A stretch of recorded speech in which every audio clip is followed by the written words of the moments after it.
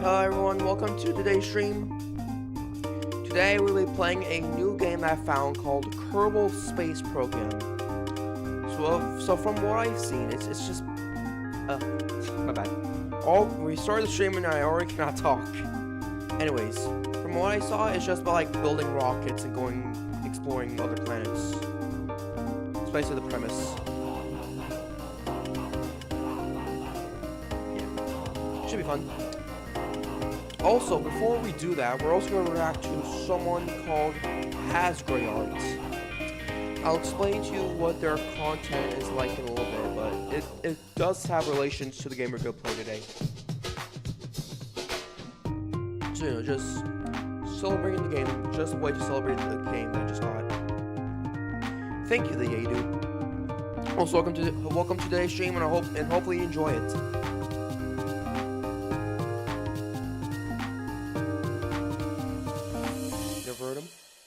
You're about to find out what they're gonna be like. It's time to move all this stuff out of the way.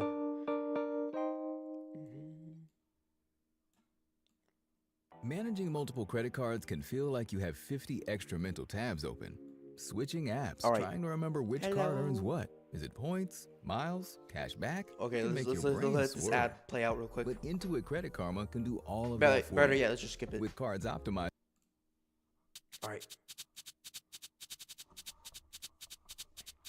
Alright, hello everybody, welcome to today's stream. Just like what I said earlier. So how's your day been going? Got a lot of schoolwork done? Seen the premiere for the trailer for Proto-Ethereal Island? That's right, new island coming soon. Stay tuned. Proto-Ethereal Island's the name. We'll explore the origins of the Ethereal class. Way before the mainline themselves. Right, so the game, again, it's called Kerbal Space Program. You see these little goobers looking into the deep cosmos, those little stars and nebulae. We got a rocket and a space station.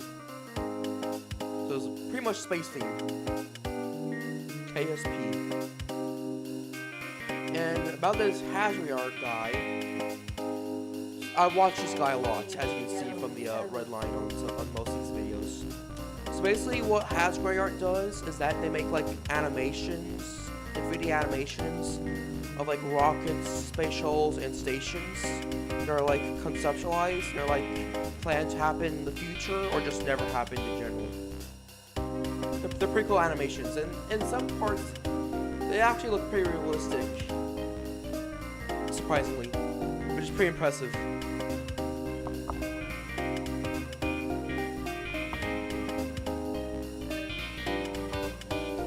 So we can just I can just re-react to like some of these videos, but you can also watch some of the new ones, like this one, Crewed Mars Mission on Philip Bono's Mars Glider. Sounds sick. Alright. Cool. We're gonna react to Hasgrayart first before we play Kerbal Space Program. There's a little palate cleanser before the main course is served. Not Q&A, a poll. See you around ready to react. Indeed, the A-Dude Mars.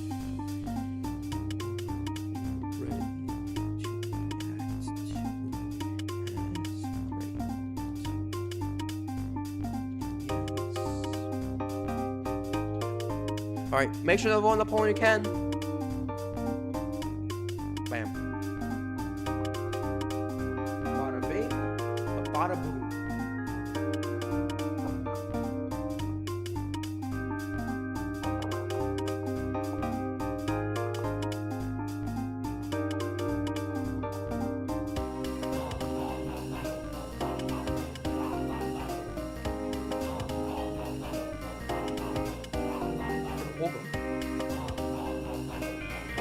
Where did the pole go? What the heck? The pole just transmitted into a different dimension of unfathomable force. Oh, there it is. It just came back. Thank you, the A-Dude. It's from Creeptanium It's just a rendition of Wublin Island.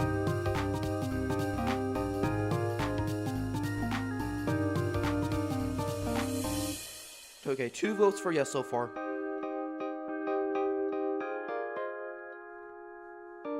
Alright. General consensus? Yes. Alright. It's time to react to Hazard Art. Let's react to the Mars one first. Yeah, this one. You're gonna see what this content looks like generally what it looks like. Right. This is the garden hose nozzle my team spent 3 years building because every pressure washer on the market kept letting people skip that. All right. Crewed Mars mission on Philip Bono's Mars glider. That's a big rocket. Just E. Welcome to the stream, Rainbow Lover. Not Rainbow Lover. Rainbow Lovers FG. Welcome to the stream. Hope you enjoy it. Look how giant that rocket is. No wonder why they launch it off the ocean. Like that one Sea Dragon concept. Remember the Sea Dragon?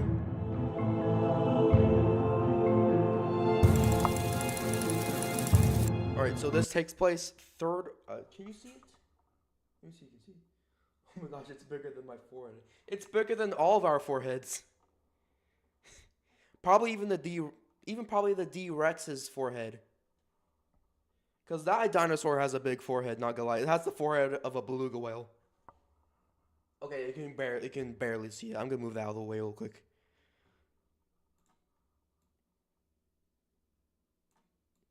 That's the previous rendition. Alright, there you go. There you go. Can you still see it? Yeah, it's true. Yeah, remember the D-Rex from Jurassic World Rebirth? That thing was insane, not gonna lie. Even if it had like a pretty short screen time. Alright, we're good. You can yeah, we're good.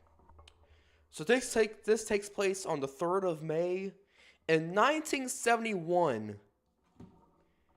Alright, let me see something real quick. When did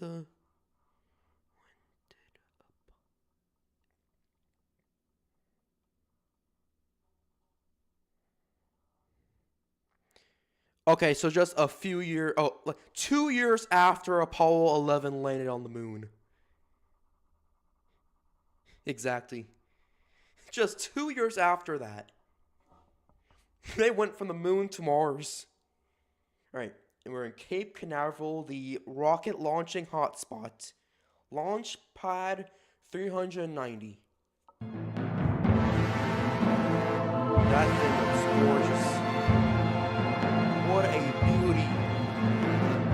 Beautiful rockets. Houston, we have liftoff.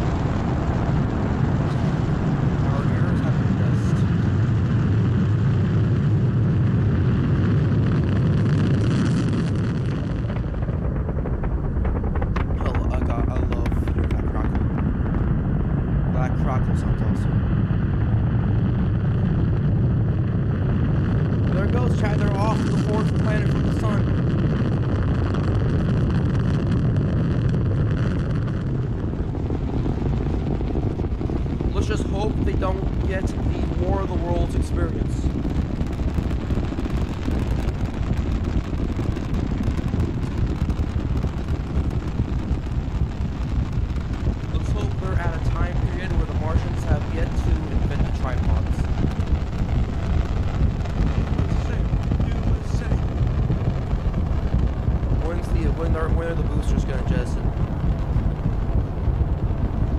That's so much boosters, by the way. Oh, they just jettisoned. 4 boosters have jettisoned from the Mars glider.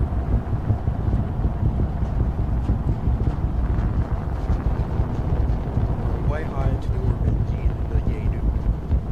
Going way up high. All the way to the red planet. There's the glider right there. Looks like a giant Dorito. Very spicy burrito to be exact. Not burrito, Dorito.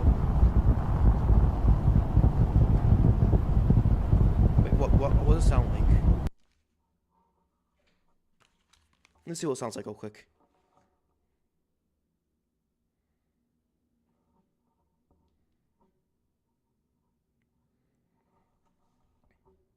I'm gonna see if that works. The rocket has launched. Oh, let's see how that sounds now. Glider indeed.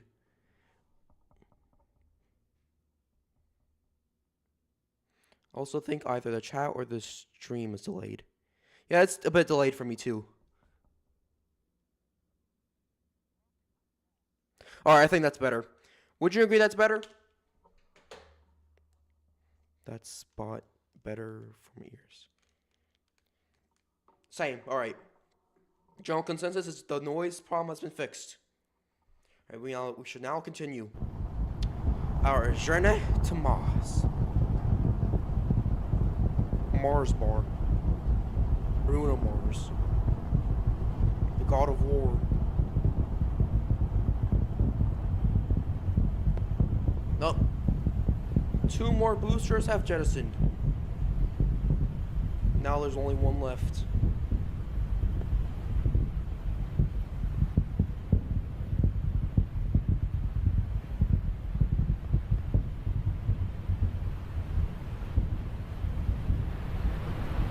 Now there is wind.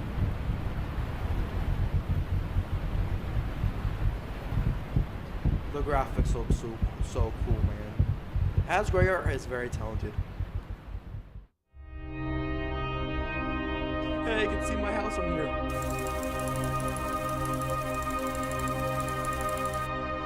$259-day-long Hohmann transfer to Mars. What is a Hohmann transfer?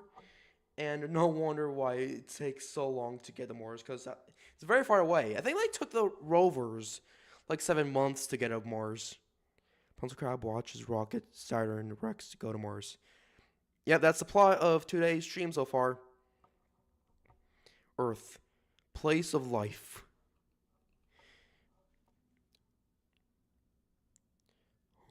Oh.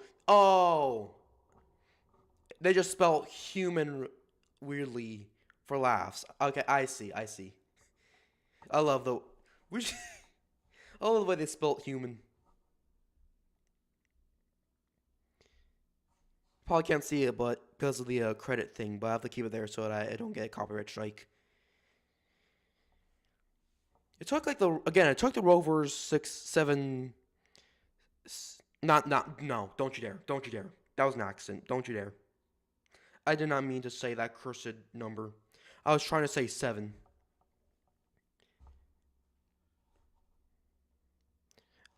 I was trying to ask if it took 7 months for the rovers to get to Mars, not, Did it take the rovers 7 months to reach Mars? Yes, it did. It took 7 months. That's one heck of a journey.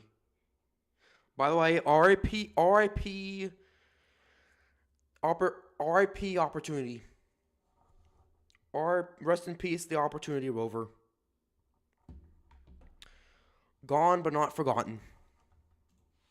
Alright, sorry for the long pause. We shall continue. There's the cockpit.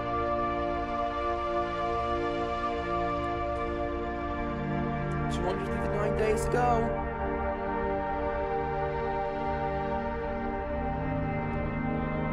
Even the last words from Opportunity were saddening.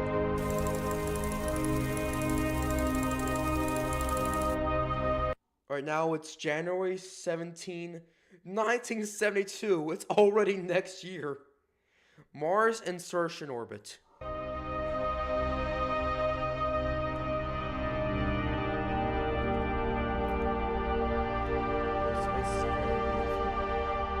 Look at all those stars. Oh, there's the red planet. There she or he is.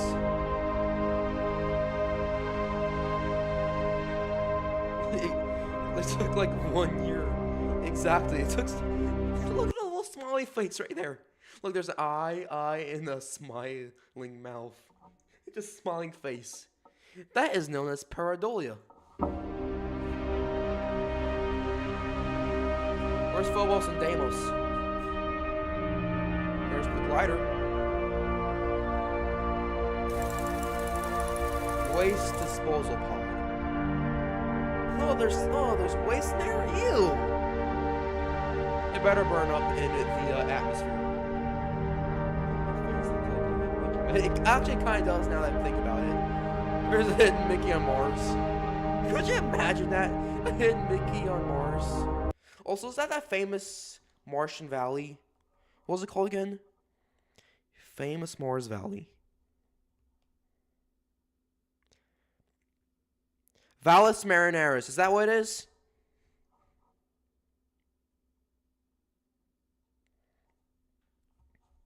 Valles Marineris.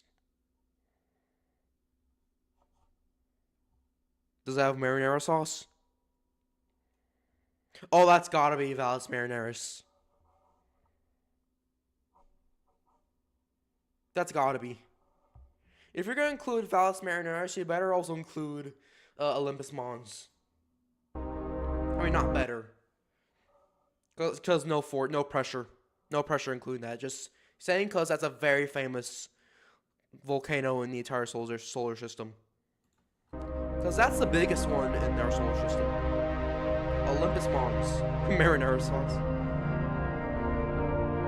Who knows, maybe the sea was made out of marinara.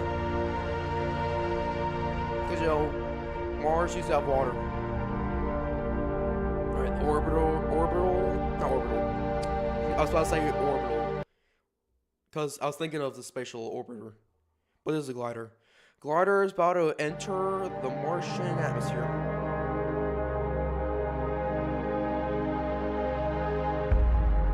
No, there's the parachute.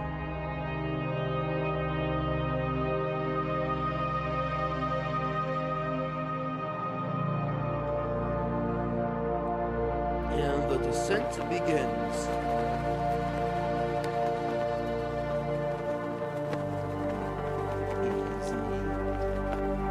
Easy. Don't mess it up like that one scene from Madagascar Escape to Africa.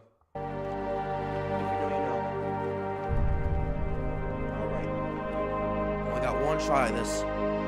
Orbital makes me think of orbit G-Day for some reason. What's orbital G-Day?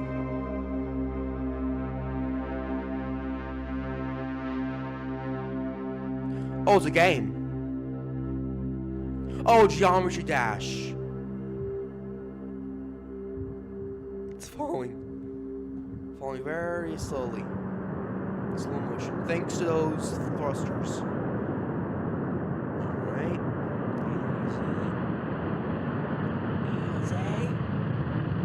Easy. Success. We did it. Good job. Let's go. Welcome to the fourth planet from the sun, ladies and gentlemen. Well, how are they gonna leave? Look how small those humans are compared to that thing. Oh my gosh, that thing's massive. I didn't know it was that. Okay, I would probably assume it would be that big, but oh my goodness, it's probably as big as the spatial orbiter. By the way, I like that little tent and that little satellite dish, that little life pod thing where they conduct their studies. Mars operational phase 466 souls. Look at this dude over here. He's just exploring the rocks. He's enjoying life on Mars. The usual Martian life every Monday. Got 9 to 5 at the local Martian dealership. Dealing tripods to the Samaraks, I think they're called.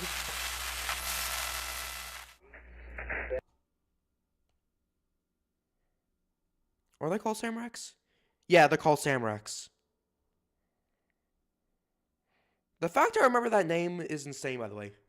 Alright. I know, it just does that. YouTube YouTube can sometimes be inaccurate. Right. Anyways. 7, 6, 5. Oh, I think we'll leave. 5, What's that? 3, 2, 1.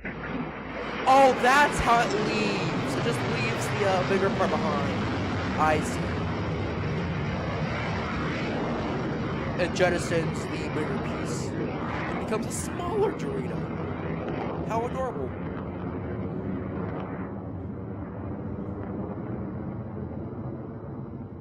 So it decapitates itself to leave. And now, journey back home. Now it's 1973. They've been there for 2 years. It's October 21st, 1973, and they just departed Mars. And they arrived back on Earth in 1974. They were there for 4 years. January 24th, 1970. They were there for 4 years. Oh my goodness. My God. That's insane. Man. It's like that one scene from Interstellar. Where Cooper comes back being 124 years old, I think.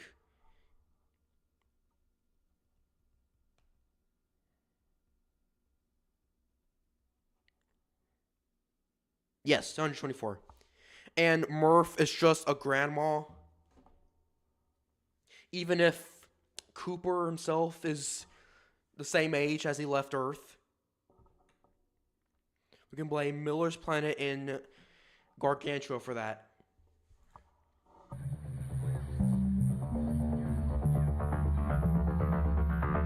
Alright, now they're on their way back home. Bye, Mars. Oh, there's one of the moons.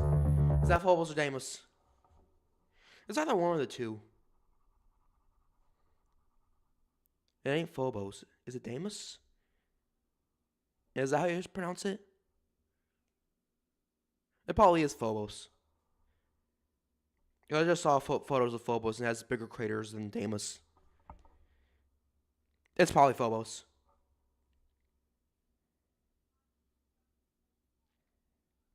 Yeah, probably Phobos. I have a friend named Cooper, and every time you say Cooper, I think my friend Cooper. That's sweet. That's pretty sweet. Is he a good friend? Cooper count 4. Alright. My goodness.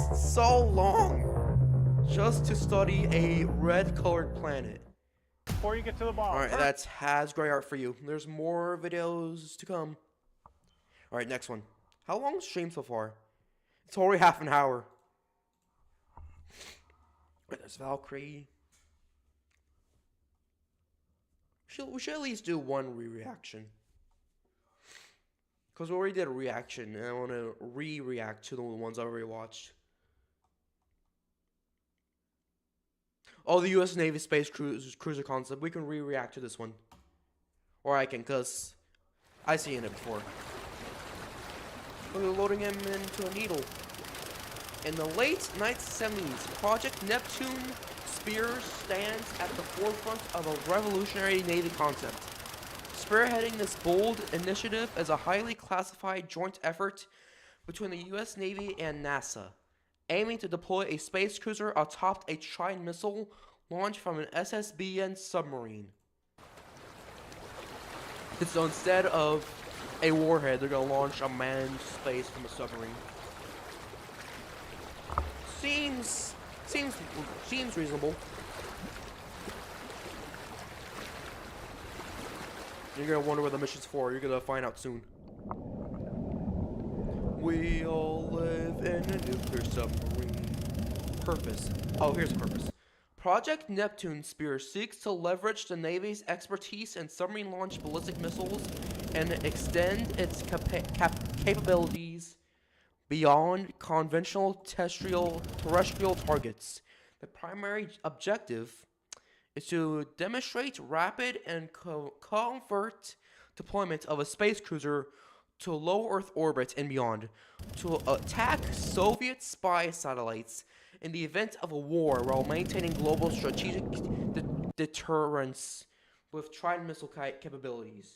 So basically, you're just gonna sabotage a Soviet satellite with some dude in an American rocket. Exactly. So many big words. Do you understand the goal, chat?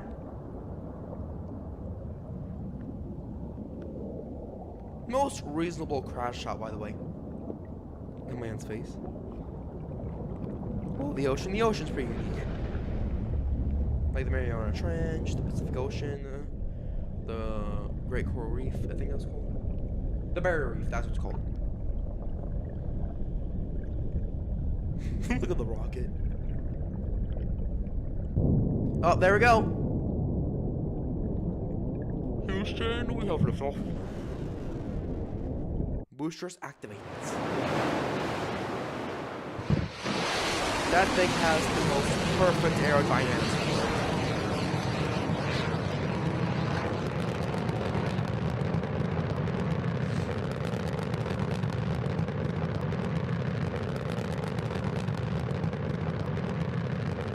That rocket has achieved peak aerodynamics, if that's even a word.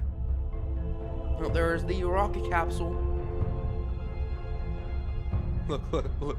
He just pops out. He just pops his head out. Like, hello, how you doing? Look, there he is. Off to sabotage a satellite of the enemy nation.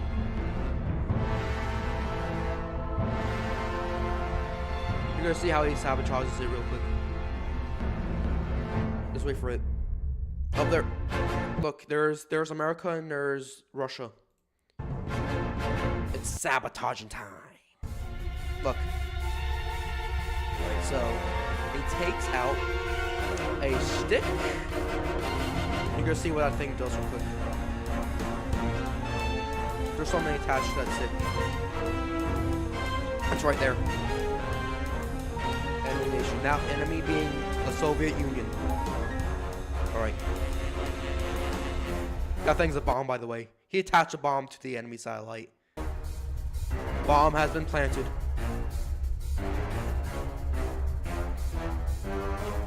Actually, I think it's a thruster, because of what it does. Loving this James Bond music, by the way. Look. Look. The enemy satellite's dying.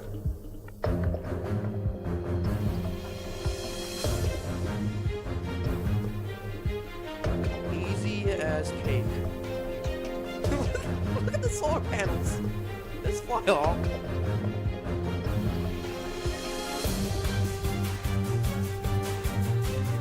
Now the Soviets can never respond us again.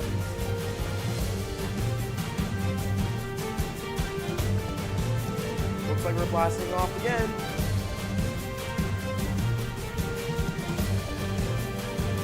Ding dong, satellite's dead. A letter P. Oh, why does?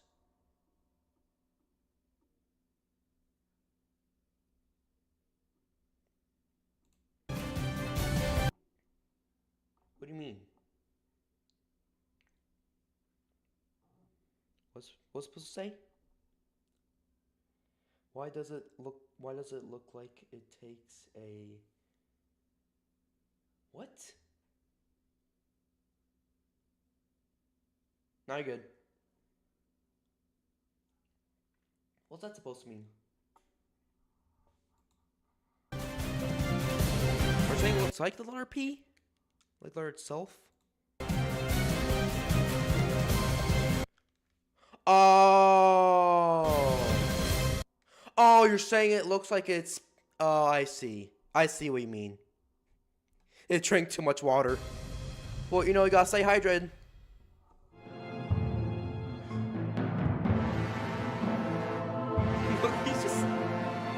least it's having a beautiful view. At least there's the view. Now there's re-entry. Look, he's closing the hatches. Because you know what comes next. Welcome back to Earth. Bada bing, bada boom. We still gotta play Kerbal Space Program after this, by the way. Like after you react to like the video, not all the videos, but like some of the videos from Hasbro.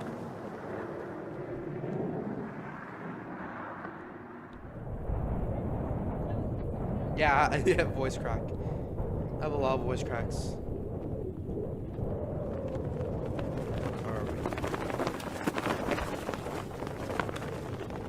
Now for the 7 minutes of terror.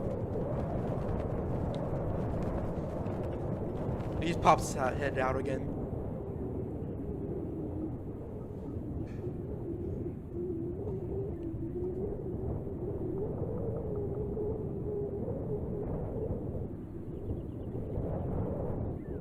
Alright. Look at the beautiful mountains. I wonder where we are. We're in California. Looks like California.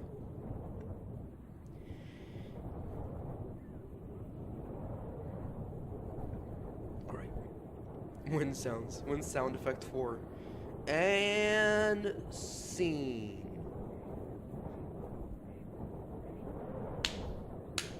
Mission accomplished.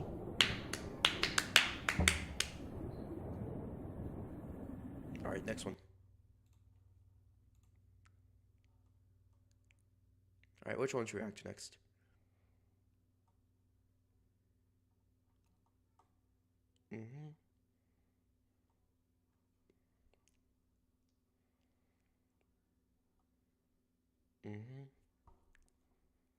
There's a lot of videos to react to.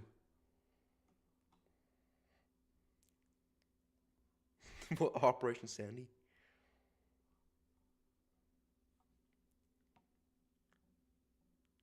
I wonder how about this one. It kind of looks like a space shuttle.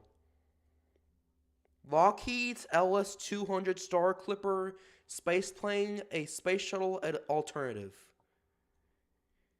Enjoy convenient banking and a So welcoming Lockheed space Martin's all in answer one to place. the space shuttle. Capital One Cafe. Oh, there's a Jared Owens video. He hasn't seen one before. How did they order a vehicle work? We're about to see how this one works. Look how they configured the tank around the space shuttle. It's made it a V. Enjoy convenient bacon. My favorite thing. Convenient bacon. Just hugging the shuttle. Oh, here we go. And we have liftoff. Once again. It's a hole is A. Yeah, it's that too. It's an inverted V and a hole is A.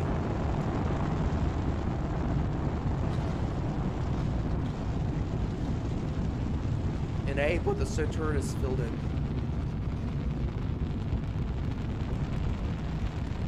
I wonder where the shuttle's going. Is it gonna be like doing experiments, or is it gonna dock at the ISS?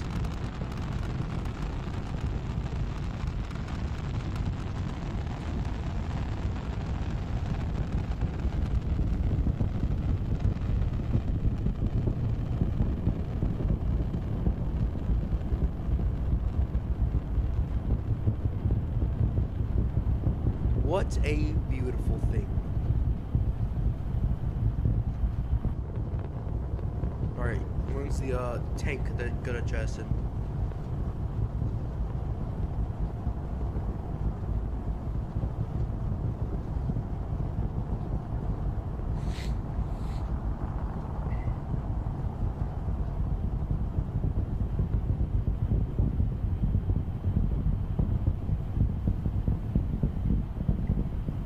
By the way, which out of all the space shuttle orbiters is your favorite?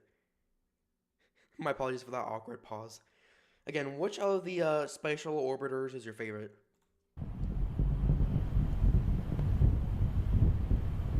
And that space shuttle is very clingy to the tank. Take a look at the view of the cockpit. I wonder what the name of this one is. Mars one? I meant like I meant the real life orbiters. Not like the ones you've seen, like real life space shuttle orbiters, like Discovery and Atlantis, like that. Jump scare. Space shuttle jump scare. Even sounds like it's screaming. Listen. It's screaming. It's going so fast, that's why it's screaming. It's screaming from the speed.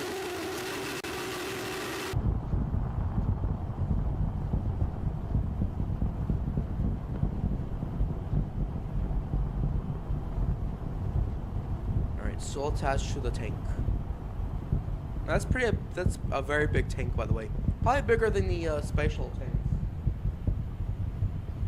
Like the orange one. Oh, there it goes. Just jettisoned.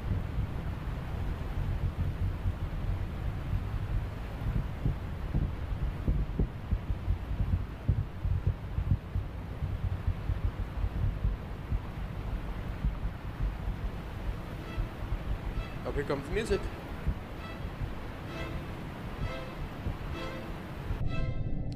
Sounds like interstellar music. Up there's the ISS. The ISS before it was fully completed, by the way. Oh, there's the spatial orbiter. The space shuttle orbiter. Here comes the LS-200.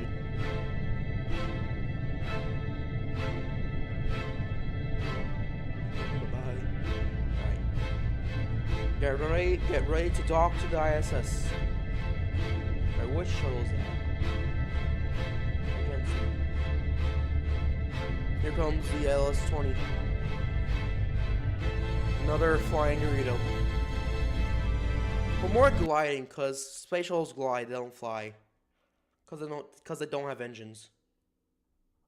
I mean, they have rocket engines, but that's for like takeoff. Up here's re-entry. Big Dorito. An Oreo Dorito to be exact. Panda Dorito. Alright, what's your name? It looks so wide from this angle. Oh, are those engines? Alright, this one's nameless. This one has no name.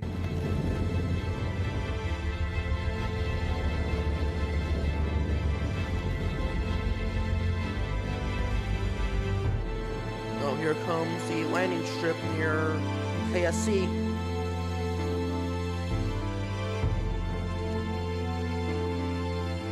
Looks pretty realistic, doesn't it?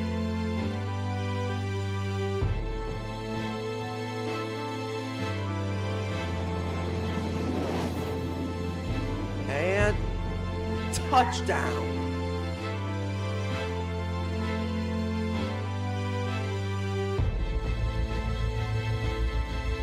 Here, I hear more tires squeaking.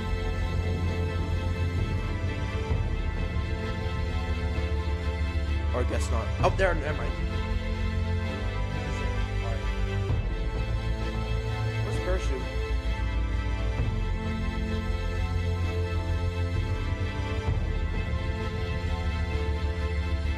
Where does it slow down my zone? Are those what the engine's for? That's probably what the engine's for. They look way too small for it to fly anyways. The wings full. Alright. Should you do another one?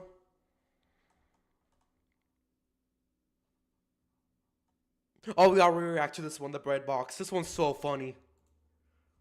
Alright, reaction time. Well, it's a reaction for me.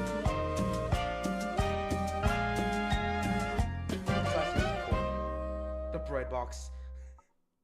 Look at it! Imagine the aerodynamics of that thing. Exactly, voice crack number 2. That thing has the aerodynamics of the Omen computer I have. It's a space brick. That's what it is. That's not a space shuttle. That's a thing. It's a thing.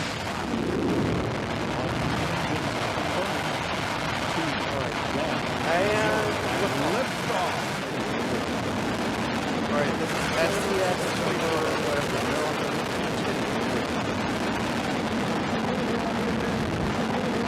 There she goes. Houston has space shuttle spreads its wings one final time for the start of a sentimental journey into history. 24 seconds into the flight, whole program complete, wings level on the proper alignment, once the headless line of orbit, 1.5 pounds of hardware and units. 40 seconds into the flight, 3 Oh!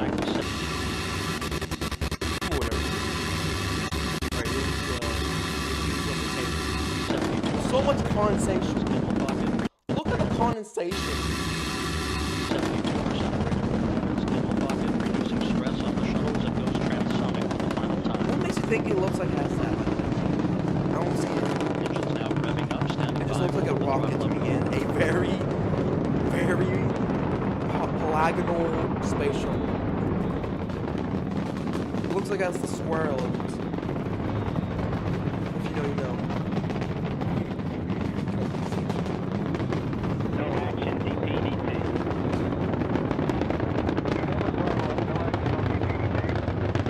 Call from Capcom Barry Wilmore and transducer. Instrumentation only, no action required. Again, I don't see the bats, if you know what I mean. All I just see is the rocket. Very circular cockpit, by the way. Traveling almost 2,600 miles an hour, 21 miles in altitude, 24 miles downrange.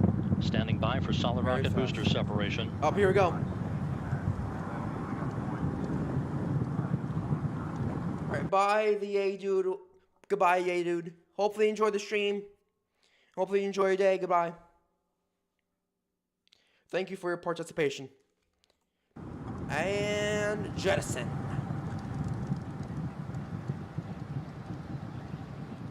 Booster officer confirms staging a good solid rocket booster separation. Heck yeah. Guidance now converging. The main engine steering the shuttle on a pinpoint path to its preliminary orbit. 2 minutes, 20 seconds into the flight. The propulsion officer reports the orbital maneuvering system engines have ignited. Let's go. Day, so in the event of contingency, you're in plane plus 230 on the ECAL page. Look at that shine. Oh, the tank jettison. Tank jettison. The debris.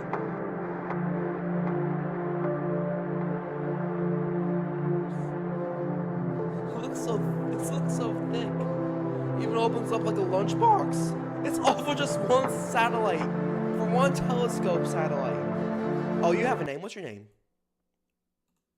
What's your name? Your name is Space Shuttle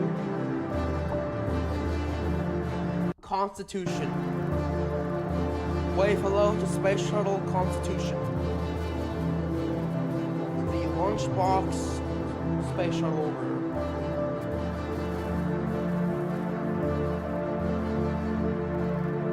That thing looks so ridiculous. Was this like actually a concept? If so, then that's so crazy. Because no way this thing is able to take off in any condition. Because it's aerodynamicsy. Is that Hubble's cousin, by the way? Or is that Hubble itself?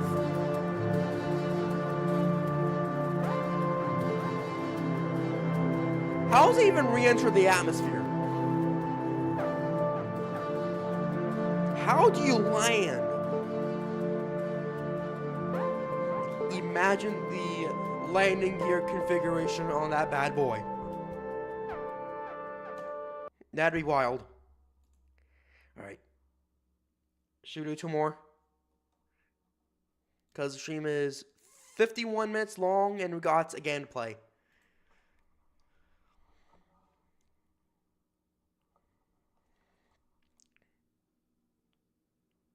Alright, let's see what we have here. Let's look at the menu.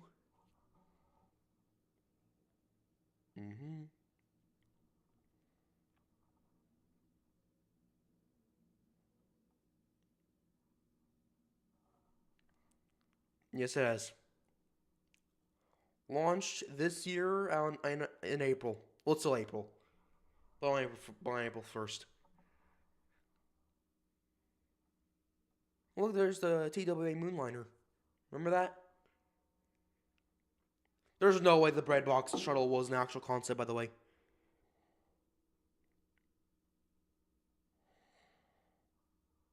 Oh my goodness, it was a 1972 space shuttle concept.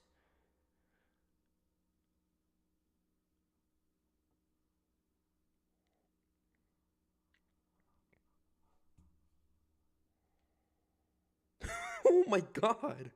They actually are thinking of bringing this thing to life. My god. That would not be good aerodynamics, will they? Definitely not. No, sir.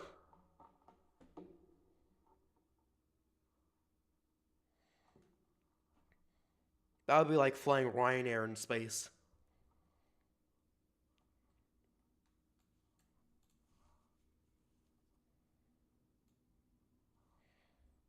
Alright. Let's look again. You know, all there's left is reactions.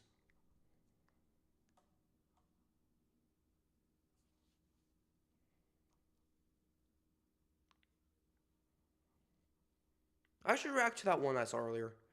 The, what's it called? Where's the one of the, aircraft carrier? Where is it? Where are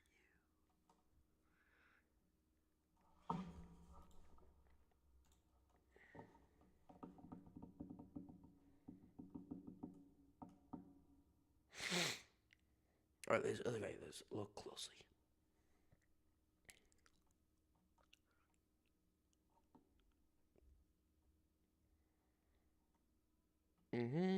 Oh, there you are. Operation Sandy. Right. Try new Little Launching Caesars rockets from 4-in-1 aircraft sticks with carriers. 16 A United deliciously shareable States sticks. There are 16 Navy reasons to horrible try. Reason idea. one, they're Oh my god. Horrible? I think we're gonna find out why. U.S. Atlantic Fleet Operation Sandy, summer 1947. There's the rocket. And liftoff. Why is it tilted? Oh, we're good.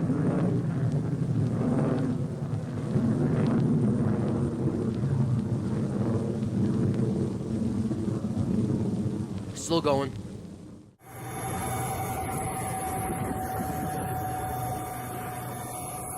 Here's Operation Sandy from a different angle.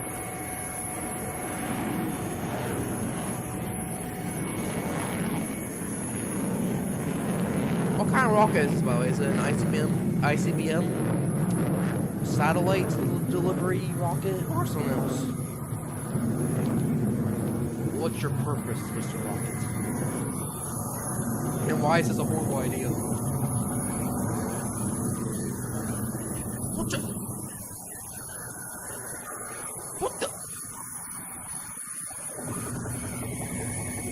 Huh?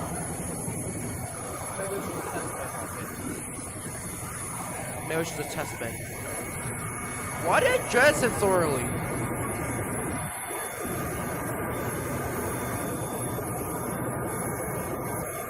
Or did it break apart? What? Maybe there wasn't enough fuel.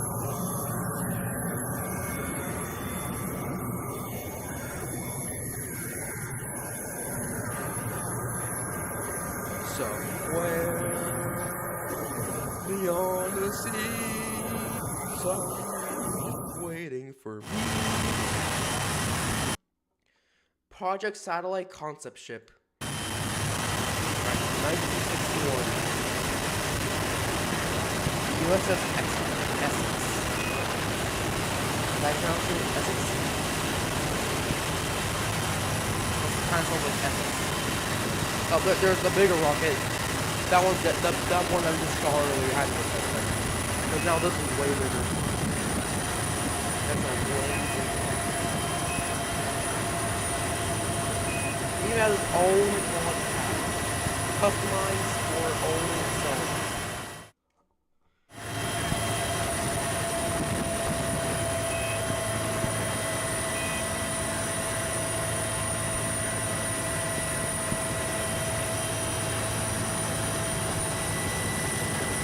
Alright, here we go.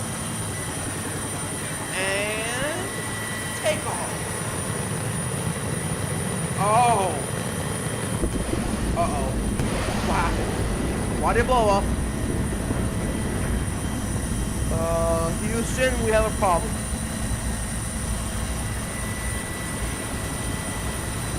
Or we don't have a problem, we had a problem.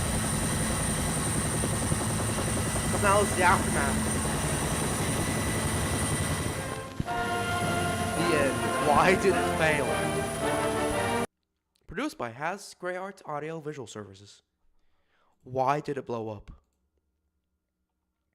Operation Sandy was a codename for the post-World War II. If it captured the V-2 rocket from the deck of the United States Navy aircraft carrier USS Midway on September 6, 1947. It marked the first launch of a large rocket and the only time for a V-2 from a ship at sea. Rear Admiral Daniel V. Gallery, assistant to the Chief of Naval Operations, was an early advocate for the concept. It was he who initiated Operation Sandy. Preliminary testing was done at the White Sands Missile Range, using a simulated aircraft carrier deck. The V-2 to be used was assembled at White Sands. It was shipped across the country to the East Coast and loaded aboard the Midway. Then the large carrier in the Navy and equipped it with an armored flight deck. The aircraft carrier sailed to a point of several hundred miles south of Bermuda for the launch. After liftoff, the V-2 tilted at an angle and subsequently broke up at an altitude of 15,000 feet, or 4,600 meters, disappointing the distinguished witnesses. USS Midway. Oh, that's just credits for the.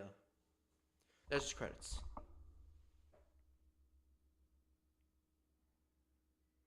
Concept work depicting an Essex or Ticonderoga class aircraft carrier converted for launching space satellites into orbit, not readily accessible from launch sites in the United States. The rocket shown is an Atlas type. Image was received by... Okay. Why did it blow up, though? That's what I'm asking.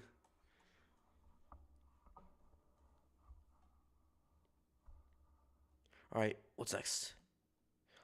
Operation Sandy classified as a failure.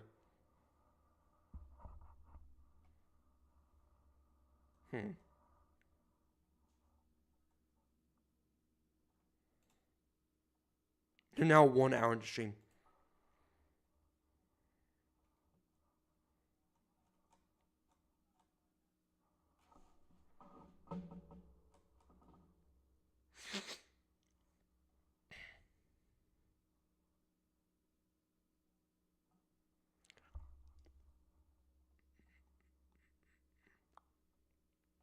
Actually, I know I said I want to react to 2 more, and now technically it would be 1 more, but I actually want to react to 2 more now. I'll make sure I be very quick, because I want to react to this one.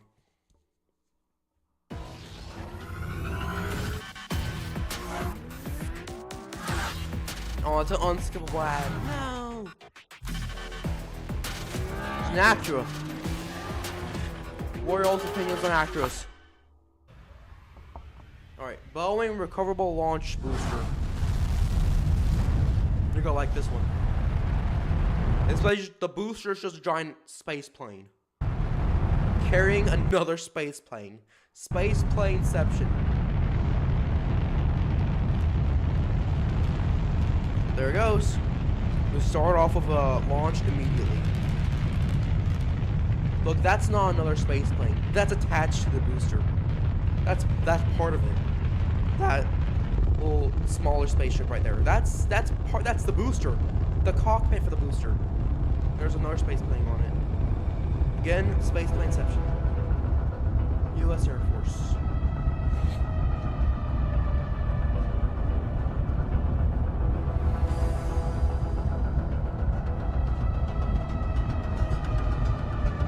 There she goes.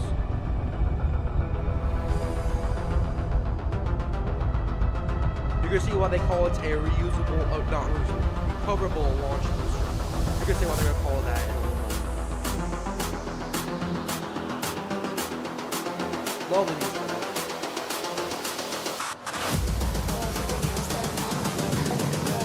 Fly by.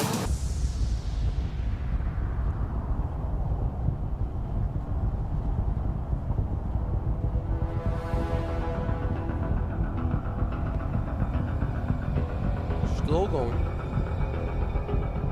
Houston, launch is going good so far. Alright, now we're in space.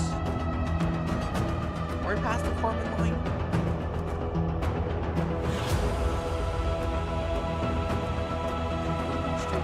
Oh, they just does it.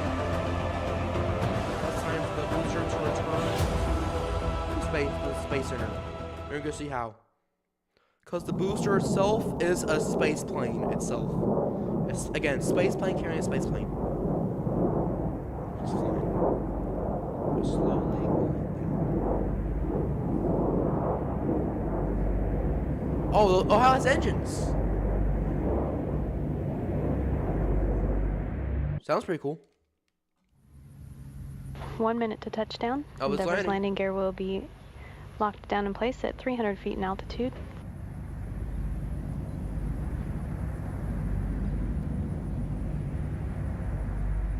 Now this thing would be very cool to see. Like, hopefully this was not canceled. Hopefully this wasn't canceled. Hopefully this is a future project. If it was a canceled project, well, it is what it is. It's from 30 Boeing seconds to themselves, by the way. touchdown. No, there's landing gear. That's Boeing Landing gear is 747. down and locked.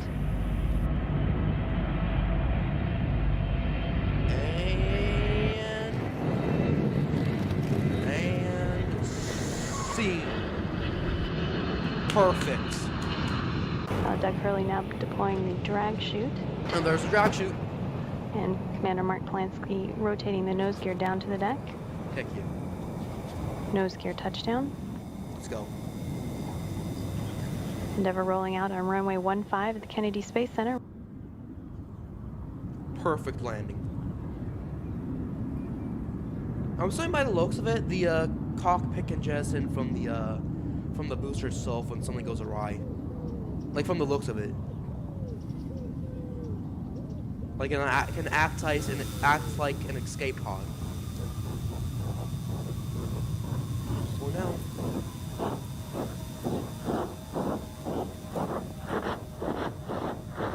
What's that noise? Is a train passing by? Alright. Oh, I didn't mean to click on it. New Old Spice Cosmic. Alright, now we can do one more. And then we can play KSP. Alright.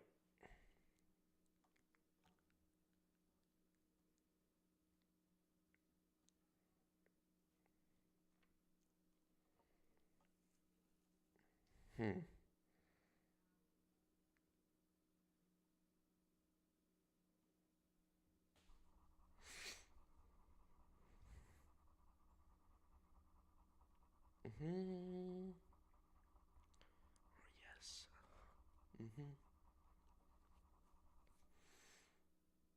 Oh, the Star Raker. Remember this one? Remember the Star Raker? You know that one space plane concept? Remember that one? Alright, what to react to?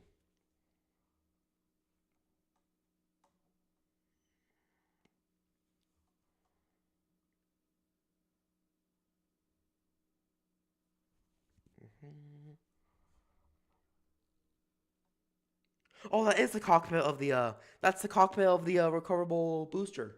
It does, Justin. Oh wait, no, it was just a reuse of a spaceplane concept. Yeah, that's pretty cool. All right, I see now. Yeah.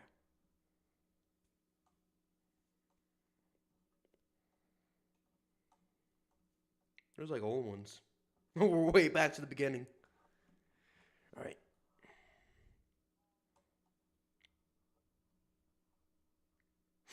All right, one more video and then we can go on to the to Kerbal Space Program.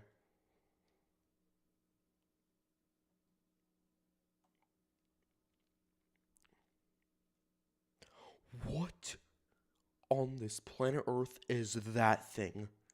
All right, this is the last video we're reacting to.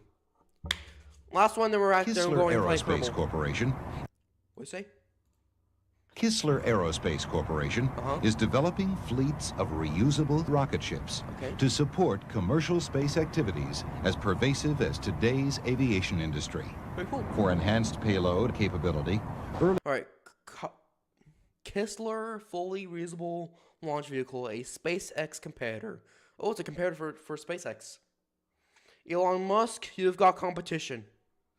versions will employ fully reusable launch assist platforms that return to the launch site ready to fly again. Got it. 2, go. RP1, go. Vehicle electrical, go. Telemetry, go. RF, go. K1 after space. Oh, here we go. And liftoff. Nice and simple.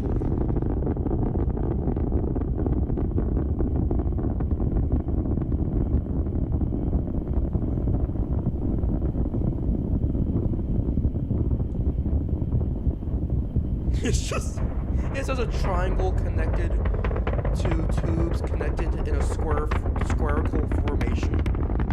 If spherical is even a word. It's just a cone.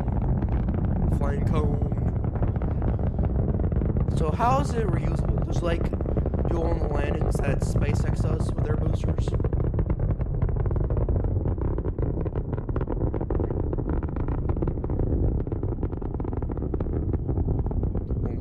Way high up in the sky. Oh! Just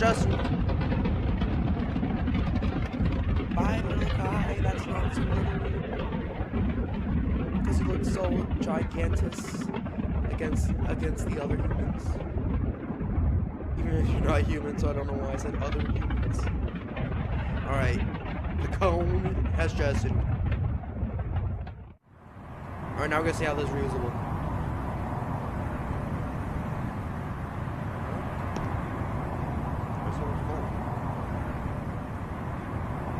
The clouds. Oh, we just hit. Okay, now we see it.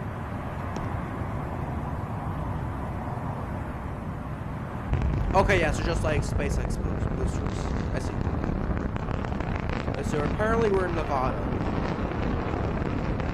There's 3 others. Just waiting for their own. They'll go up there someday. Success. Alright, what's the cone for? The cone. The cone. Oh, it's opening. Gonna eat. Gonna eat them up. Is that a satellite? Oh, it's a satellite delivering thing. I see. Got it. Simple dimple.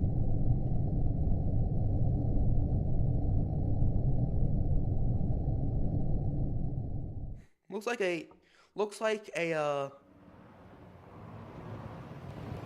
hold on real quick. The way it just opens that the way the cone opens up reminds me of it reminds me of the graboids from Tremors. Remember the graboids? The way the cone just opens up reminds me of the mouths of the graboids.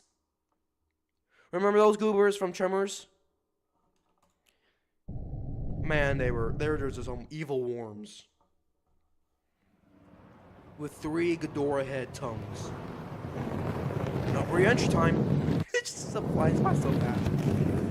All right, heat shield's doing good so far.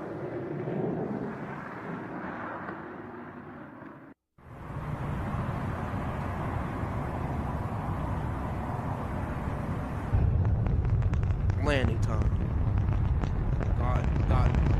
It got cooked. It's medium rare. Guys, you like medium rare flavored rockets? Oh, that's a landing platform. Oh, the trampoline. Perfect. Now don't tip over, little buddy.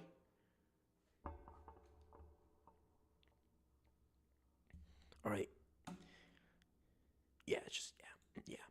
And that, ladies and gentlemen, was Hasgrave art. So what'd you think?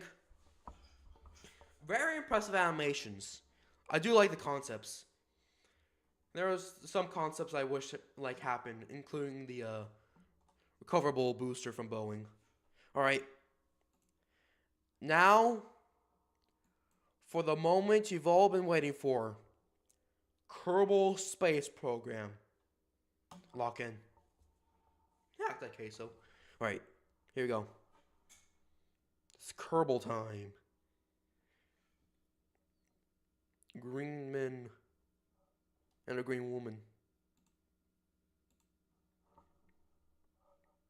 Use Discord from the overlay while playing.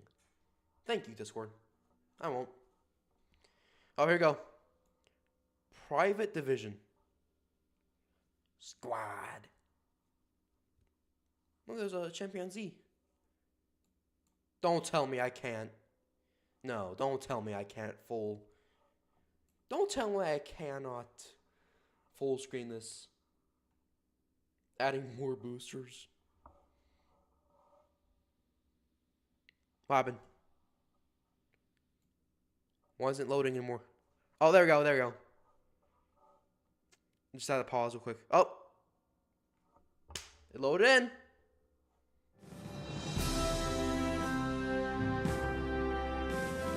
No, I can't full space. Okay, what's new in Kerbal Space Program 1.12?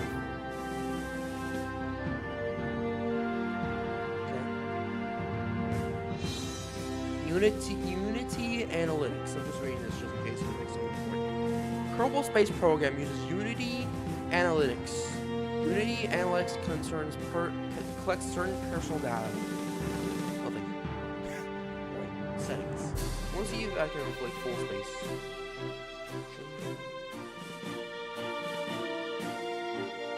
There's probably an option of full space.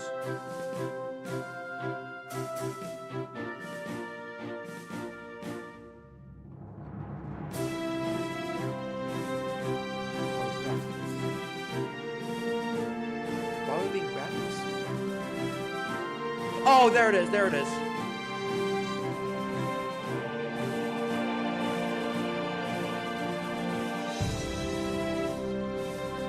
Boom.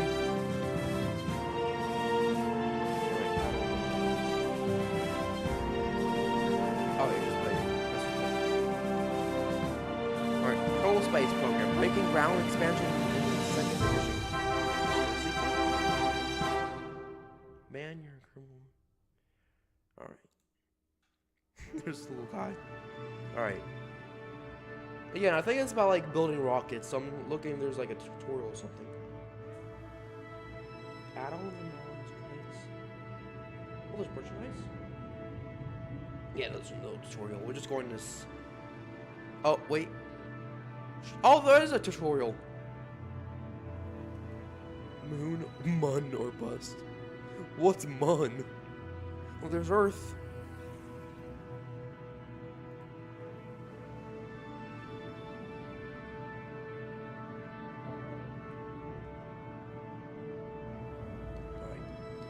This tutorial presents the This tutorial presented by famous rocket scientist Werner Von Kerman himself covers the basics of rocket construction. In the vehicle assembly building, he's waiting for you. You're down there, and is always in high demand. Don't daily. Alright, let's go. Tutorial time. Alright, basic construction. Welcome to today's lecture on vessel construction. I'm Werner von Kerman. Hello, Mr. Kerman. Whether you want to put a satellite into orbit or make a transcontinental flight, or step onto the very surface of the moon, you're going to need to build yourself a ship. Exactly. By the way, this is just the Kennedy Space Center. That's they even call it the vehicle assembly building in this game. Word for word. It's pretty easy even if you're not a famous rocket scientist like myself. In this tutorial, I will first show you around the Kerbal Space Center, then take you to the vehicle assembly building, where you will learn how to construct a simple ship. We'll cover adding and removing parts, what the parts do, how to change the performance settings of parts which have the option, and how to control staging. At the end of the tutorial, you will have a craft fit for a quick hop from the launch pad. At each step, I'll walk out and all controls other than the ones you will need for that step. You still managed to mess up. It took even me some time to become as skilled as I bet. You can press the back button to go back and fix things. It won't light up unless you don't mess up. Got it. Alright, got it, Mr. Kerman. We are now at the Kerbal Space Center. I'll give you a quick rundown on how to get around. The KSP, for short, just like Kennedy Space Center, is home to the pinnacle of Kerbal endeavor and achievements from space exploration. Use the facilities you can see here. You'll be using the facilities you can see here. You'll be able to manage your space program, create rockets and planes, track your Kerbal explorers as they roam the solar system, find exciting new uses for explosive substances. What? You're gonna blow things up? In case of emergency, hire more Kerbals or just jettison from the rocket and use an escape pod. Alright, year 1, day 1, 0 hours and 2 minutes. Alright, back on track. To find out about each of the facilities, you can hover your mouse over them or the facilities buttons. They show up when the cursor is outside the window. If you need to repair a structure or upgrade them in career, you can do this by right-clicking them. Take some time to hover the mouse over the building and see what they each are. And when you're ready to enter the vehicle assembly building, or VAB short. So we got administration building, astronaut complex, space hangar, runway, research development, tracking station, and of course, the one and only VAB. Okay. Oh, we should go to the VAB by default. Got it. Alright. Very good. What you see... That dude thinks he's in Fast and Furious. Look at all the little guys. Oh, they're like little peas. And some of them hard hats. Very good. What you see in the middle of the screen is the construction area. This is where parts are placed and your craft is constructed. On the left side of the screen is the parts toolbox. It will show all the parts you have available in each of the different categories. Once there are any to pick, that is. Alright? If you want your craft to be controlled, you need a command module. And it's best to make it the first part in place. This part either contains some plucky Kerbal code. Is that what they're called, Kerbal? So that's their name of the species, Kerbal. It's not humans, Kerbal. Got it. Or an automated pilot mechanism. As we're just starting, there is only one choice. Go ahead and pick the command module from the pod tab. Got it. Now what? After at least one part is placed, you can look around with the following controls. Orbit the camera. arrow keys or right mouse drag. Move the camera up and down. Page up, page down, or mouse scroll wheel. Zoom the camera, keypad minus, or shift plus mouse scroll wheel. Alright, next.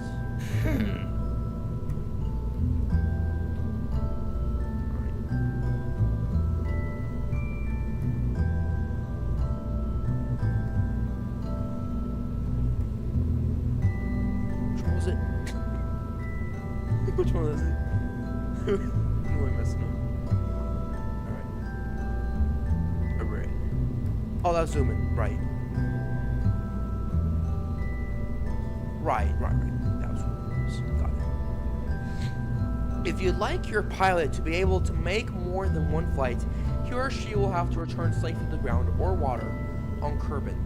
That's the name of the planet? It's not even Earth? Kerbal! Do all the planets have made up names just like this one, or is it just this? Is Earth trademarked? If so, then I'm getting sued because I already said the name. Parachutes are a simple way to make sure that happens. They can be found on the utility tab. Change tabs by clicking the icons on the left of the parts list window. So it's utility.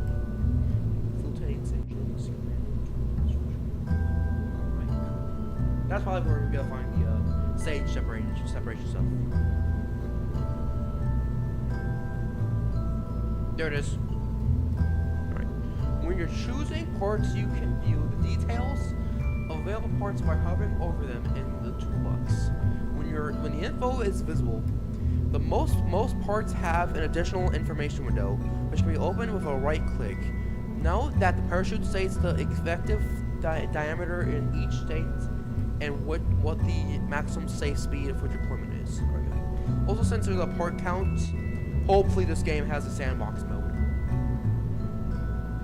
Go ahead and select the MK6 parachute by left-clicking on it, then move it to the top of the command pod, so that the green sphere at the bottom of the parachute lines up with the green sphere at the top of the pod. Click and attach. Hopefully it just snaps. Alright. Yeah, it just snaps. Good. Some ports, like our parachute here, have configurable options. To see these, we will need to right-click on the parachute we just attached to the pod. Do that now, and you will see the available parameters. Alright. Wait. Alright, there you go. Oh god, we're gonna have to adjust that stuff. We're gonna have to do math! On the parachute, you will see that we can adjust our altitude and the atmospheric pressure at which to open. That setting can be quite useful on distant worlds. For now, let's check that the opening height on chutes is at least 1,000 meters. Alright, it's already at 10,000 meters, we're good. That's for altitude, right? Yeah, it's for altitude. Because safety is the Kerbal way, after all, for the min pressure slider, move it to a bit to the right to 0.2.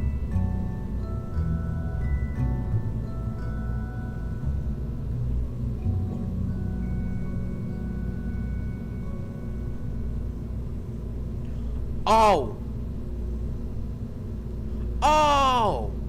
I just realized. There we go. My god. Nope, that made me look idiotic. Ah, well, it's nothing anyways. This setting prevents the chute from activating until the atmospheric pressure is above the configured value. Alright, on that. On Kerbal, 0.2 is about 9 kilometers in altitude. Alright, so we're good and locked in. So even if you're stage early and arm the parachute, it will wait until then to activate. Got it. You hide these options by right-clicking on the background scene or picking up another part when there's one available. When you're happy with that, we can proceed. Next up, we are going to need something that makes us go. Exactly. Click on the Engines tab on the left to show the available engines and solid rocket motors. Grab one and connect to the bottom of the pod. You may need to zoom with the camera to be able to do so. Already there, Captain. What? What the heck? Why are you aiming like that? No. Alright, there you go. Now you're behaving. Oops, I forgot you just starting out. You're not a famous rocket scientist. And to make that craft survivable as it stands, and now you would have to be better at rocket scientist than me. How impossible. Right or wrong? The problem with that aircraft inside this solid rocket is too powerful for the payload. A single small podded parachute. So it's just gonna eat us up in the air. It'll either burn up or sent from going too fast, or burn up coming back down. If you survive that, the craft's mass will cause it to fall too fast for the parachute to operate properly. You would hit the surface before it can stop you. Okay, I promise to teach you how to change that to make it work in a later tutorial. For now, let's continue. Well, at least this way I get to tell you about the removal parts. Pick up the BICC thumper and either drop it back over the parts toolbox or press delete. Is that what it's called? Oh yeah, that's probably what this is.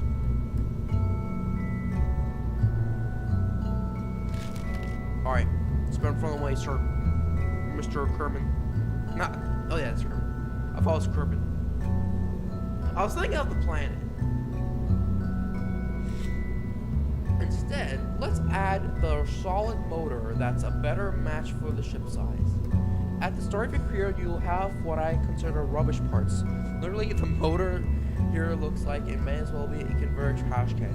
It honestly does kind of way. In a way. That said, it does have enough oomph to get this little craft moving skyward, and quickly. As you progress, you'll be able to unlock more engines and other parts. For now, though, let's pick up the RT-5 flea connected to the bottom of the pod. Bottom. It's floating in the air. The staging stack. Nice one. You've built the simplest survivable craft possible. You could go launch this right now, but it might be safer to explain one other thing first.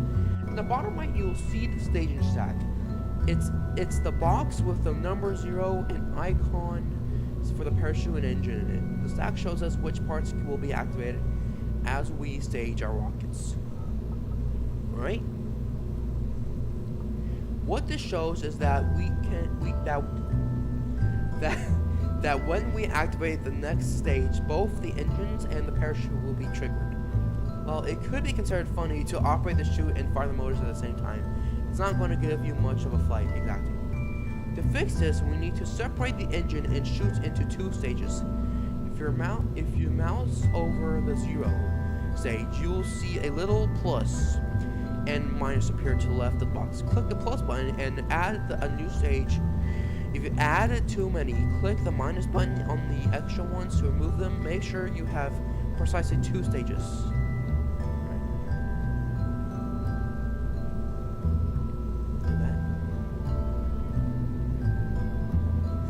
Excellent. It's important to note that the stages activate from the highest number, and then count down. So our first stage will be stage 1, the engine, and our second one will be stage 0, the chute. Now drag the engine icon from stage 0 down to stage 1 to give our pilot some comfort. That's it. We now have a safe, relatively safe craft that's ready to go. Let's make sure that if we need this design again, we don't have to build it at all from scratch. At the top of the screen, you'll see the name for our craft, Untitled Spacecraft. Doesn't seem to be so majestic, you think. Why don't you change that to be something more your style? You can add a description if you like to. When you use the load screen later, the name and description helps you grab the right vessel. When you're happy with the name, click on the save icon in the upper right.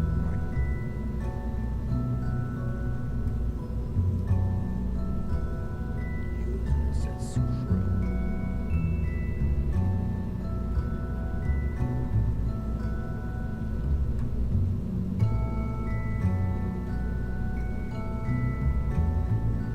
Perfect. Is it safe? Yeah, they're safe. Double click just to be safe. Excellent work. Feel free to play around with the parts and techniques I've shown you. And when you're ready to continue, press the red button on the upper right to exit. Back at the training menu, try the flight basics tutorial to learn how to fly this little aircraft. And then the intermediate construction tutorial can teach you more about the editor. Note, any vessels you create will be lost. It's just for there she is, the USS Krill. Alright. It's saved anyways.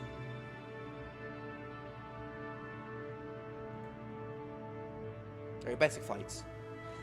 Basic flying of flying a spacecraft in KSP. Yeah, just teach yourself to fly.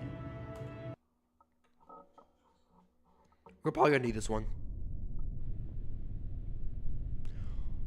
Oh, there's a new one. Gene Kerman. Welcome to the Kerbal Space Center launch facility. I'm Gene Kerman and I'll teach you the basics of piloting a spacecraft. Is that the USS Krill? Wow, we're actually at the launch pad. Look at the little vents. I trust you've already checked the basic construction tutorial. If not, I recommend you yourself for going through this one. Today today we will do a run through all the important controls of your spacecraft. Our little hopper from your basic construction lesson with Warner may not have all of them, but we'll do a full run through once and see if it flies. Alright. He made a noise. He made a noise. Flying a spacecraft is all about being in control of a generally very chaotic situation. As a pilot, your main flight controls will affect the pitch, yaw, and roll of the space of the almost a spacecraft. It's ship. Let's look at those first. All the other controls will be locked until they're needed or the tutorial's closed. Alright. Basic flight controls: pitch, yaw, and roll. Pitch, yaw, and roll are the three directions you will rotate your craft. To help visualize these, we've taken a holiday snap of the hopper below. Yeah. I've used roll, pitch, and yaw for that one ride in Planet Coaster 2.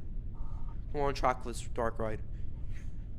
That's why it's just like the Antarctica Empire of the Penguin before it was converted to Penguin Trek. Next up, you'll see how we rotate in these directions. Your control. Oh no, we need the key. We need the keyboard to control our ship. You control your ship's rotation using these controls. S and W is pitch up and down. AD is yaw left and right. Q and E is roll left and roll right. By controlling pitch, yaw, and roll together, you can keep the ship in a controlled flight. Try it now and notice the indicator on the lower left side move as you provide control support. Alright, I need to take a picture of that just to remember. We need the keyboard.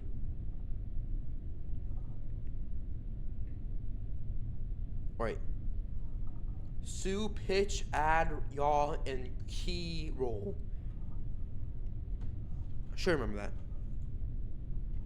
Throttle plus pitch, yaw, and roll are the main controls you'll need to master for a successful crash-free flight. We'll skip over the throttle control for now as the vessel has no need for it. Don't worry, I'll explain it another time when it's of use. Remember that all of these controls have a amount of effectiveness. So bigger, heavier ships will probably respond much more sluggishly to controls than a little small one. It's also good to keep in mind that as stages are separated from the ship, it'll become lighter, and this you will usually mean easier to control. Next, let's look at the. In flight, all the planning you put into the staging sequence of your ship comes into play. From launch to the final deployment of the descent parachutes, you can control the activation of several of the ship's parts by activating stages. Space is launch and activate next stage. Notice the stage indicator in the low left corner. It shows the current active stage. Since we haven't launched yet, it shows the first stage as active Almost a false active one. I have your staging controls locked for now. So the stage indicator is glowing purple. Got it. One more thing on staging. If the staging setup is causing strife, or you change your mind, what does strife mean, about something, you can edit the stage sequence on the fly, pun intended. No need to go back into the assembly facility. All you can just add it right here. The nav ball. This is quite circular. Is this it? Important part of flying is know how your ship is oriented and where it's going. That's why a good pilot is always aware of the ship's altitude, aka where it's pointing, and its velocity vector, aka where it's going. These aren't always the same direction, and as your ship's skills improve, you should pick up on these. The big round instrument on the lower center, yeah, it's this one right here, screen is called the nav ball. This device sums up most of the critical information you need for proper Death 3 flight. Here you see the ship's nose is in relation to the horizon. You're not pointing straight up, it's easily visible as a line between the blue sky and the brown ground, as well as heading, compass, bearing, and speed. You also get several icons in that indicate things like your current velocity vector, but we have to look at those later. Flight instruments. In the top center part of the screen, you have your altimeter right there. Vehicle speed indicator, atmosphere, and atmosphere gauges. You have recover vessel and space center. The altimeter will show the distance up to the planet's surface at sea level. This means the actual surface may be much closer, so watch out for the ground when landing. Your vector speed indicator shows how quickly your altitude is changing. When launching, it's considered best to keep the gauge pointing up. The atmosphere gauge indicates how deep the ship is in the planet's atmosphere. This helps you know if the ship is high enough for orbiting without losing speed to air resistance, or judging how effective wings and control surfaces will be. Parachute indicators. One last thing before we give this rocket the green light. In the staging section, you can see the indicator for your parachute, right there. This indicator shows when the parachute will be activated by staging. You already know that, but the backgrounds will also change color to indicate where it is safe to stage the parachute in the foreground. The foreign? It says foreground. In the foreground, the parachute bit of the icon itself will change color depending on the parachute state. Note, however, that by default, parachutes will not deploy when unsafe, even if you're staged in. Alright? The left three shows safety. Safety, risky, and unsafe to deploy. The chute is unstaged, white, in the left three. The right three show state after staging, armed, deployed, and chute/shredded. When you're familiar with the chute icon, colors, we can move on. Ready to launch. Okay, enough talk. Unlock the flight controls, and you will be clear for launch. At any time, you may press escape to pause game. In the pause menu, you can restart the flight or end the tutorial. Choose scenario, enter, and return the main. For now, get yourself prepared and hit space when ready to launch. Don't forget, our hopper has only a socket rocket motor, so there's no throttle control. That's why you didn't review the throttle here. Make sure to fly in a nice high arc and enjoy the flight. Alright. Time to take off. There you go, Chris.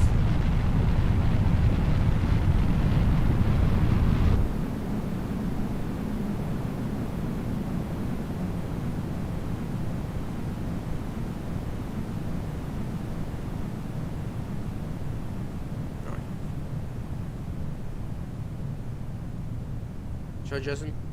Oh, time Justin. Oh, that's for the.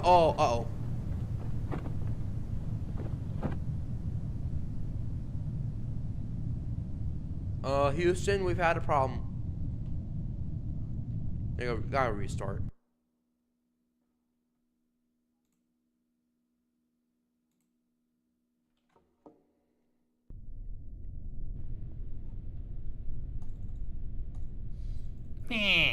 try this again.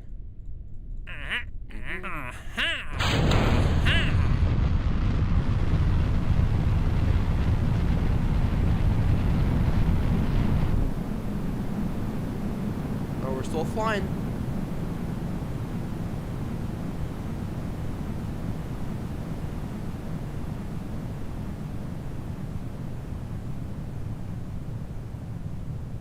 You spin me around, round, baby, right round.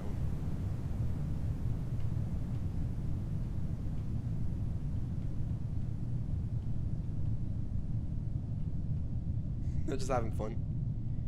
Also, I'm a captain, Valentina Kerman. How you going, Valentina? Oh, let's cancel this out. Alright, Justin. No, stop. Stop. Krill, calm down.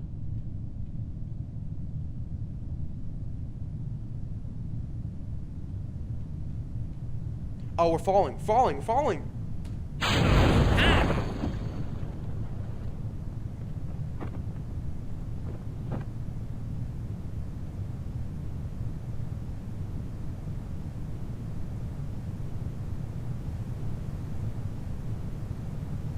Hopefully that's slow enough.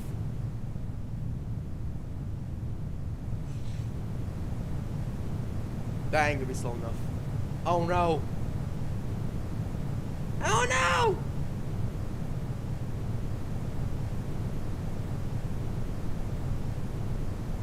Oh my god! Oh.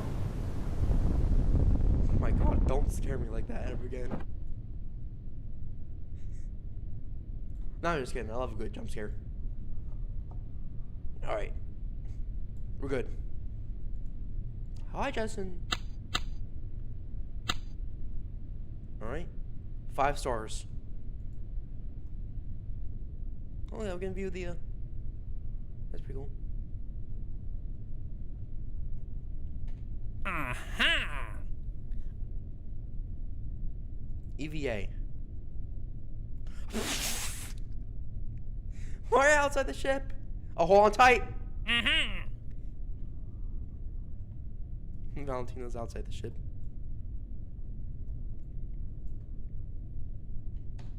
Alright, she's back in. Alright, there she's back online. Well done, you survived your first quick flight. When you're landed or splashed on Kerbin and not in training, you can point the mouse just above the altimeter and click the recover button on the panel that asks to be picked up. Also unlock the crew hatch if you feel like going outside for a walk or swim, you can click the EVA. Or he did that. Extracurricular activity. Alright, right. I remember those things. Alright.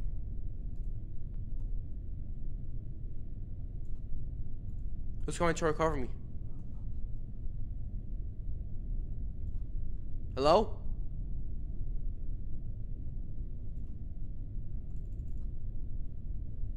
Hello? Anybody home?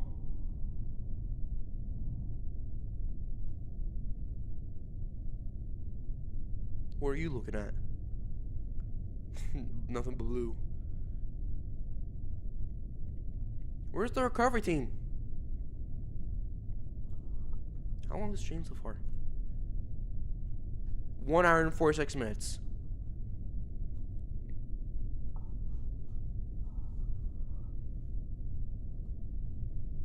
Why is nobody coming out to save me?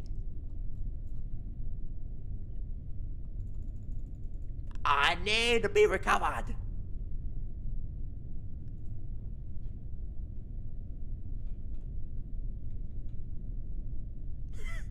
Oh no. You good? Alright, you good. We're good. A little Kerbin.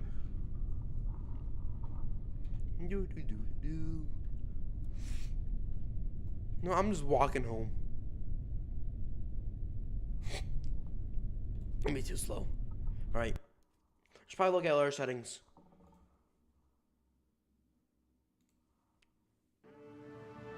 No, settings. tutorials.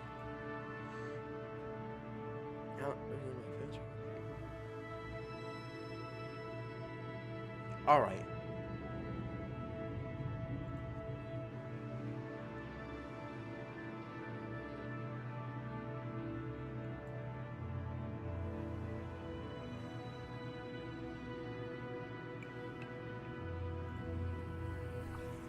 Got it.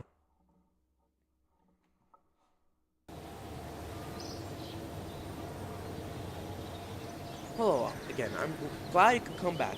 That's alright, go ahead. Alright. Back at the VAB again. Not now to business. Here we are again. If you remember, in our last construction tutorial, we covered how to build a simple hopper and some of the basics of the construction area. In this tutorial, we will expand your knowledge of some of the more useful features in the VAB, and we'll build a more complex craft that will be able to get us out of the atmosphere.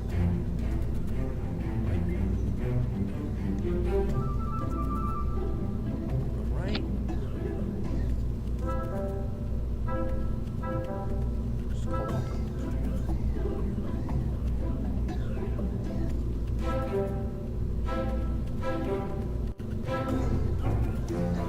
Oh!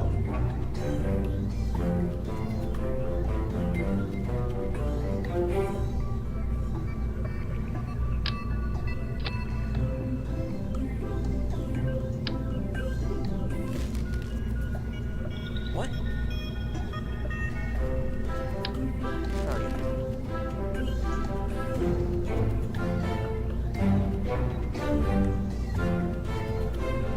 Oh, okay. Load.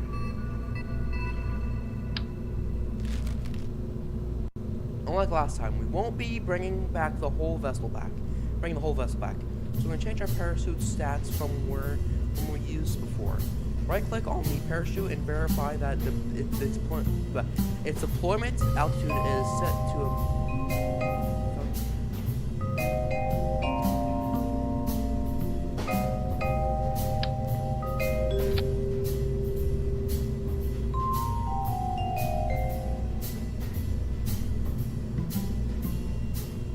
bam.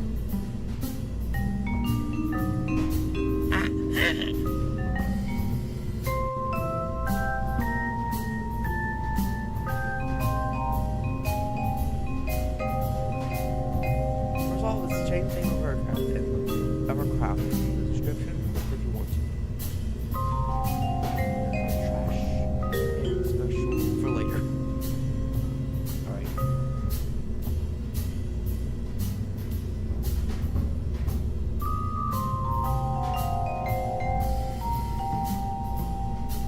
No, I'm gonna have it.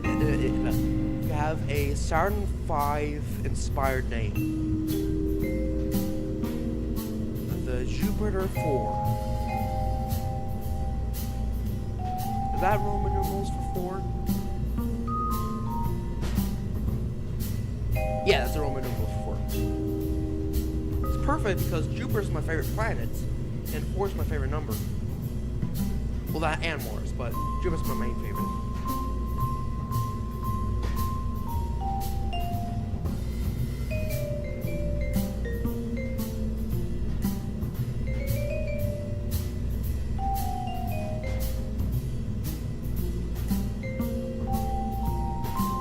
Heck yeah!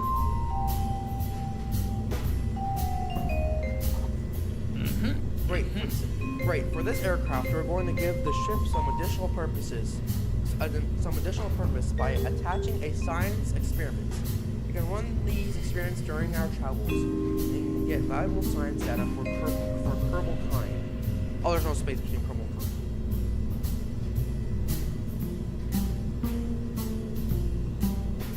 Thanks, boss.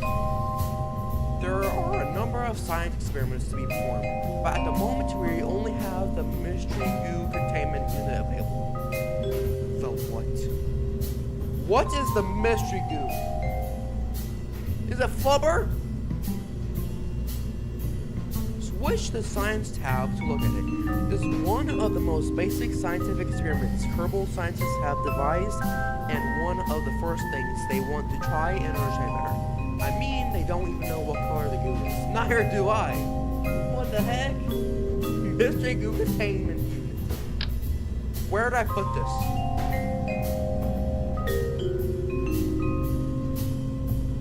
Do I just attach it anywhere?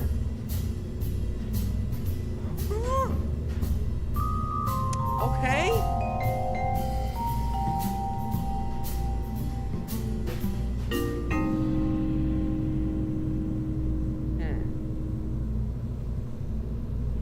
Here looks fine. Apparently the game does not like that. Apparently that worked. Why I recognize this music? They use this game in Kerbal Space Program. Yo, WKSP. Oh, just look at it. Alright. Got it. Using symmetry. What? Oh, it's probably to line it up. Got it. When you pick up the parts, you'll see that it's designed to attach the side of our parts, i.e. radially. If you attach only one of these, then during flight our craft will be unbalanced. One way to solve this is to add an extra goo container to the opposite side of the rocket so they balance. Luckily we have a symmetry tool to help here. These buttons control the symmetry, highlighted, and angle snap, and can be found in the lower left of the screen. Press the symmetry button or press X or press the X key to cycle through the available symmetry modes. Which one's the symmetry button? Here it is. Right. So there's 1, 2, 3, 4, 5, 6, and that's it. 3 is looking like the radiation symbol. There's 2. Set this to 2x, and then pick up and place a mysterious goo containment unit on the side of the pod near the top. You'll notice that a second one has been placed on the opposite side. The first by the symmetry tool. If you had already placed a lone container, pick it up, make sure the symmetry is set correctly, place it again so that it has a duplicate on the other side.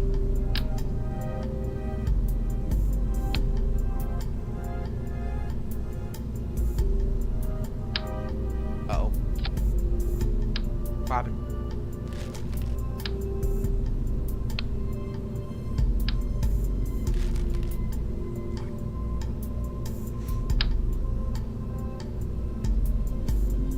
Replace the containers near the nose of the pod. Alright.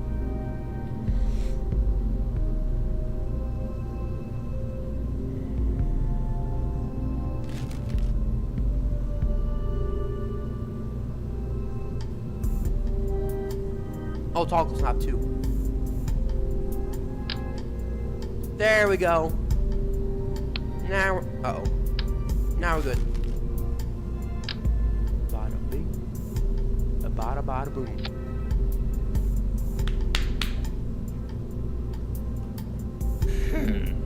If we add too many more parts here, the craft we are making will be too heavy to survive re-entry safely, and too heavy to be slowed by our parachute, leading to sudden impact syndrome. Syndrome, huh? Syndrome. So we will need to add a decoupler below the pod. Decouplers can be found in the coupling tab. And we will let us split the aircraft when we no longer need the lower pump. Yeah, I knew it. I knew that had something to do with jettisoning other stages. We won't be able to recover the discarded parts, but at least our aircraft and our Kerbal will survive. Used in many ways, but for now, let's just add one of these on the pod. Alright, now that the stack of decouplers have arrows, these arrows show which side is the side that decouples. Make sure the decoupler is pointing up towards the pod.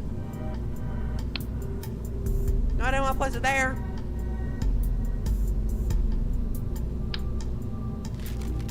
This is Kerbal. Oh, it's pointing up, we're good. I wonder how you change that in the future. Well done. You'll recall, I hope, that in the previous tutorial we had to adjust the staging stack We added the engine to our earlier rocket. When you add a decouplr, the extra stage is automatically added to the stack, so that any new parts below the decouplr won't be staged at the same time as those above it. You can, of course, still move these all around, but hopefully this will save you some time as you go. If you ever want to return to this default staging setup, click the restart button in the bottom of the staging stack. This time you're going to use a liquid propellant rocket engine. Like solid rocket motors, these engines don't carry their own propellants with them, so we'll need to add some fuel tanks. Alright.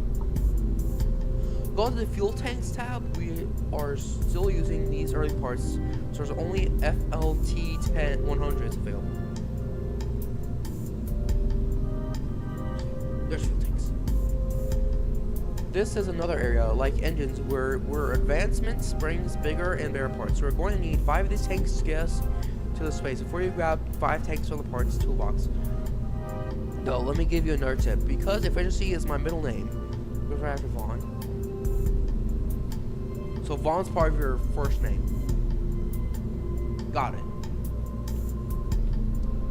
Once you place the first tank on the rocket, you can duplicate that by holding the left Alt key and clicking on the tank. When it's on the bottom,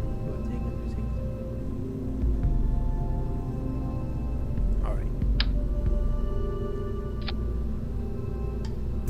What the heck? Alright, we still have the decoupling on. Not symmetry on. Left Alt. Clicking. Oh! I guess efficiency is your middle name. Boom. Good. Switch over to the engines tab now. The swivel engine you'll see here is obviously different from the fleet we used it for. This is a liquid engine and it needs and burns both liquid fuel and oxidizers. Funny enough, that's what we just added to the rocket. Bam. Yeah.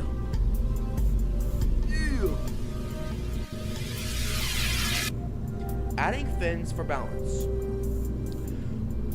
We are almost there, and you're doing fine. Maybe we're not as speedily as someone of my caliber, though.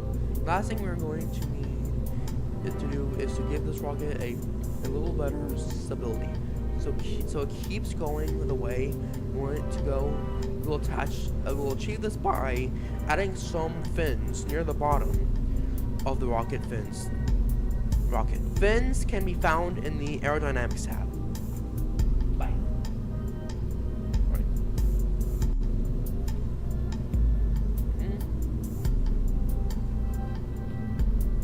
Yep.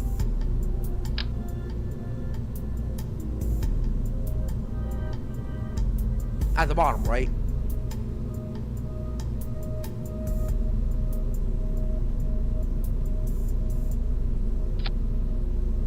Perfect. Alright, let's save our... No! The Jupiter 4 can't be saved! No.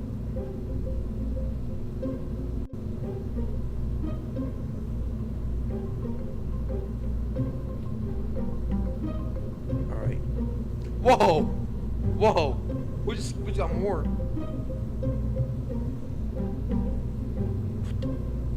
That's a Concorde. That ain't a space shuttle, that's a Concorde. Okay, that's a space shuttle. The MK3 cockpit. The MK2 cockpit and MK1 cockpit. Where's the MK4? That's a cupola! From this infamous International Space Station. Alright. Next tutorial. Oh, we can save it.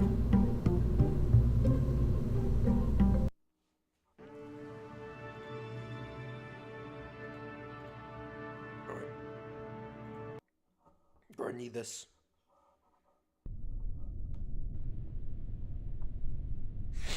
Hello again. Glad you could make it back. Thank you, Mr. Gene Kerman. Today we will take an exciting step. Get our first Kerbal into space. Yep, with all capital S. With a capital S. Exactly. Hopefully you remember the controls. Yep. Yep.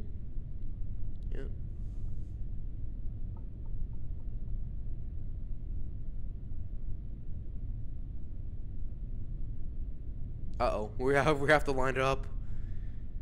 I'm reading this in silence, so let's get my voice a break. Jebediah Kerman. Jebediah, huh? Is he the son of Abner? Like from that one Family Guy cutaway?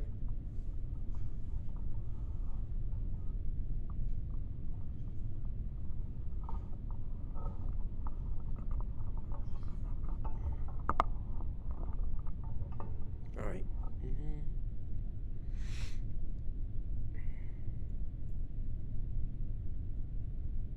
Oh, we have to control it.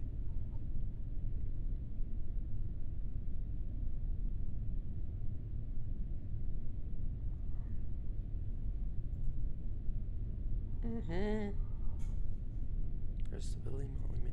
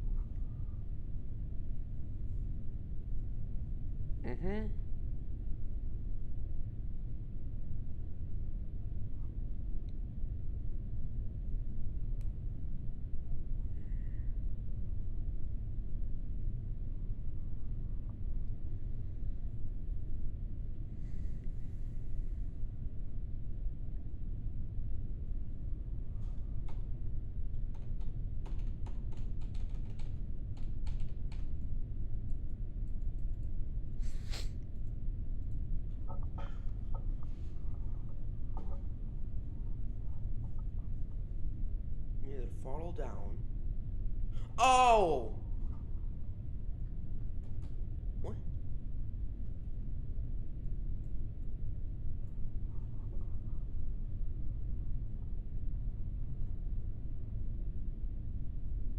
Was there something I missed?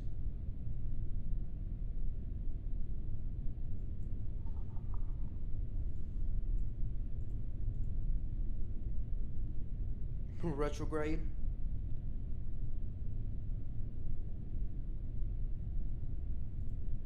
False at rendezvous.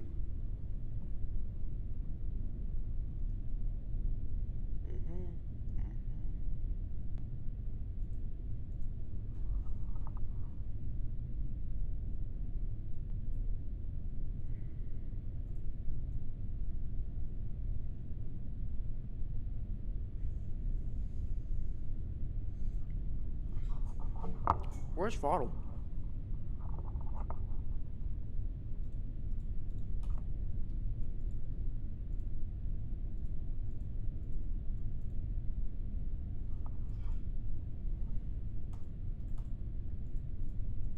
Oh no, I forgot how to get rid of these.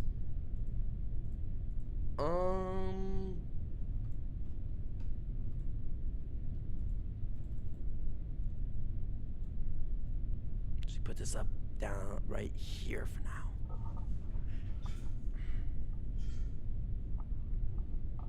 I want to just go back in the stream, real quick.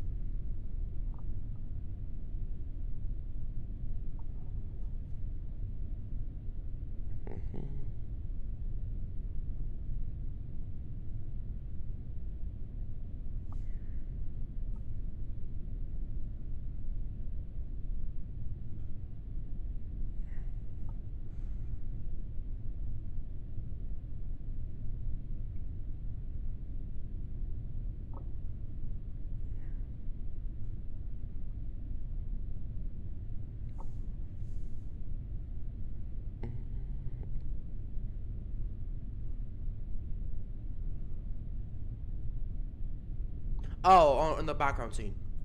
Got it. Got it. Yeah. Got it. There we go. Yep.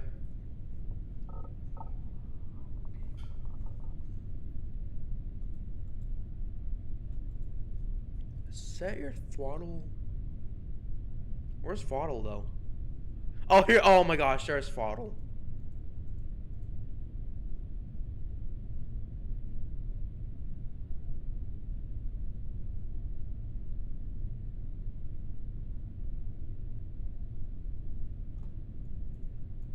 The upper of the. Oh, I should have left that. The upper of the two middle notches on the slider.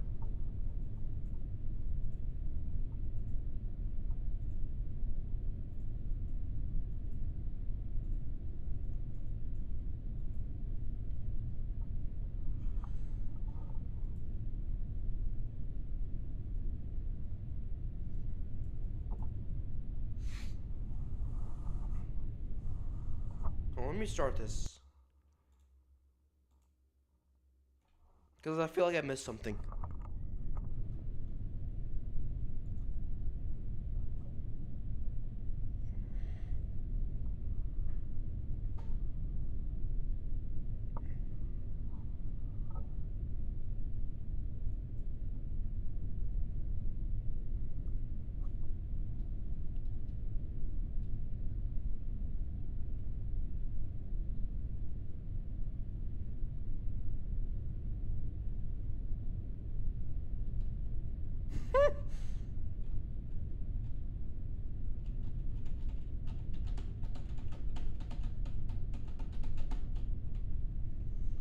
Mm-hmm.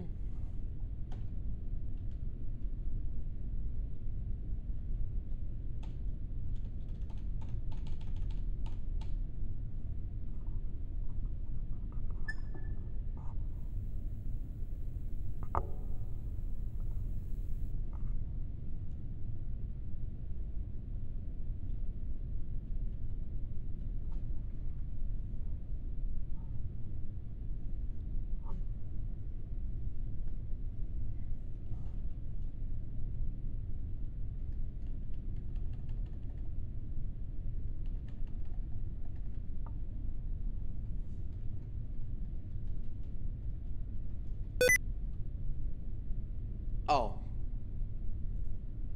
Cursor and sticky keys. Ba-ding. What? I don't understand. I don't understand.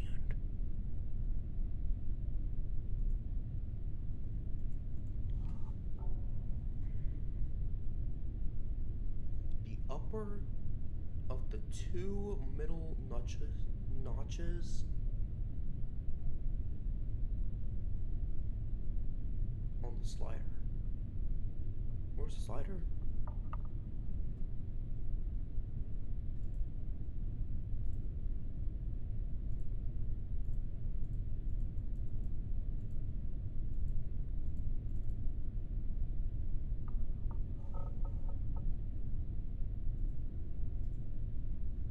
It isn't here.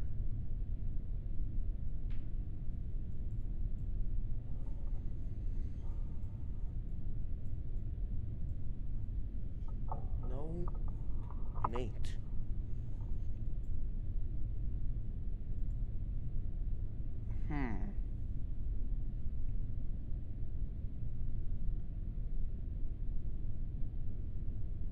Is there something I'm missing here? This craft has a bit too much engine, so we're going to have to throttle down for launch.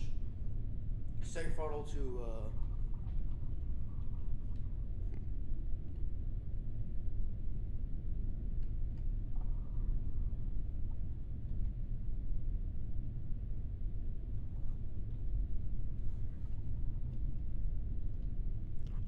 Oh, there we go. We have to just press T. There we go, now we're moving. Probably wasted a while.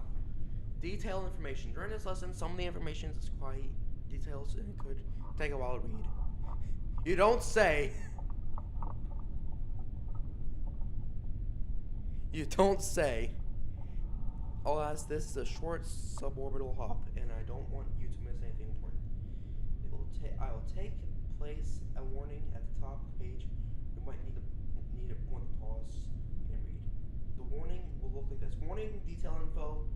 Press escape to pause if necessary. Got it. Alright. Ready to launch. Alright.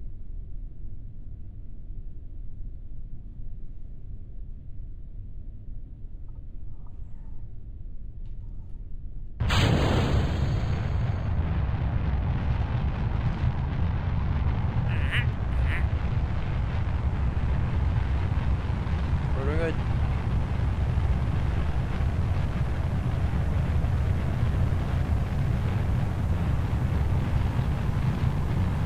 Good.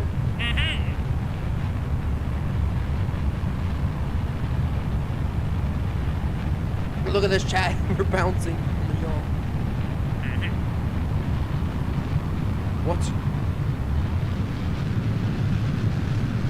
Hold on tight, Jebediah.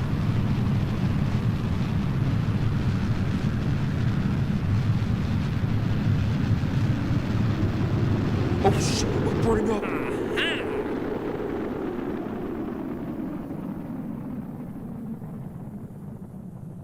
Oh, we survived.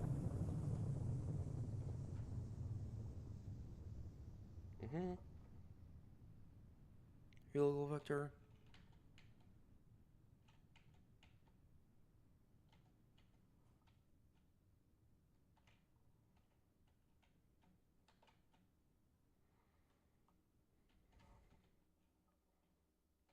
Great work. You've succeeded in getting your ship on a trajectory bound for space. I've now set your target indicator to align with your velocity vector. That will minimize drag by turning the smallest side of the vehicle into the airflow. Somewhere around here, you'll see the nav ball speed indicator auto switch from surface to orbit, accompanied by the speed number jumping. Go ahead and switch it back to the surface mode by clicking on it until it says surface again. I noticed some flickering flames near the end of the hour burn, which is due to high speed. Yep.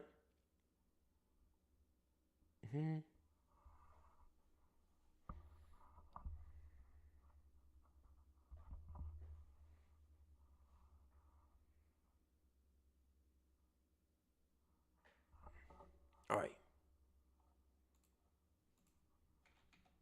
There's no space. I mean, there is space, but there's no sound. Apopsis?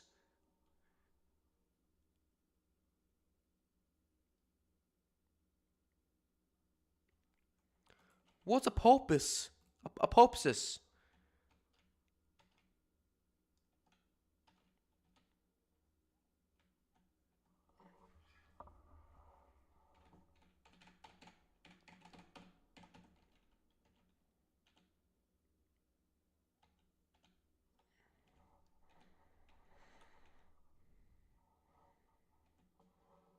Look at little Jebediah.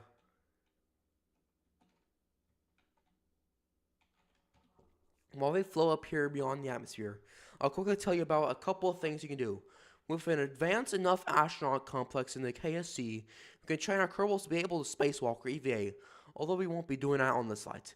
Although we are carrying science devices like our goo containers, we can perform experiences. Feel free to play with the goo canisters now by right-clicking on them. Let you know when it's time for the next phase of the suborbital flight. Alright?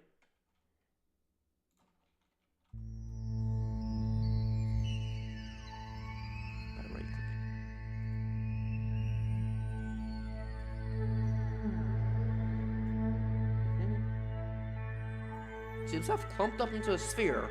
Also appears to have become brittle. Alright. Is it ice?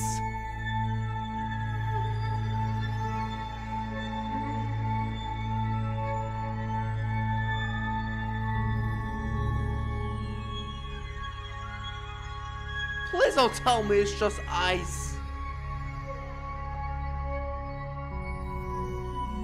0% scientific value. Alright. How about you?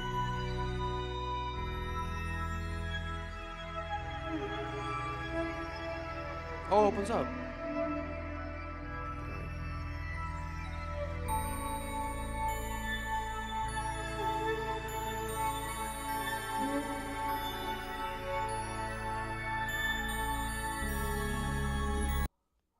As we're near the edge of the atmosphere again, it's time to reorient the pod to get ready for re-entry.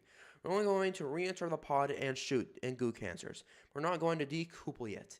In real missions, it's best to keep your upper stage around until the last moment. You never know when you might need it. Anyway, it's best to re-enter bottom first, and since we ascended at about 70 degrees pitch, we will naturally re-enter at about 70 degrees pitch. That means you want to aim at the top of the capsule at the 70 degrees pitch line. But the opposite heading. This is at a heading of 270 on the nav ball and 70 degrees pitch. And I've placed a target marker there and help you see where this lies. Turn ASS off, change altitude, and then turn back on it again. Alright.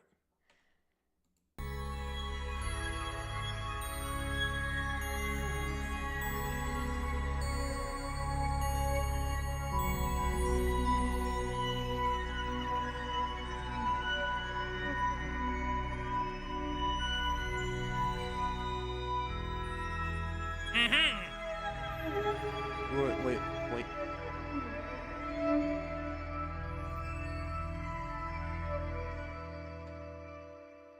AS is on. We're good. I recognize the song too. Get ready to decouple the stage and start re-entry. Alright, when do we get to decouple?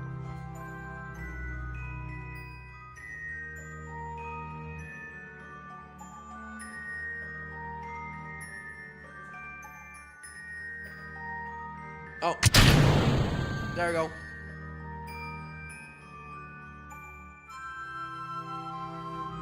Success.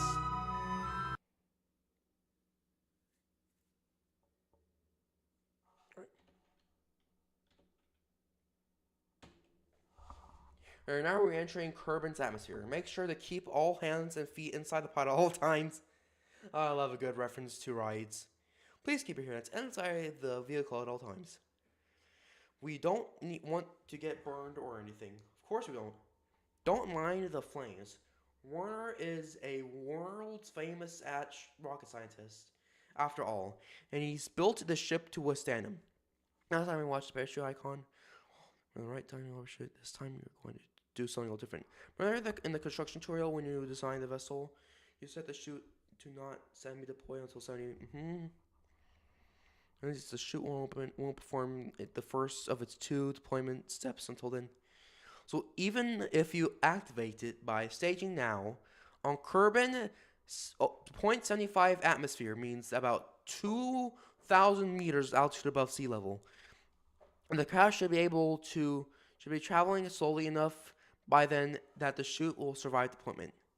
So let's take the bold step of arming the chute now and let the smarts in there pop in at the right chute.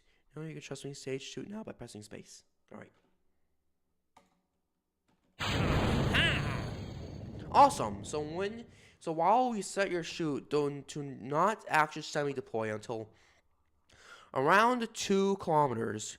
Don't look out for you at mission control. We do need to ensure that the opening height is its second full deployment setting is correct. You can even adjust these parameters to turn the flight. So right click on the parachute now and check their sliders. Don't touch pressure slider. What's happened? Make sure the full deploy altitude is no less than 10,000 meters, or you're not have enough. All right.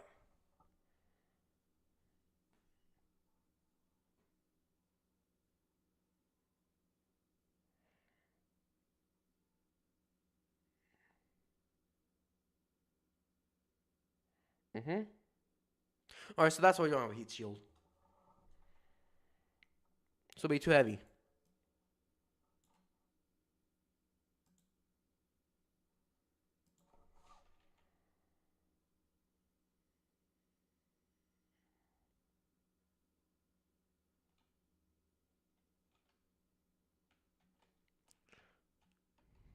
No, we need it. We need a SAS.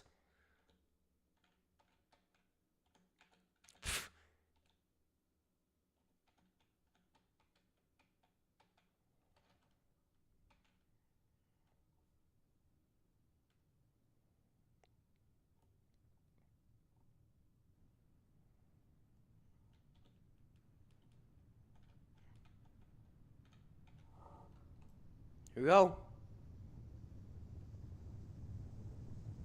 Oh my God. We're burning up.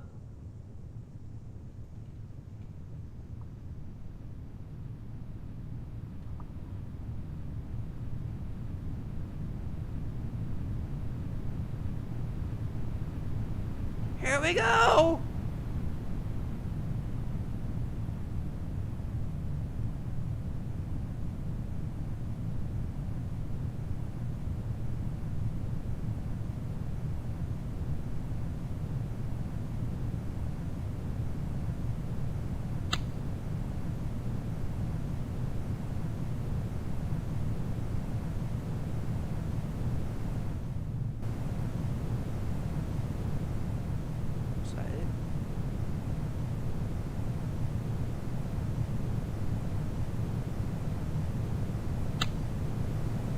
With sugar deploy. There it is. Just in time. Let's go. Major success for the Jupiter 4.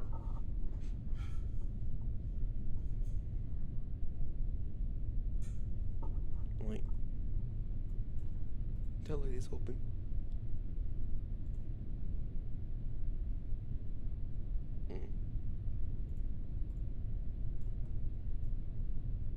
Look at that. Wow, this is taking a while. We're so far from the KSC. Yeah, we're gonna be waiting for a while for a recovery if it took a while for us. We were near the KSC itself. Oh, water. Refreshing.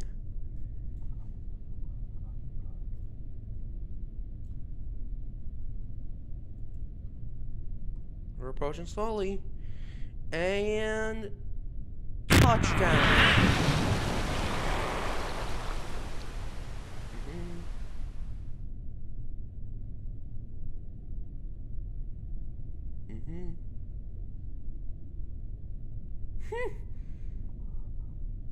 All right. What was that? Oh, that was from my headphones, from my phone.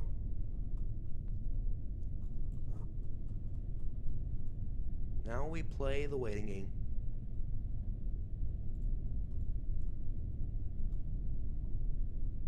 Imagine being Jebediah right now. All right.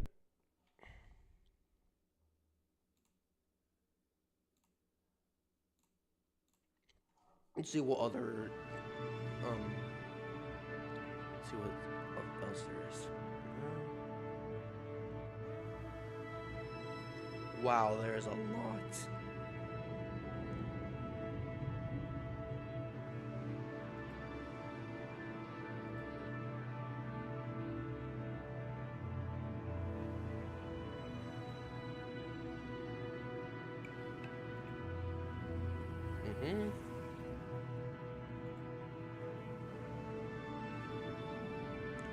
Wait a minute!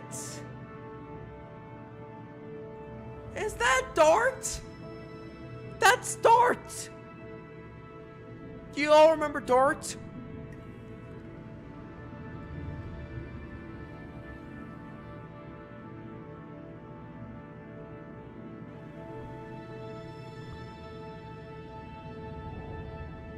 Alright, let's show two more tutorials, I'll build my first actual rocket by myself.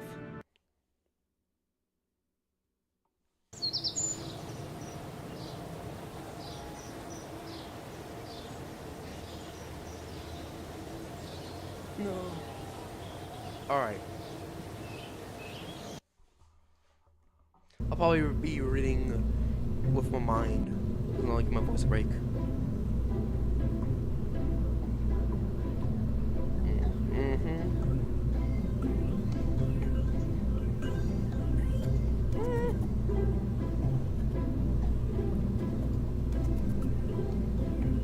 Nice.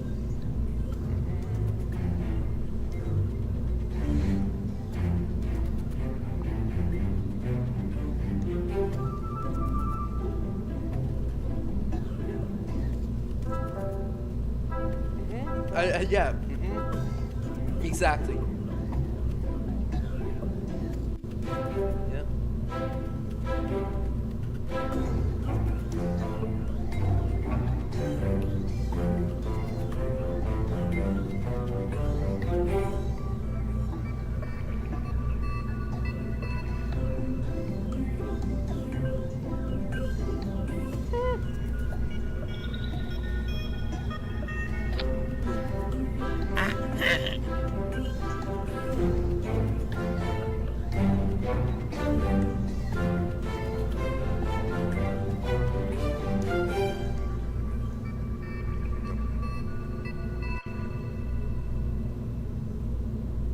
Why did I forget where it was?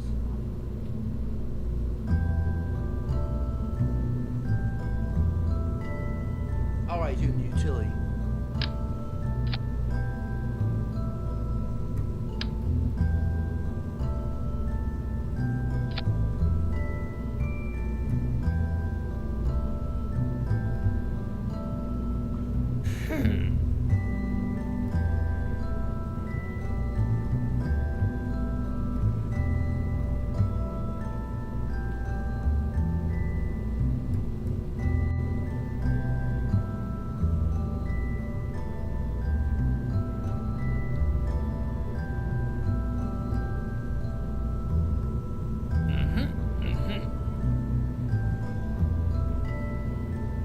Yeah.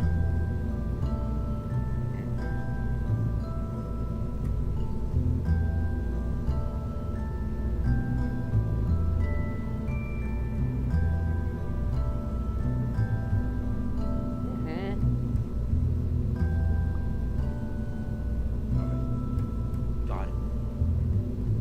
Yep. Point up.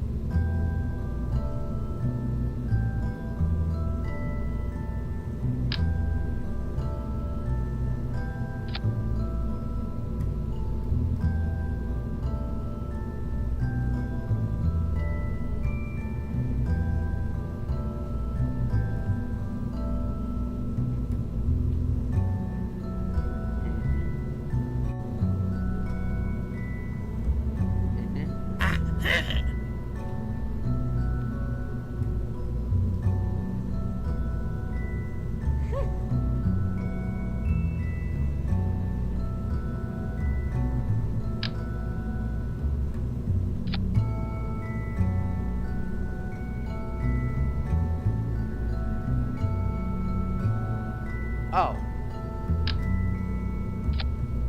There we go.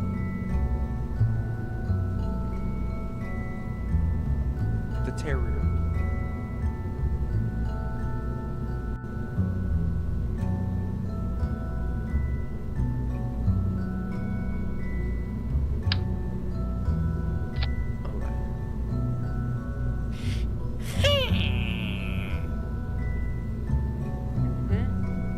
Exactly.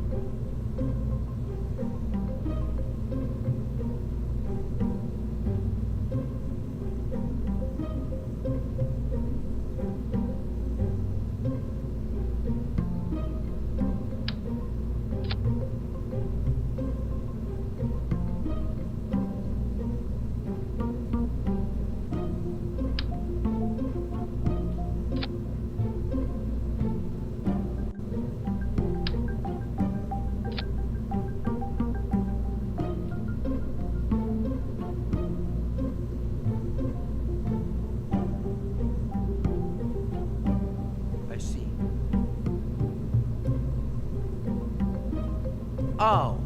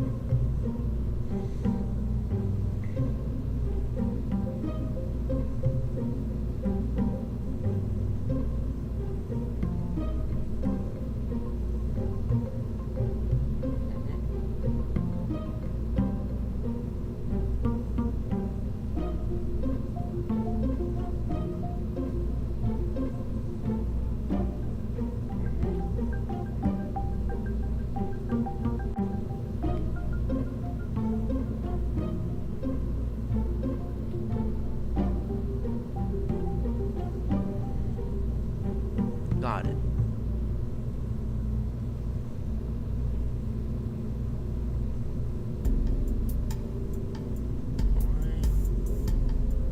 Alright. I guess it's good to start talking. Let's turn on angle snap to make. Might just lose my voice. There. Let's turn on angle snap to make aligning the thrusters parts easier. Do that by clicking on the toggle snap icon. Alright, we're doing 4 this times. 4 or... Alright.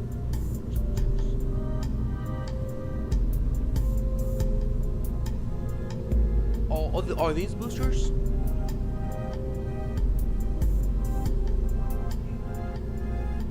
A thruster block?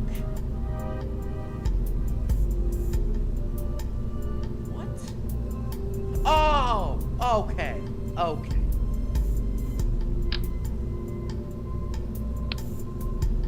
There. All right.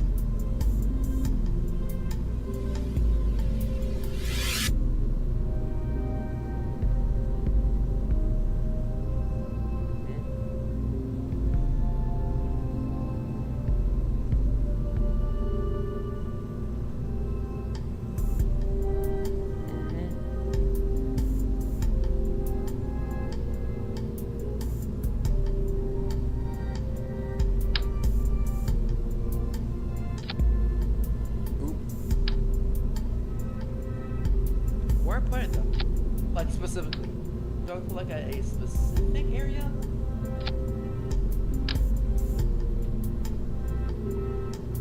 Okay.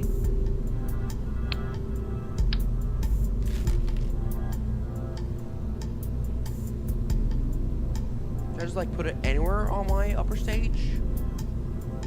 Okay. I guess.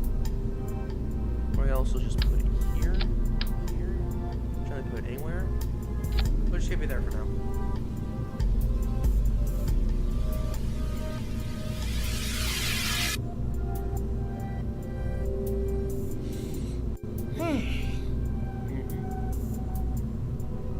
In order to keep your batteries topped up, you'll need a way of generating power. Now, some engines generate electricity while they're running. But you don't want to keep your engine running in orbit. Your orbit would get all kinds of messed up. And you'll run out of propellant. Our command pod has some batteries built into it. But to be safe, you can add more batteries. And you can add solar panels to or other electricity generating items. You want to do both. Got it.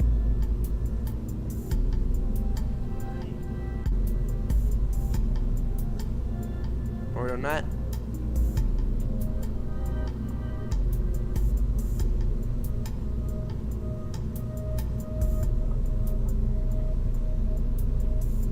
What kinds?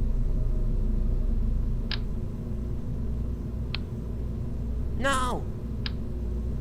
Alright. Dang it.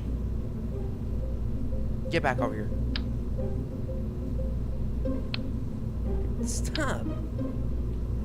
Stop getting away from me.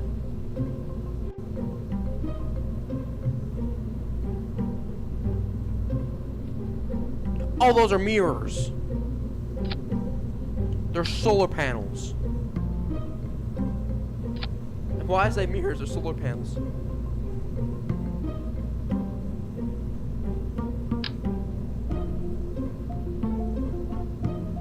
Boom.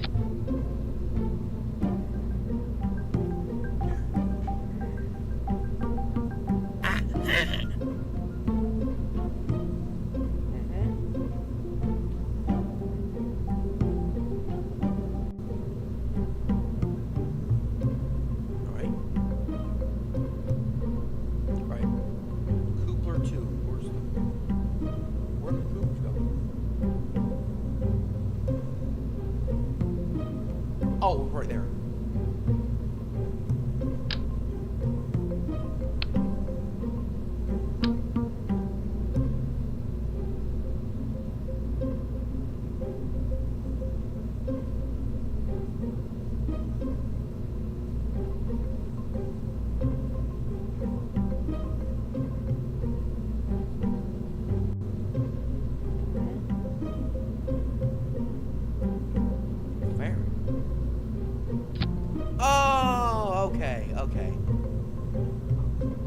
I see. Now we need to protect that engine at all costs. Yep.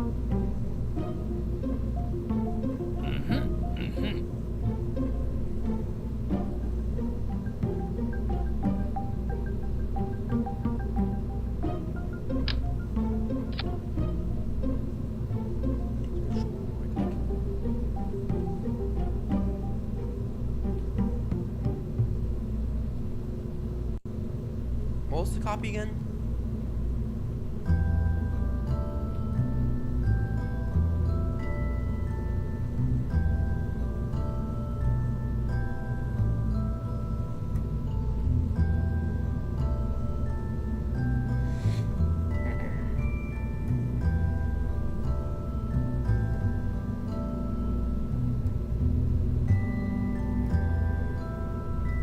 Left alt, okay.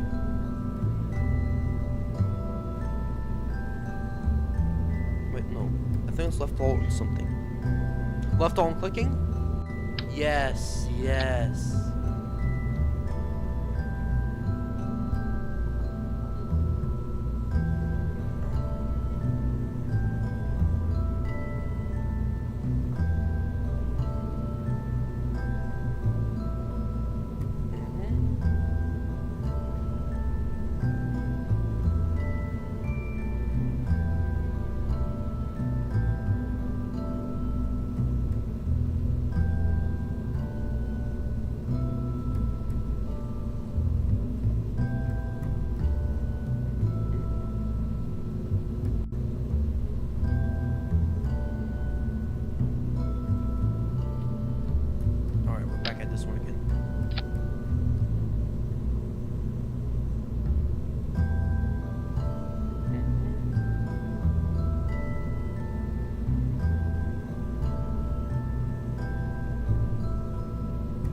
We got 4 people in the stream. Welcome to the stream. Hope you enjoy it.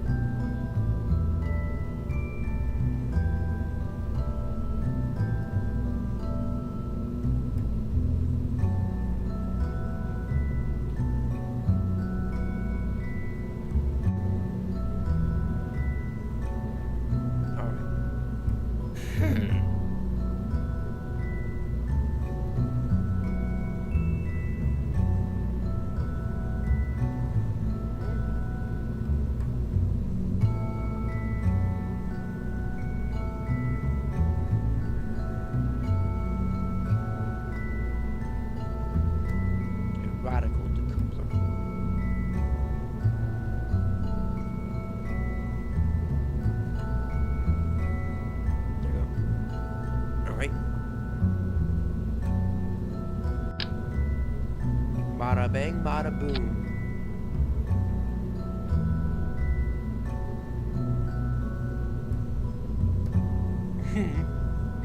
Okay.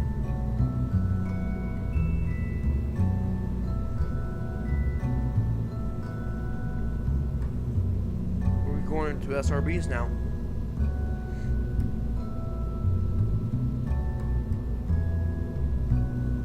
SRB. Oh, Z things.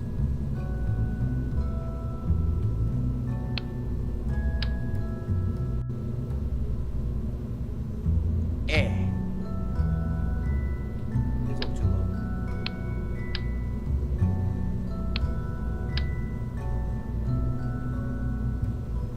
Let's try that again.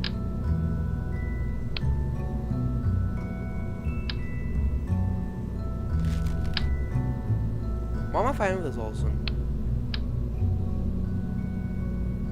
Come on. Come on.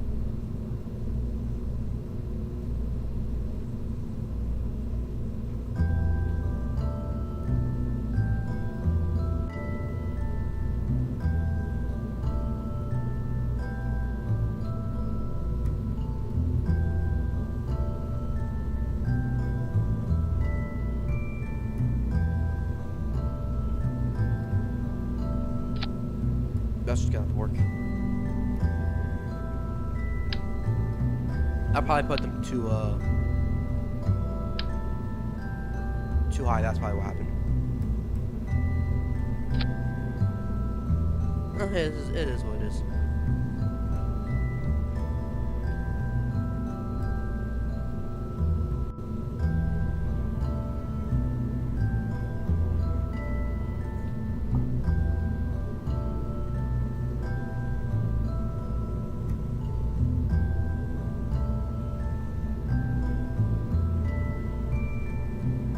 The same side? No, we have to do this again. Alright. Yeah, those are for the same side.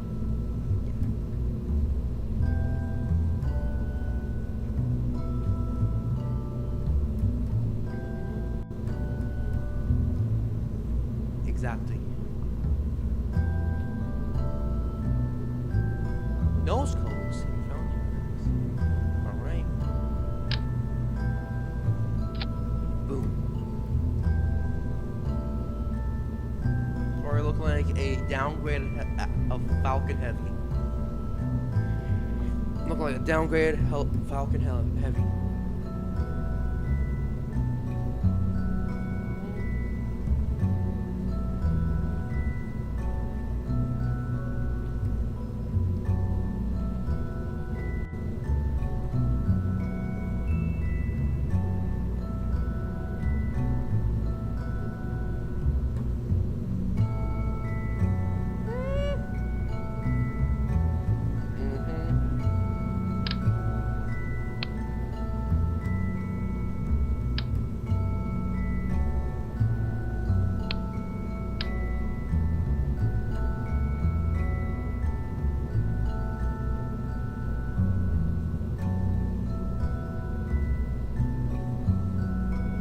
There we go, now it's 4.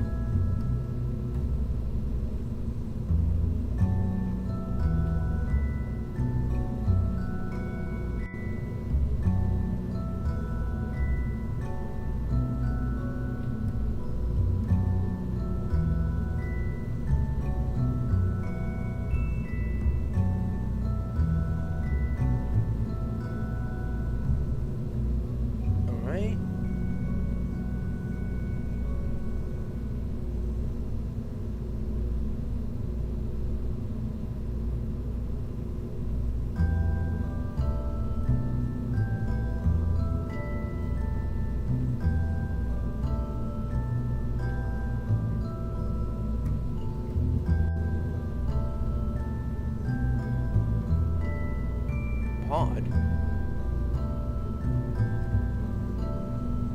In this pod?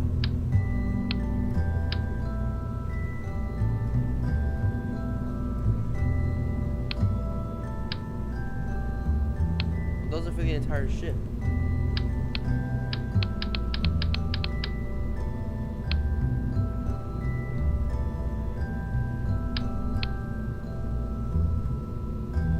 Oh!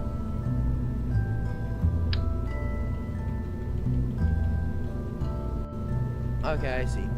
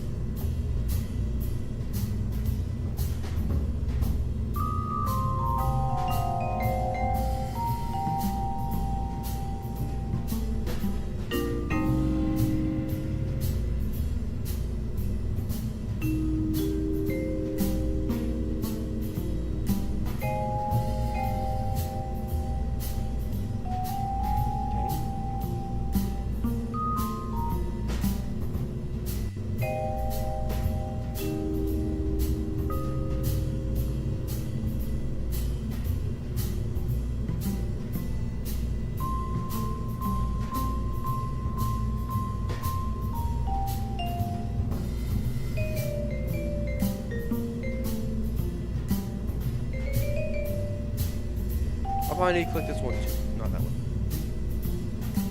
Oh, that's decooler.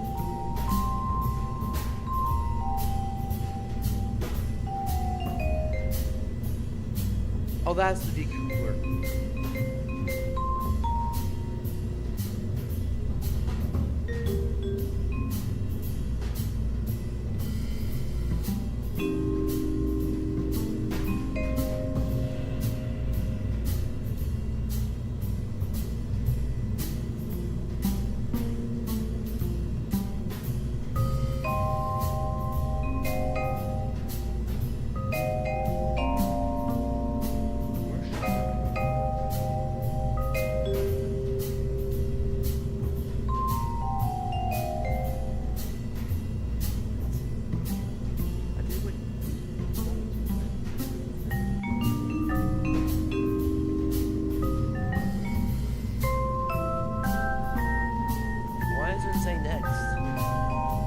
Did I do something wrong?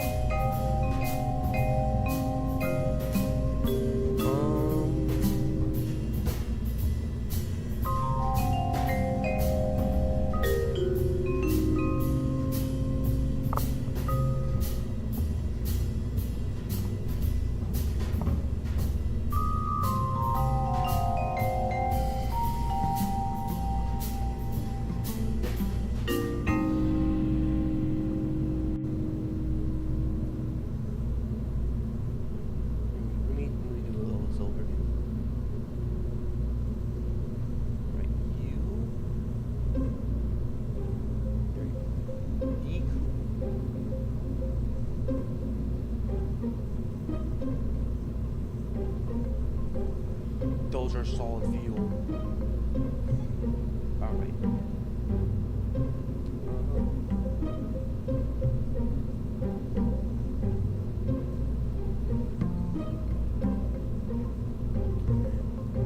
Radle. Now it's saying next. That's what I was doing wrong. Those are solid, not fuel, not liquid. Indeed. Alright, we should name this one.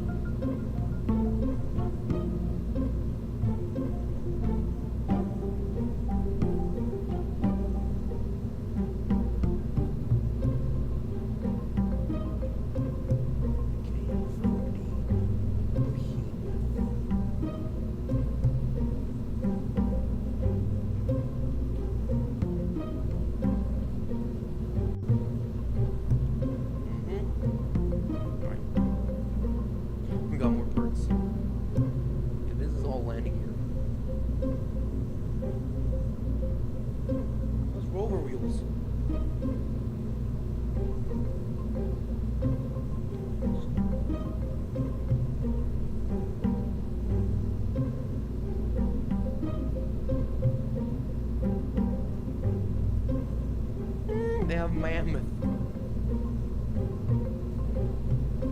All right.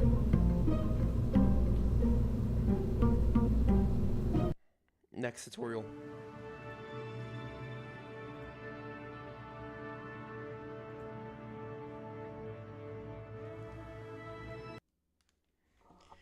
Whew.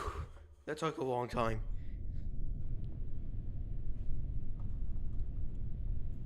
Oh, I was supposed to put them like that and put them like there. I see. We're 2 hours into the stream.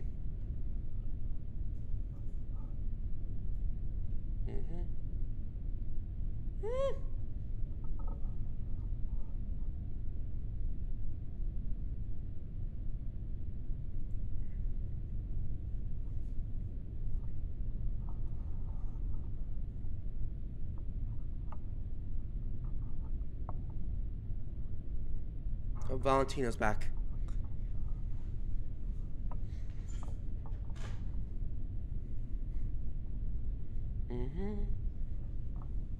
Yep. Yep. Yep.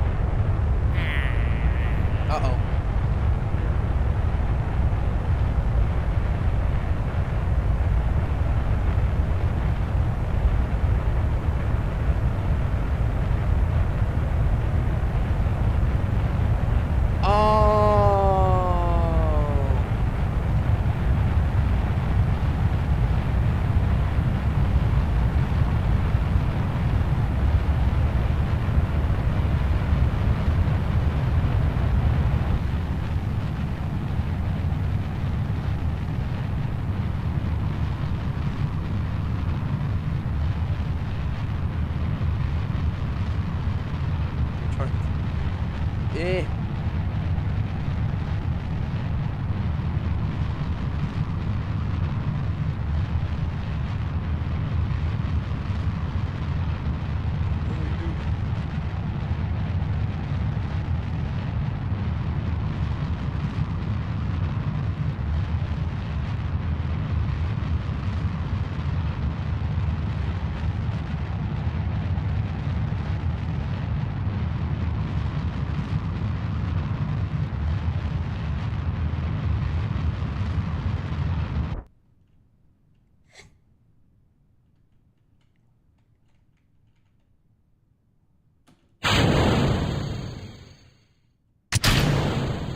Oi, we have to retry.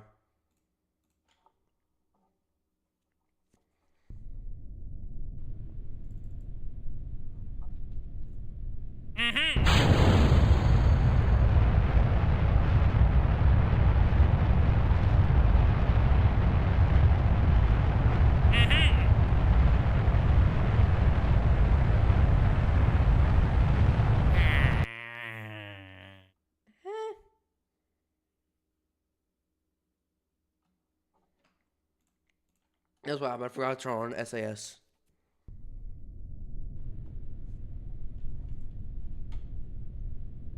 That's why it was harder to control.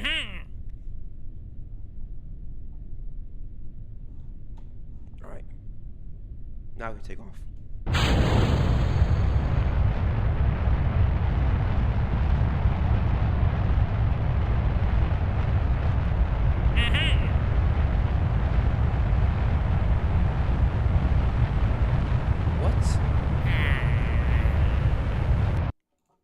What happened?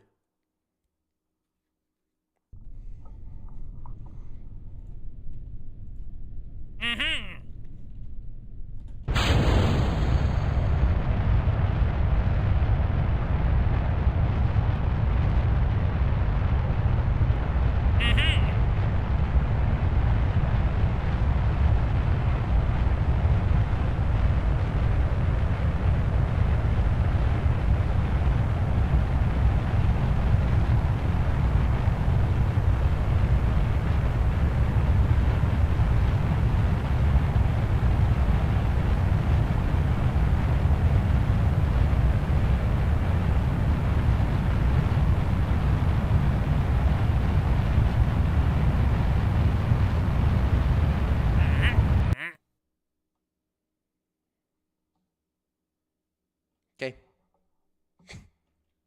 I'm not revert. Zoom.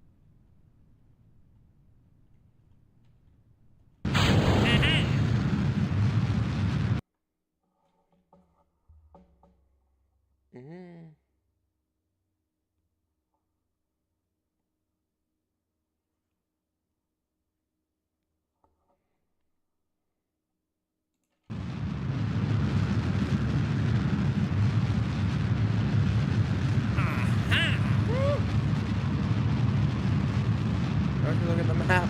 It's the entire planet of Kerbal. Right now, you can keep an eye on the trajectory while we track our future path. If you hover over the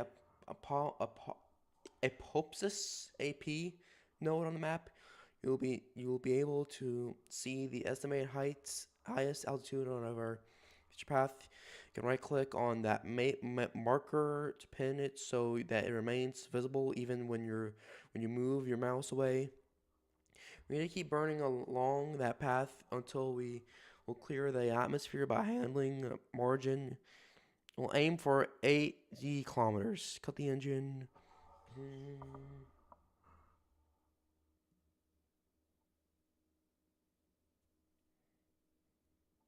All right.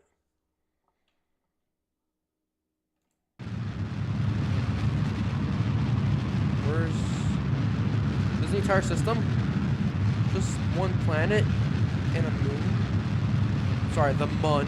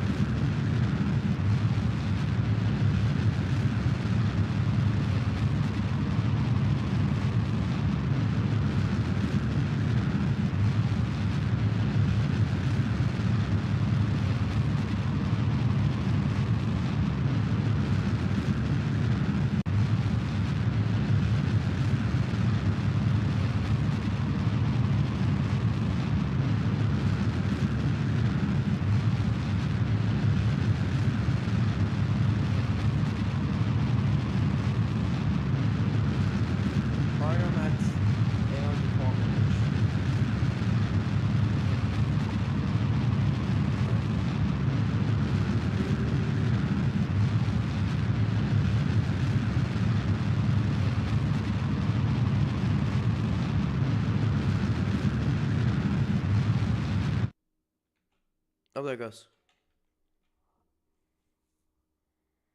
Mm-hmm.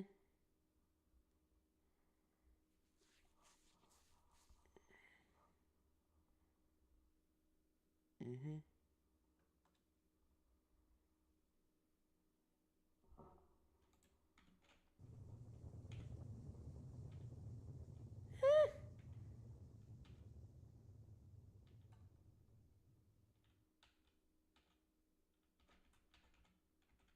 The engine's moving.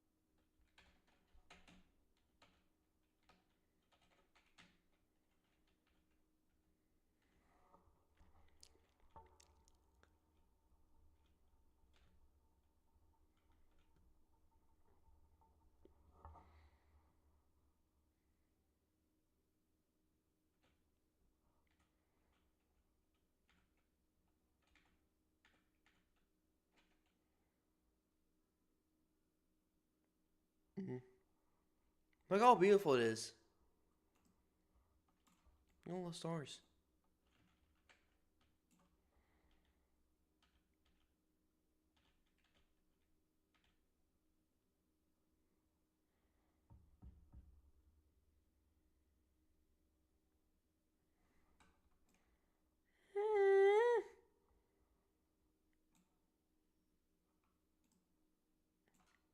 Look at that continent.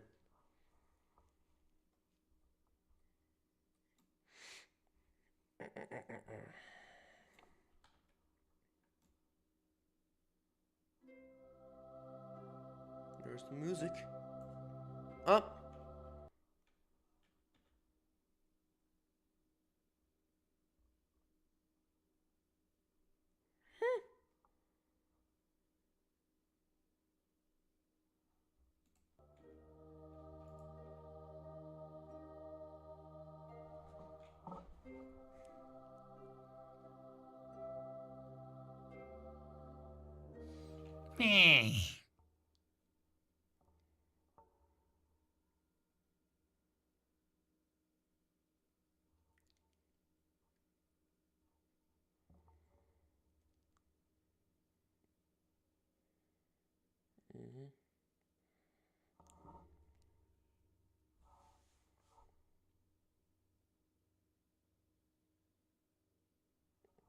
Okay.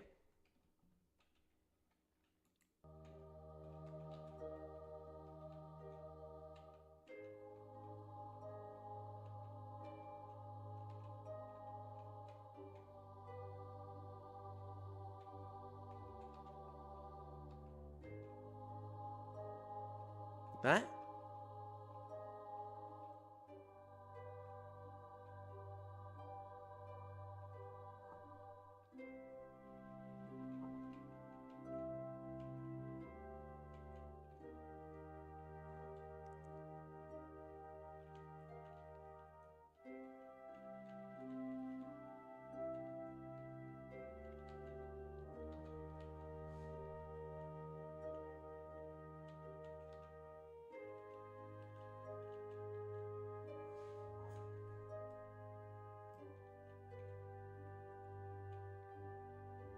Look at this beautiful thing.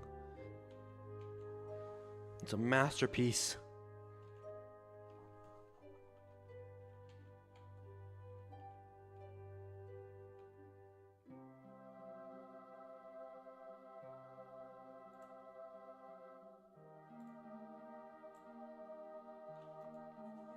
Did I do it? All right.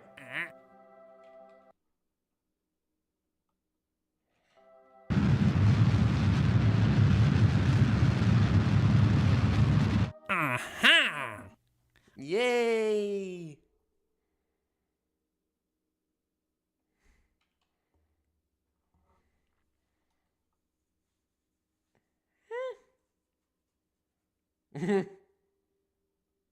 Mm.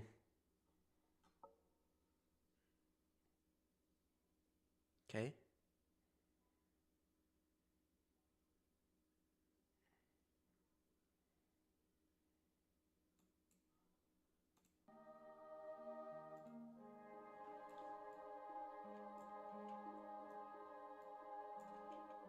All right.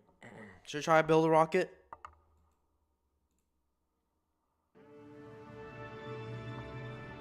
Or should we at least try to look at these tutorials?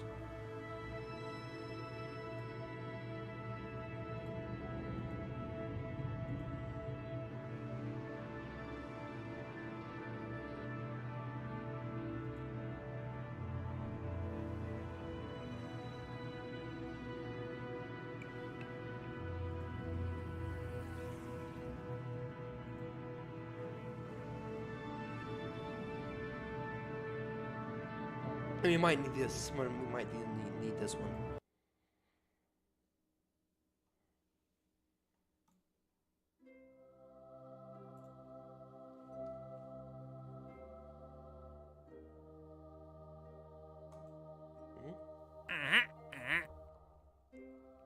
Oh, it's time to rendezvous.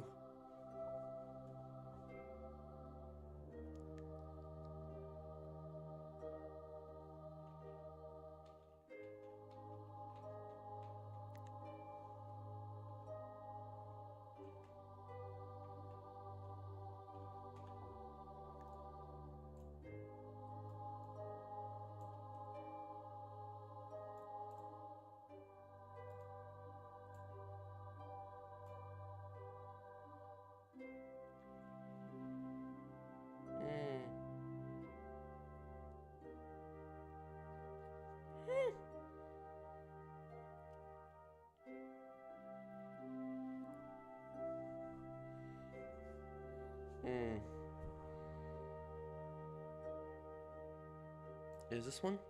Oh, it is stranded.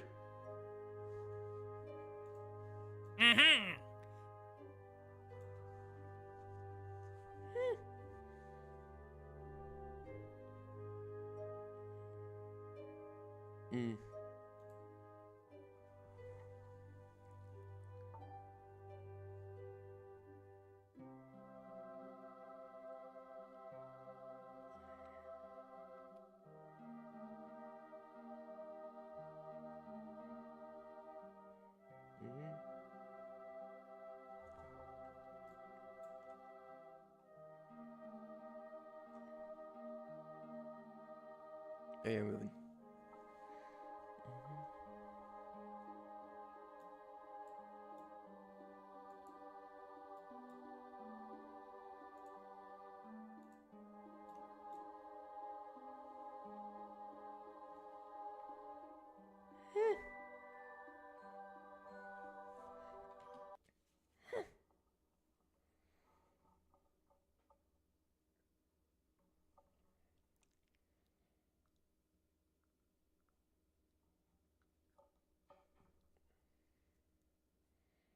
Okay.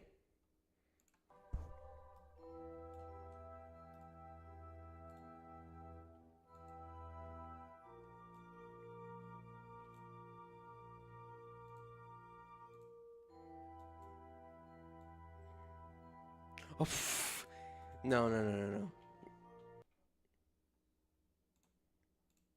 Let's try that again.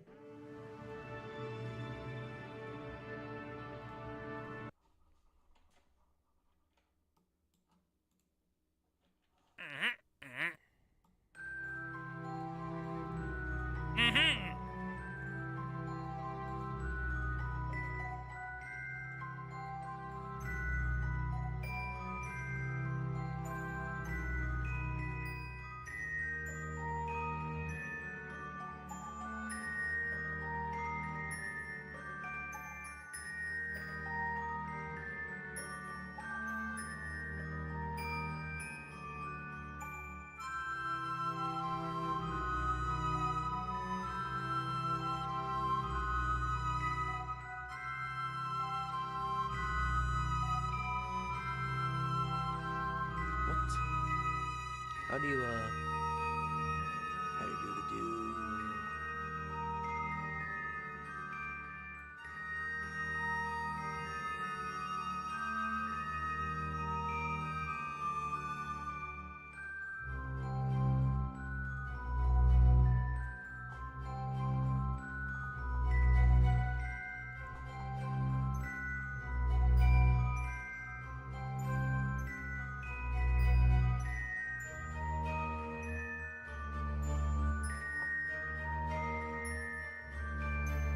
Oh, okay, I see.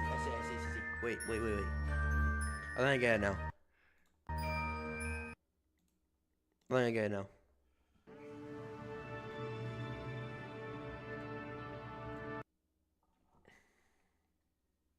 Probably do like most of these tutorials, probably like off stream since these take like a long time.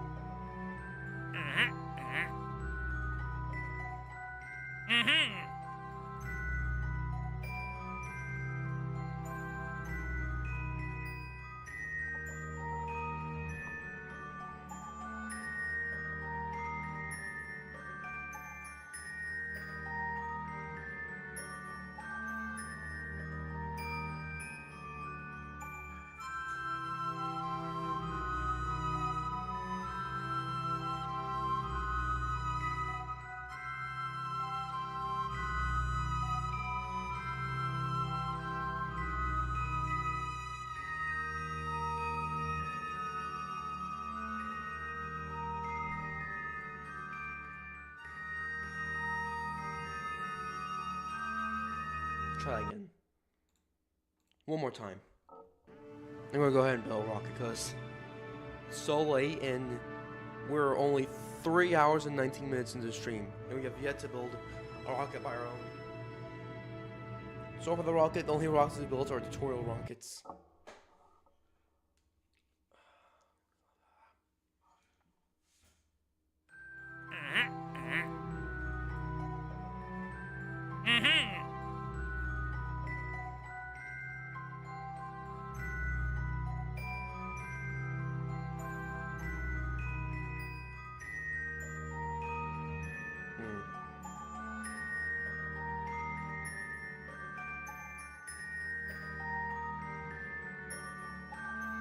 T minus 9 minutes.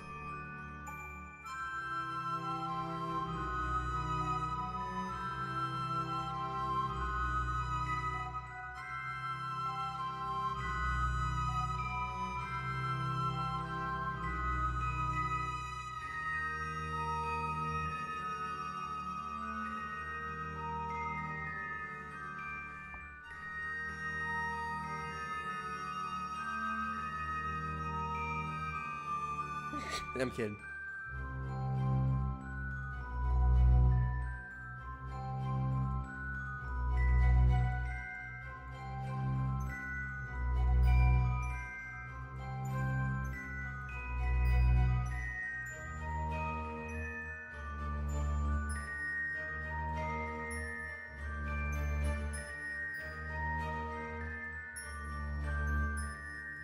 There isn't exactly here.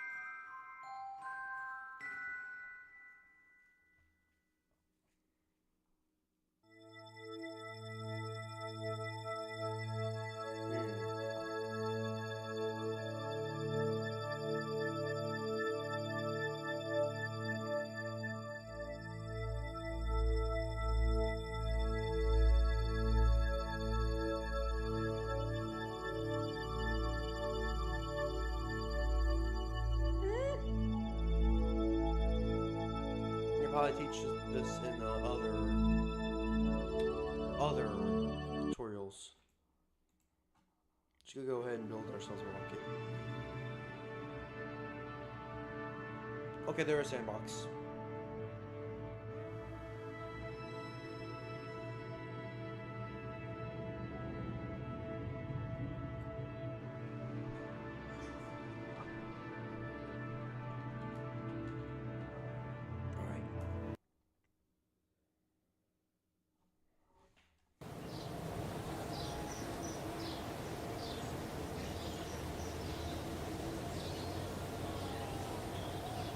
Okay.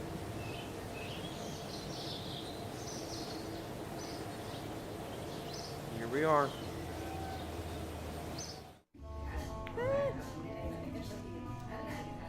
There's Jebediah and Valentine, with additional Bob and Bill. There's more planets.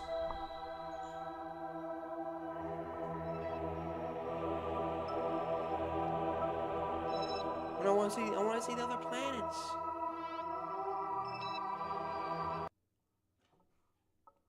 How do you view the other planets? I want to see the rest of them.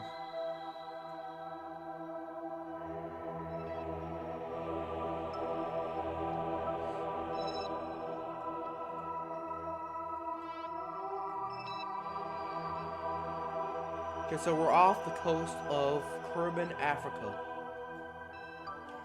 What is that? That's a crater. A really weird looking crater. Hello, PoisonBot 12Y2K. Welcome to the stream. Hope you enjoy it. There's also Island Airfield. How do I check the other planets? You can just go out. Oh. Hello, guy. Hello, guy. What's your name? Moho. Moho? What's Moho? Eve. We got Kerbal. There's something called Dress out there. Duna. Alright. I wish you could actually see the planets. You can't act. Oh, that's Mars! That's Mars! Have Mars in Kerbal Space Program. Gosh, that means you can see Moho up close. And I'm assuming it's just Mercury.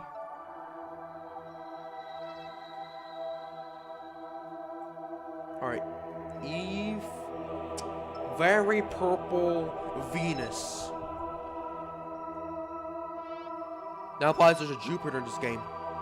Is it Dress? No, it can't be Dress because it's very small. That's probably Ceres, I think? Well, that's a dwarf planet. Jewel. That has jewels in it. Like diamond jewels. That is just a very, very green Jupiter. And I love it so much. Chat, wave hi to Hulk Jupiter. Does have a great red spot. In this case, would be a great green spot. No, it doesn't. I mean, it's got little ones, but still. What's this one all the way out here? Elo. What are you? Is this Pluto? Oh, it's Pluto. I feel bad for Pluto.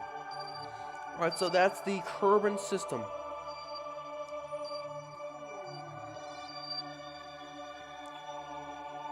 What's the name of the star?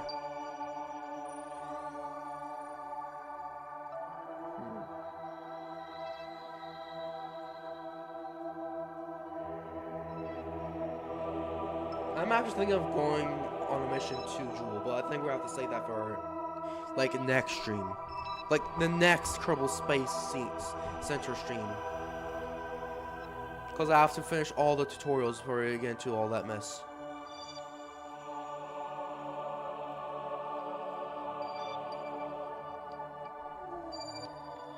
Those are their bodies. Unknown objects. Let's go into it. No, you can't scroll into it. You have to... Uh-oh, it trapped me. I think I figured out what the unknown body is. It's a black hole.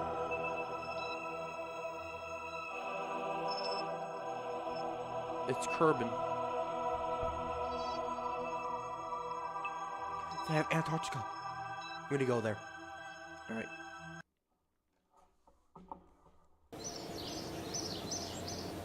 Space plane hangar. Okay, this is where you build the space planes.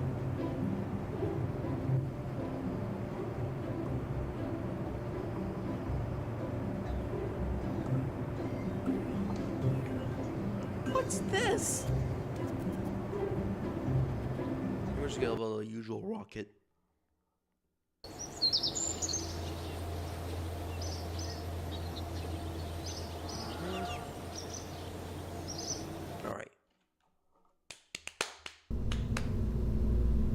Alright.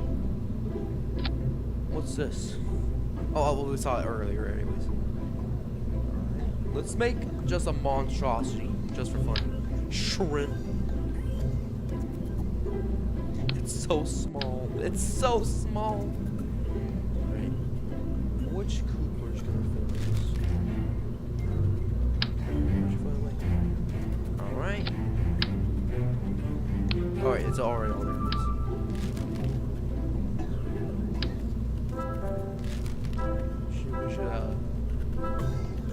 Parachute. Dome light. Parachute. There's two parachutes.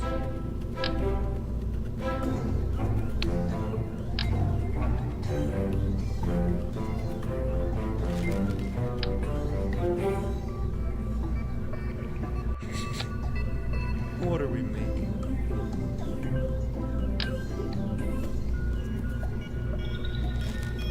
We've barely started, and I'm already asking myself a question. What are we making?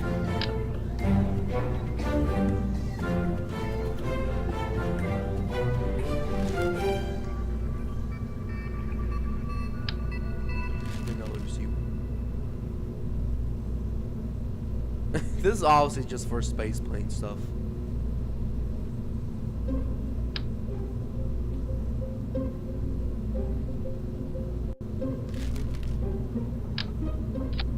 I'll actually try and make a rocket with it.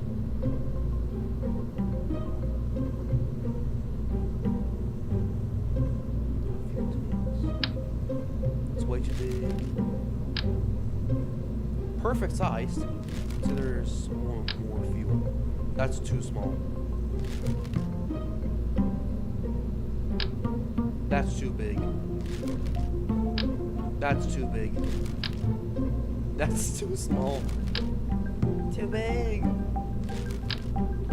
We find a perfect design for our monstrous vehicle.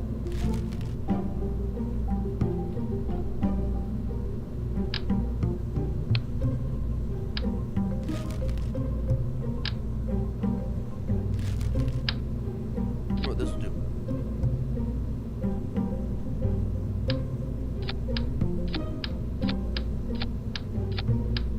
I'll have all the fuel we need. Alright.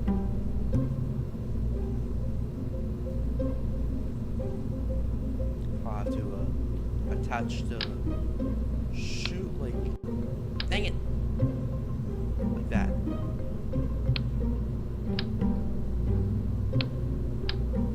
Oh, I need a smaller one.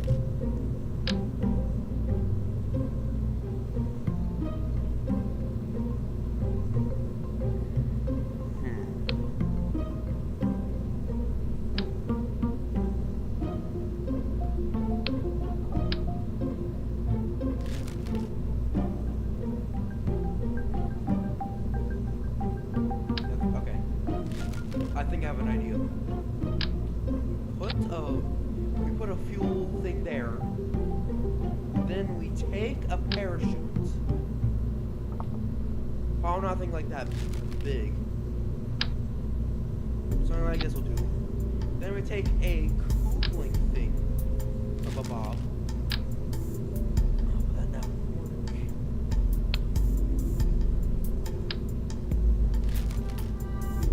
I really like this cockpit thing.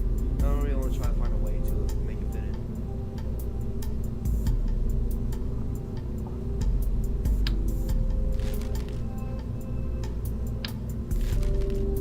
What's payload? Okay.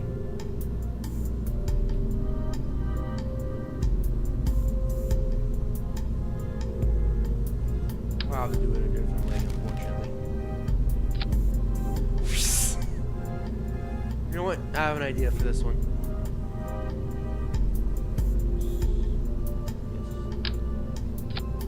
Yes. See, it even works as a cone itself. It's perfect.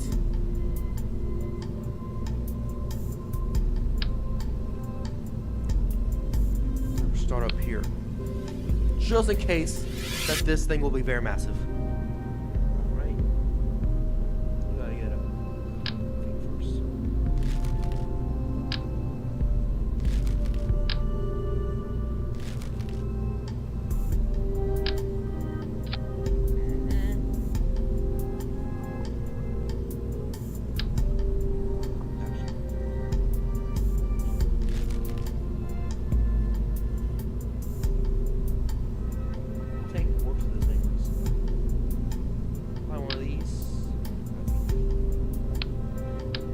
Yeah, that it just works so well with the design. It has to. Yeah, that. Oh yeah. Yep. All right. Oh my goodness, I'm an idiot. Oh my god. I was looking at command and control. Those weren't Wublin devices. Those are these things. These is Wublin. Holy moly! Alright. My god. Alright. Can we rebuild the original idea now with that information now? Alright.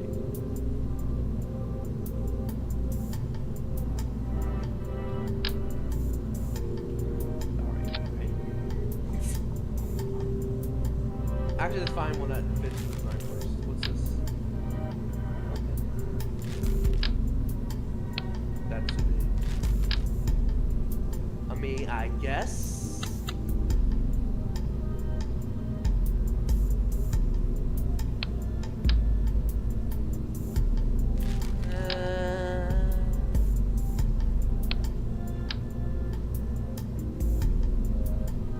Why isn't it being symmetric?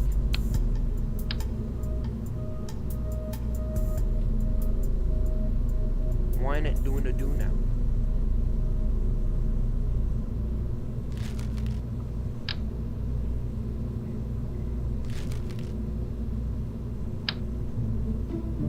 Oh, gotta look at the Coopers, right? Just right. Just right. Alright, now with that information, boom. Now we can put that there.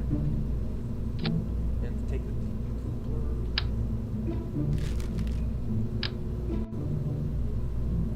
Dang it. Alright.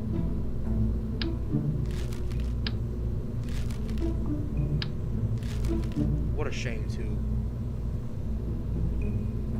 But that looks so cool.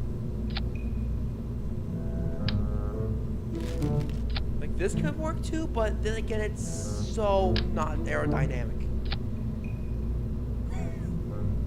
Yeah, no. No. This one. Yeah, then it looks weird.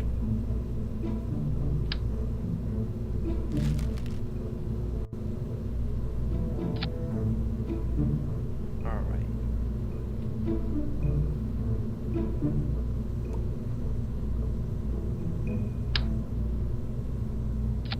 Get on there. Alright, now I gotta look for a coupling device that's just right enough for this cockpit. Alright. Nope.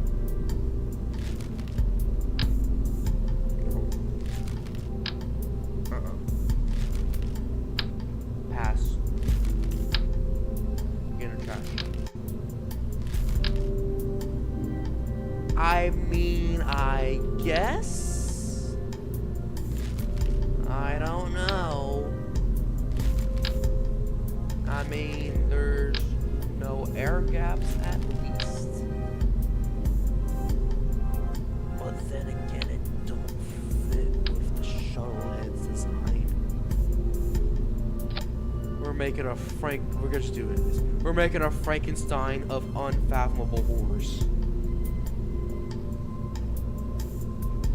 This may look like it's gonna be a shuttle, but then it gets wilder than you think.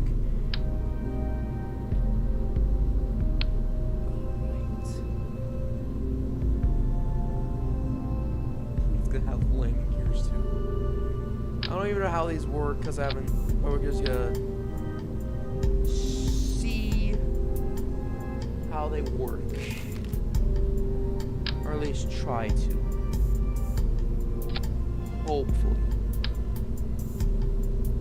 We need all the landing gears we need. Oh my god. It looks like a bug. That's not a shuttle, that's a bug. What are we making? What the heck are we making?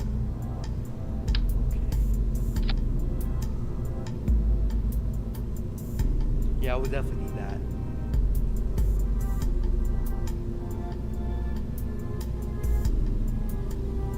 Chat, am I doing good so far with my own creation of beauty?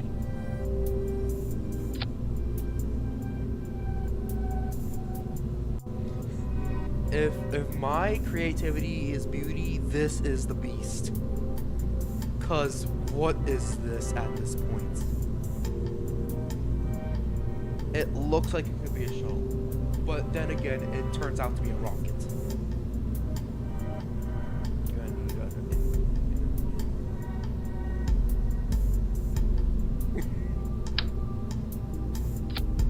Oh my god.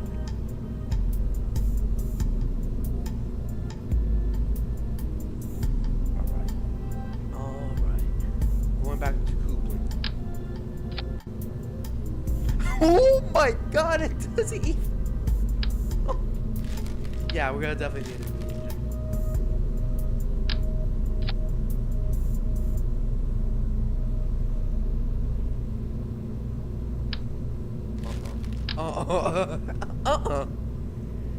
Chat, remember that one horse seat game stream that Case did? Where it hybridized a horse with a car somehow? This is what it feels like. This is my version of that unfathomable horror.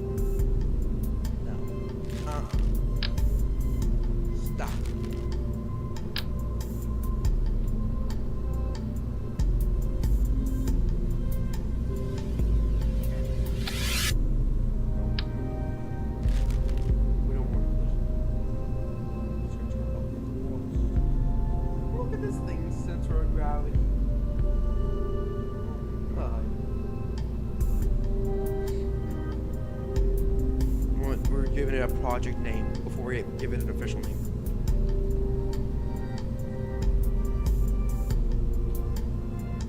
Very fitting name.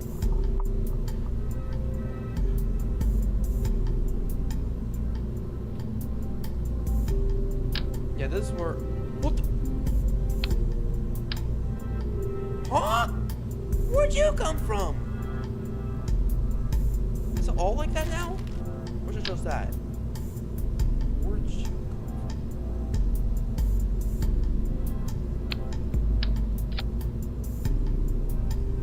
from? Okay. How do I turn it off?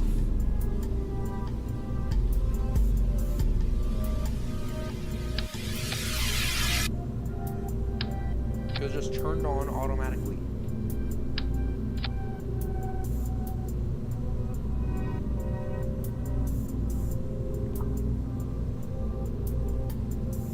They don't do anything.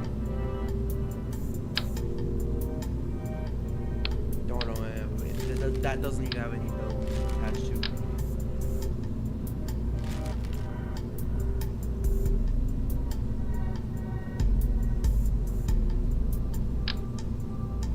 What is that?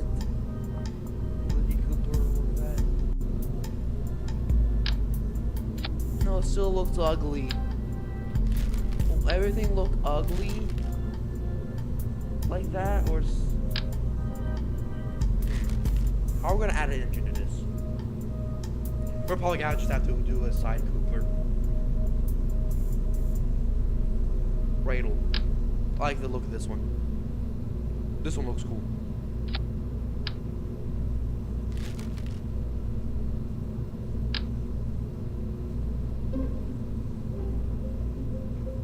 Oh my god, oh no. Things are gonna get wild.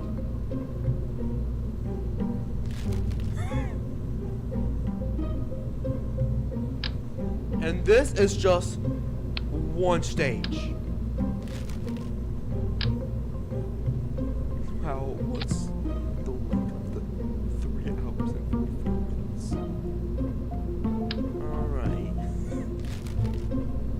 Alright, thankfully I fixed our rocket dilemma. I mean, our rocket engine dilemma. So, we're good. We'll go with that. Oh no, that's too long. That's too large.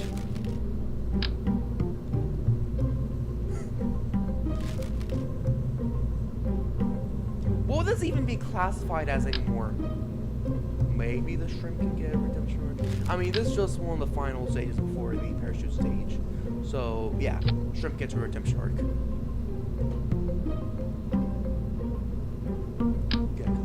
Oh, it's too big for those. Very angular, too. Stock cone intake. That's for space lanes. You're perfect. Alright, now I'm going to add the next feature.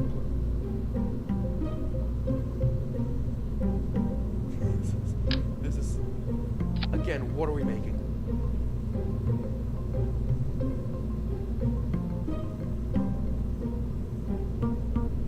Alright, we have 2 stages now.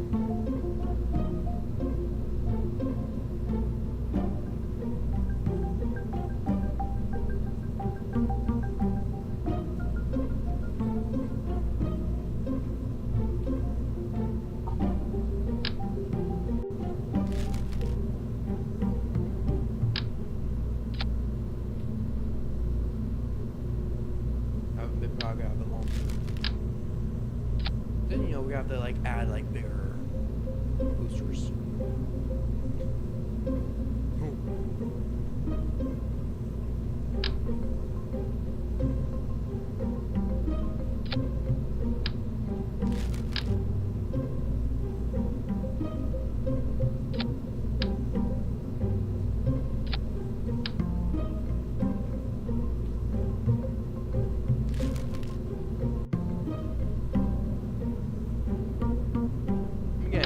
What would this even be classified as at this point? Like a space shuttle Falcon 9? maybe a bit of SLS. I mean, I don't know. Probably a bit Saturn 5, those landing gears. I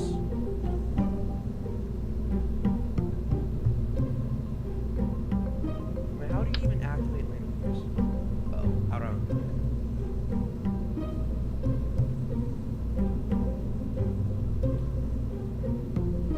Let's back to 4. All right, there you go. And stay.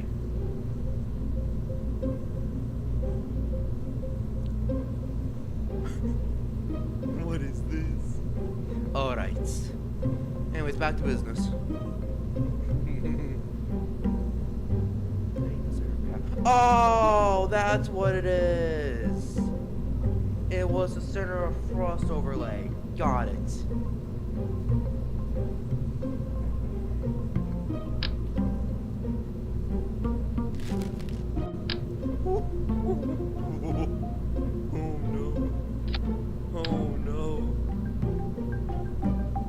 Is this solid rocket? No, it's liquid fuel. That would be so cool too. Ramjet. They have ramjet engines in this game. They have ramjets.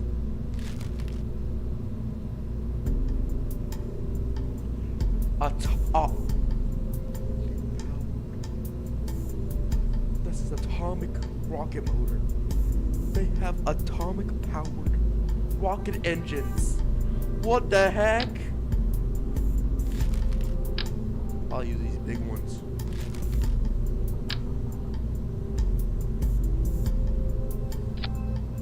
Oh, that's off-centered.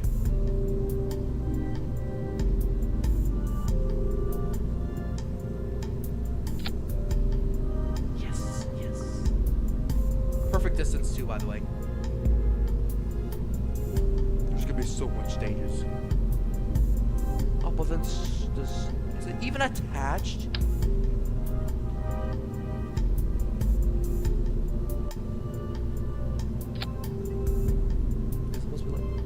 I guess. If something goes wrong, we can always come back here. Now they're those too small.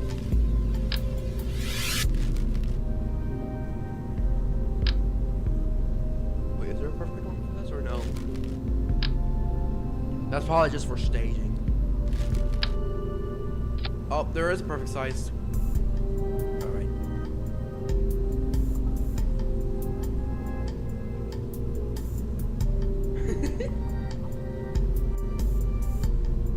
This is like something you'd see in a sci-fi movie about saving the sun or something.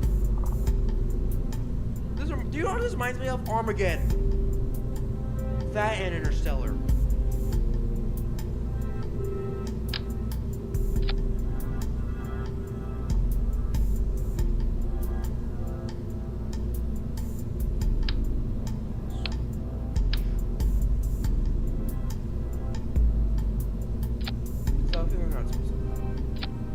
Yeah, they're not supposed to look like that.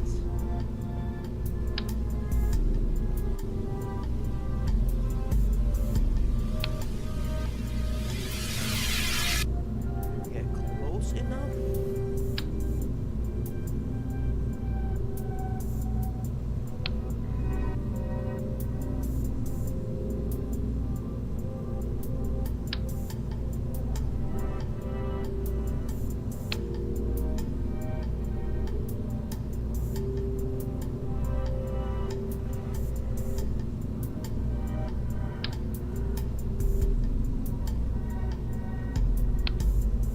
We're gonna have to redo that. We're gonna have to redo that part. I also see a bit of Project Hail Mary in there.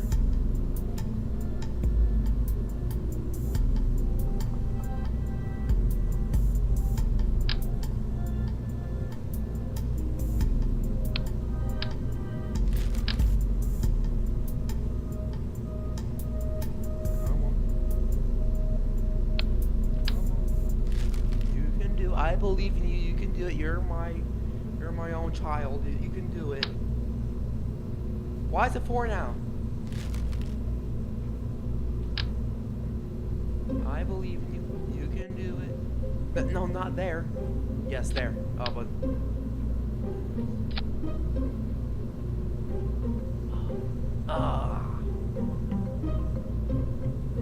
Come on. I believe in you. Project Frankenstein. I know you can do it. Don't go that too close. How do we...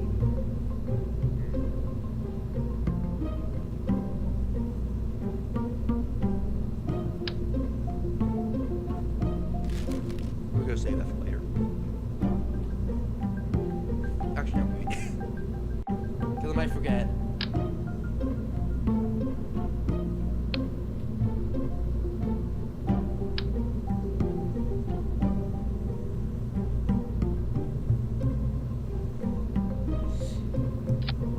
Not on the bottom.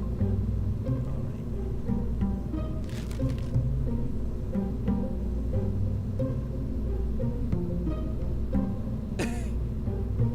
This gotta work.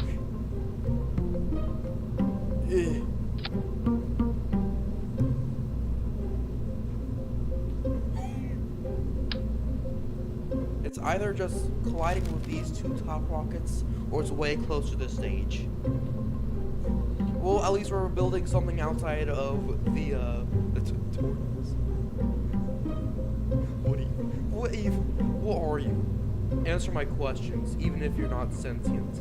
Answer them.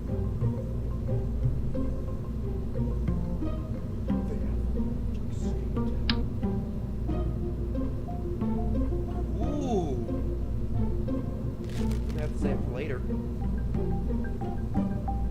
Pegasus 2 mobility enhancer. It's just a ladder. Why does it have a fancy name? It's just ladder.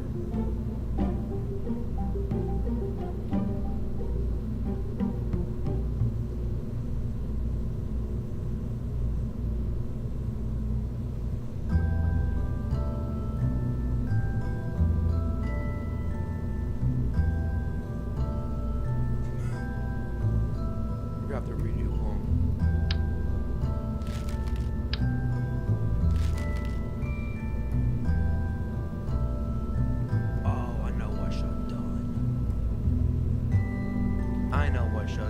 I should have.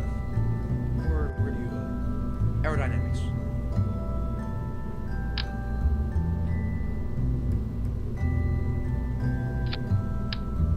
Alright, now we have control.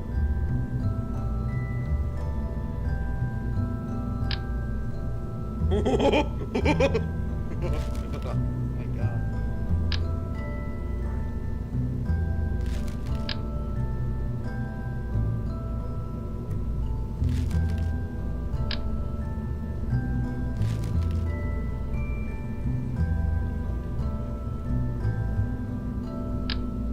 That's a winglet, though.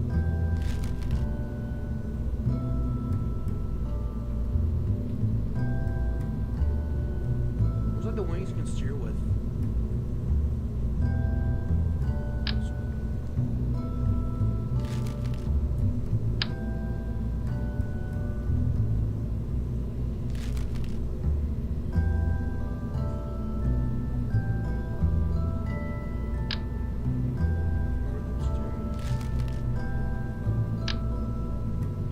Oh my God, no.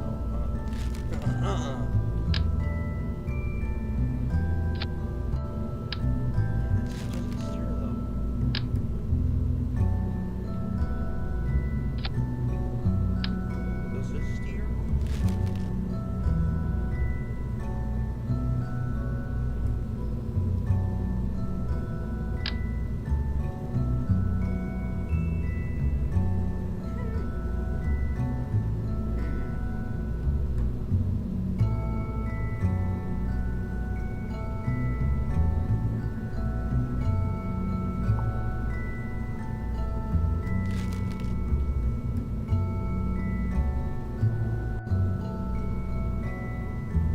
Something goes wrong, you can always come back here. That's way too big, by the way.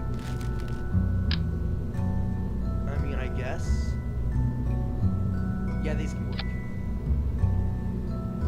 They clearly have aileron, so we can use those. Passenger larger. We can take people into space, like day-to-day civilians. And that's in the shape of this. Oh my god.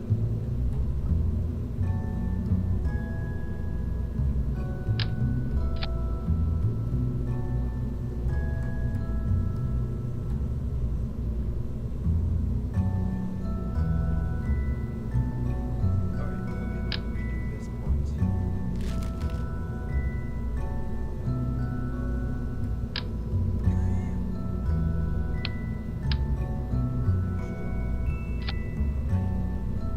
Yeah, this is that piece. Very infamous. Alright, now we're back at this part again. Good.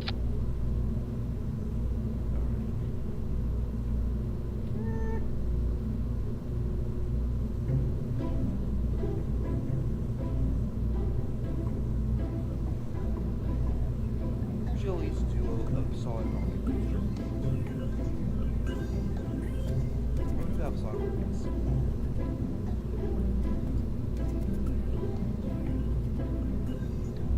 Was there a cool one I want to add? I didn't because it was blue. Yes, this. No, I don't think it was. It is looking too low.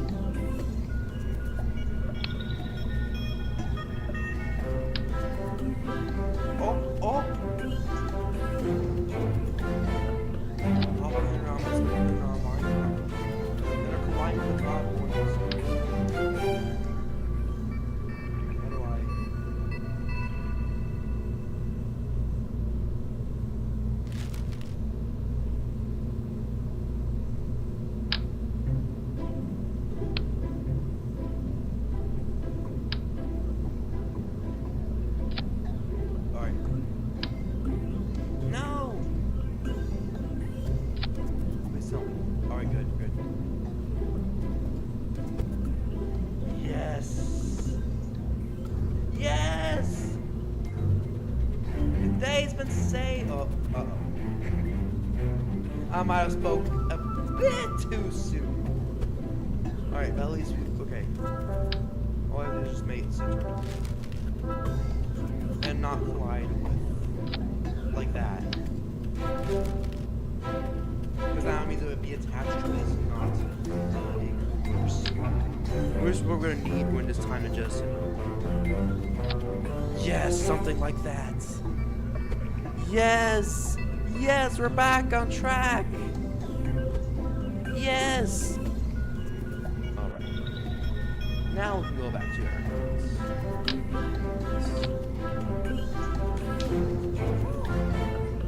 Alright, now we can move on to the next stage. The next stage of this monstrosity. Let's see how it looks so far.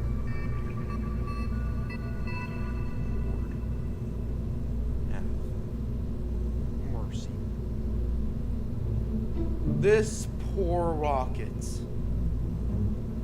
Now we can add some hamburger helpers over here and over here.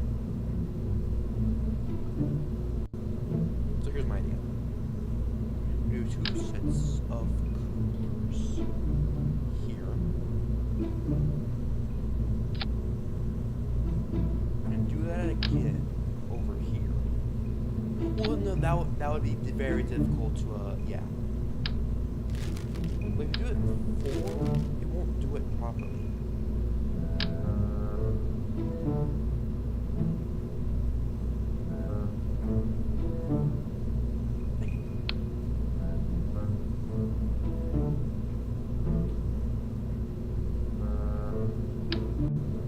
Yeah, because look, it does that.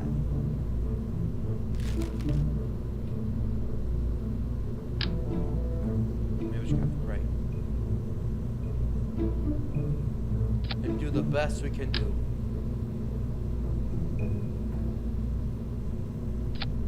You could be very smaller though, anyways.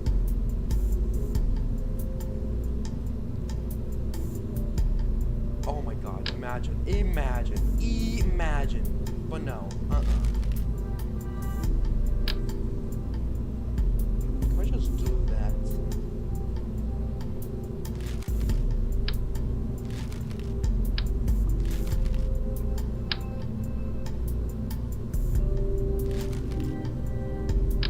Oh, look at these ones. They're bigger.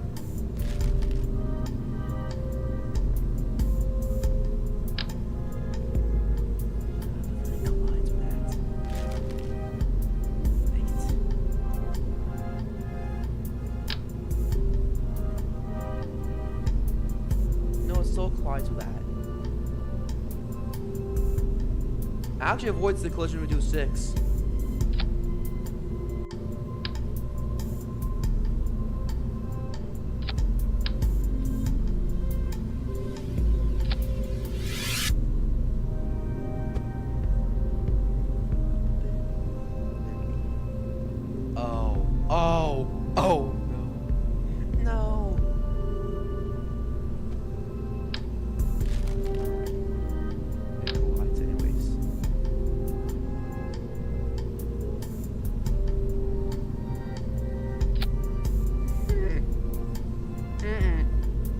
I think this thing becomes a part of the rocket, not like really collides. So I think we could, yeah, we could use these. Like right about there. Right now we can add a decoupler to the ever-growing machine of chaos.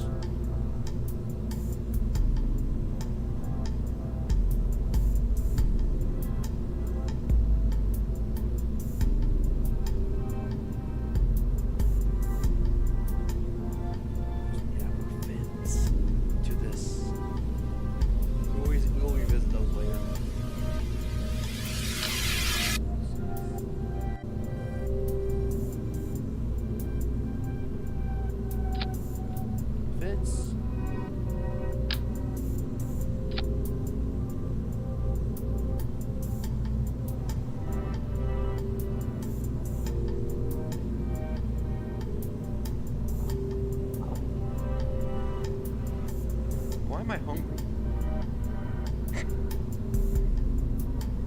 Alright.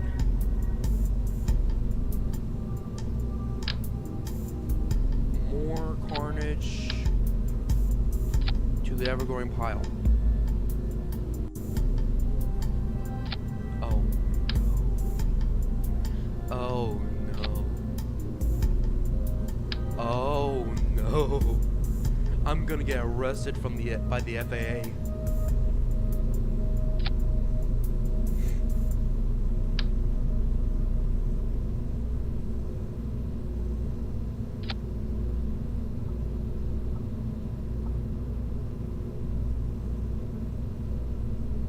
Look at this guy right here. Hey, buddy. He's in shock at what we're making. Look, I know, but trust the process. Oh man, I love this game already.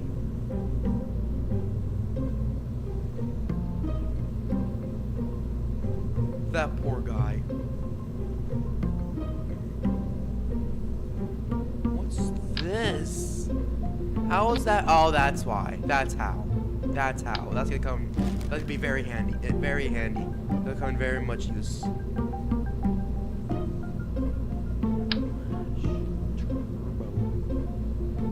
Ramjets.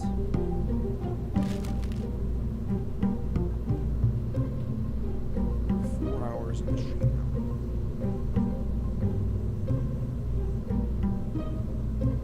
Pop there. Skipper.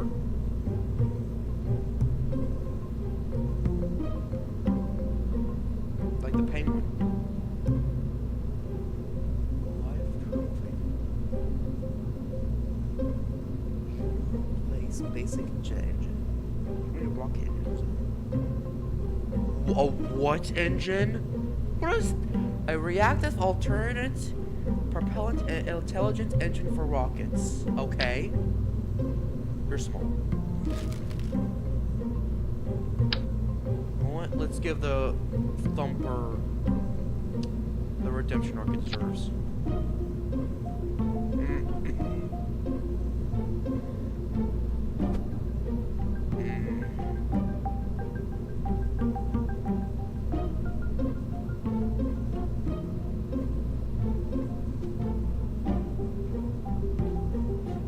It may seem like to you that I'm in disgust of what I'm making, but this is the perfect ideal design for all rockets. Like, SpaceX and NASA need to adapt this immediately.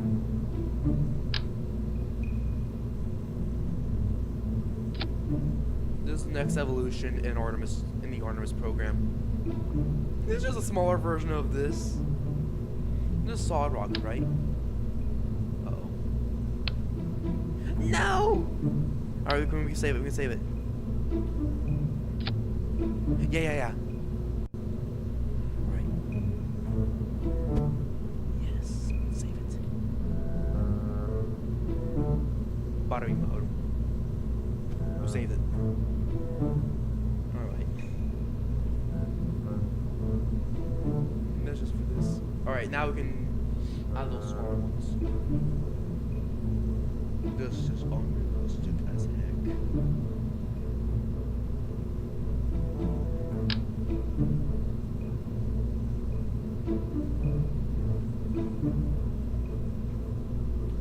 Alright.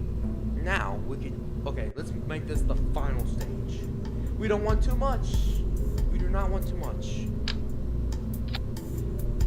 So with this coupler right here, it all adds up to 1, 2, 3, 4, and 5 stage. It's a 5-stage rocket.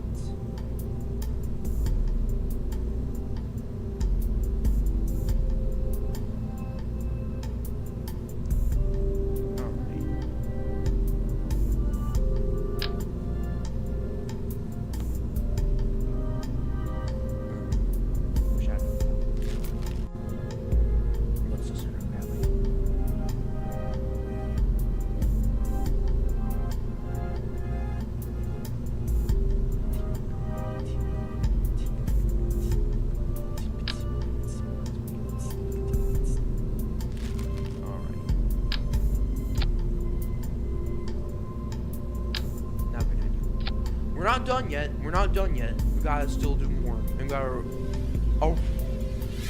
arrange all of these things. All these stages.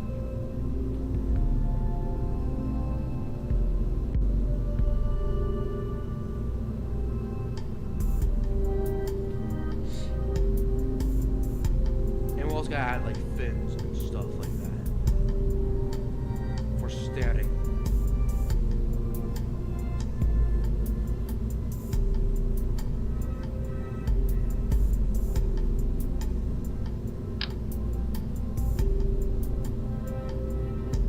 Chat, do you like what I'm making? Be honest.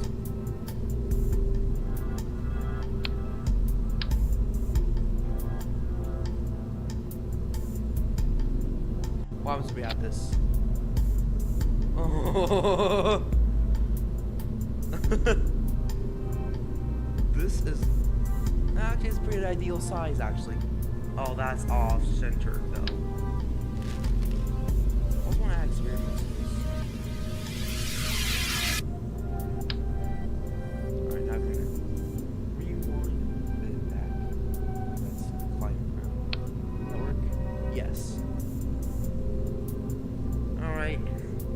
Now all the Kerbals are closer to this Frankenstein of a rocket. Alright, that's definitely got to tip over at some point.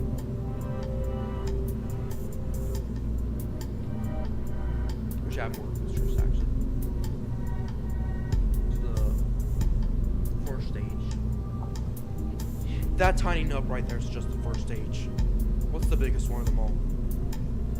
It's definitely this one. It's definitely this one. It's Stage number 3. Stage number 3 is the largest, which is unfathomable.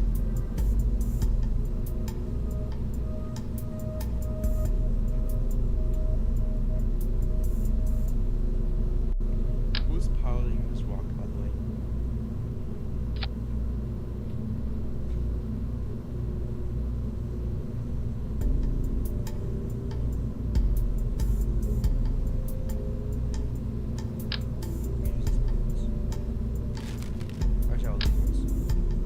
But they're a bit too close. We can use the small ones. Perfect.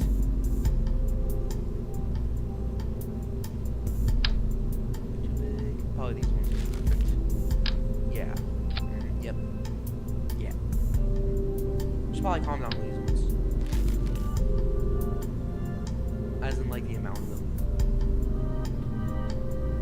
Probably like 4 is fine. They're very, very small anyways. Likely have like a minimal impact on this behemoth of not creature, of a rocket. It might as well be one, because it feels very alive for some reason. This looks like a submarine, not a rocket. This looks, it's designed for the Mariana Trench, not deep space.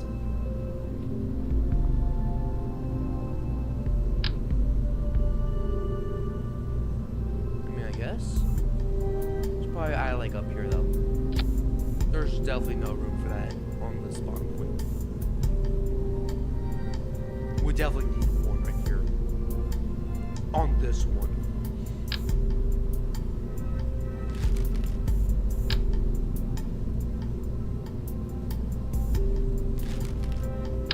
What is that one? That's a cone. Oh, that's air.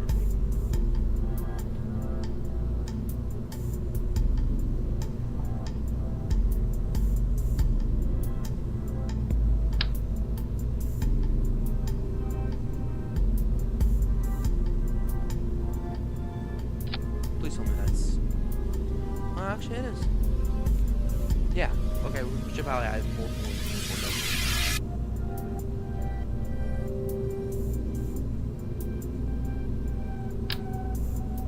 Do you know what this reminds me of, by the way? Bad Piggies. Yeah, Bad Piggies, but 3D and space. Plus, the characters are green themselves, just like the pigs.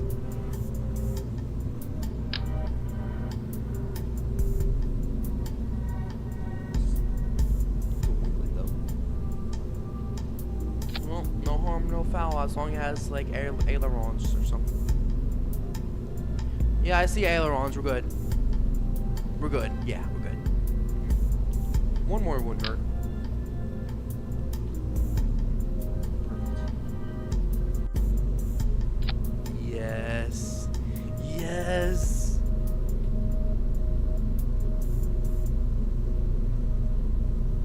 Structural. Taking a look at this. You might need these actually.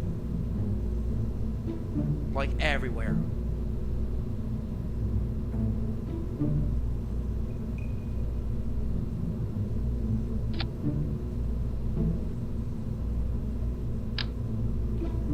That's all.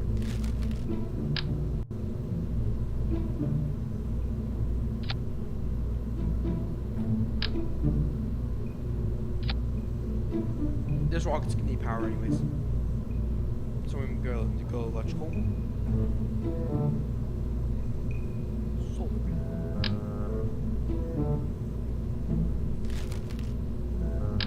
There's a solar panel. Ooh! Look at these big ones.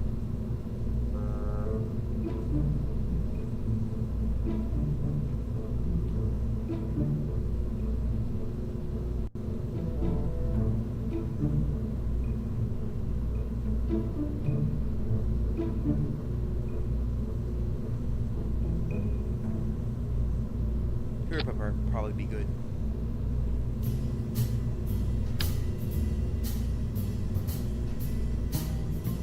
Actually, oriented like that.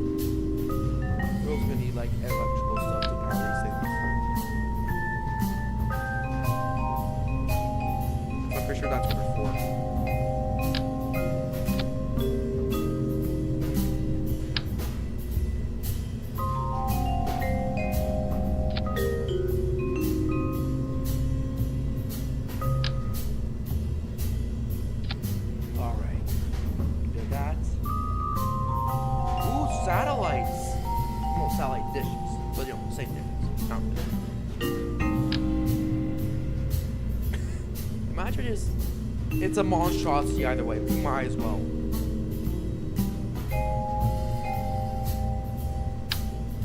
That's too big. That's just right. We only need one. I mean, how else would I connect contact with Houston?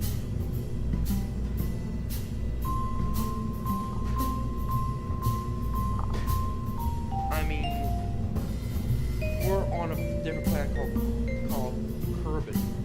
That's why I call the city and the states in. Then the states in a different name. We're gonna refer to it as Houston, Texas. We'll try these other science ones. We're gonna bring back the goo things.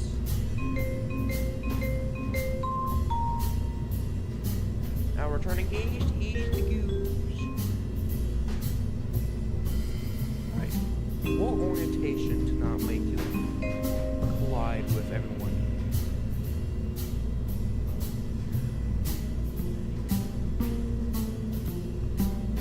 Right. Hear me out. How about we do it like this? Have me do it the same fashion.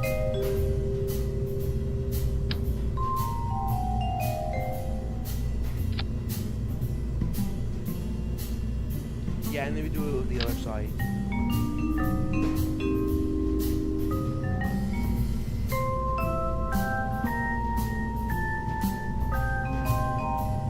Try to line up as best as we can.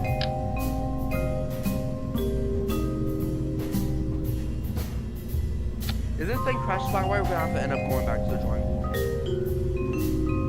It's only 4 hours and 19 minutes into the shoot. Right, so what are the other ones? Scanning module, thermometer, atmospheric flow, spectral barometer.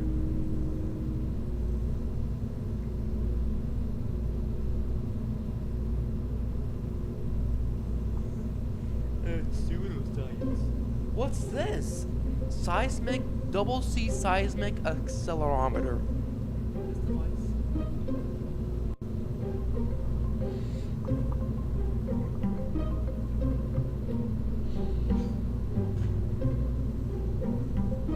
What does that mean?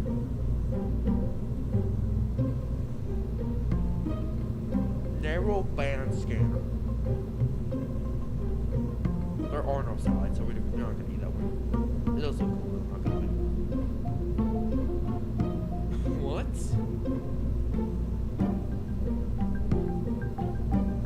Okay, we can add that. Welcome aboard. Oh, we should probably add these on the cover parts.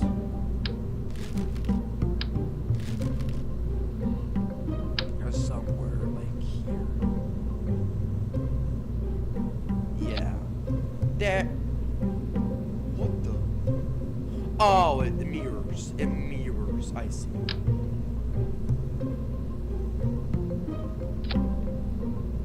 There we go. Oh my god.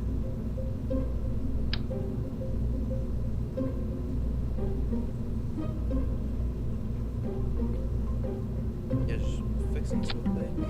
Yeah, there we go. Yep. Alright, now for the GravMax negative gravioli detector.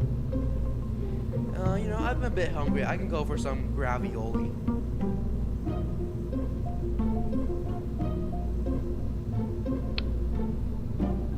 Uh-oh. Recoverable. Please put it in the front. You know, that works. Alright. Survey scanner.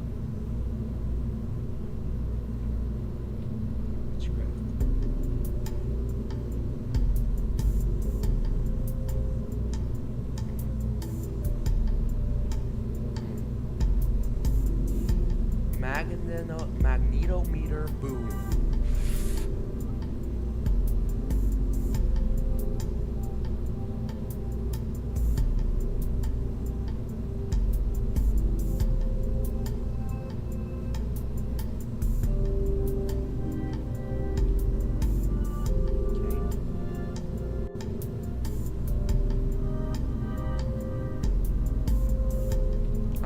These are all gonna just jettison back into the atmosphere, so we're all probably not recoverable. Science Junior.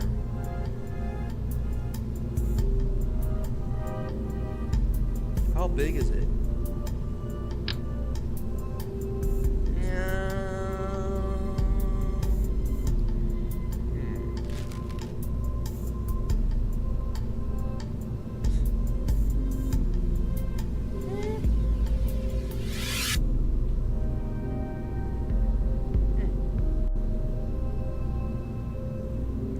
Infrared telescope.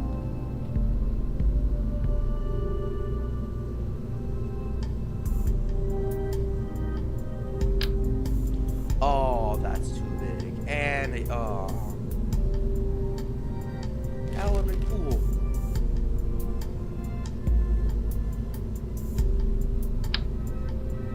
This is just a multi-purpose rocket at this point.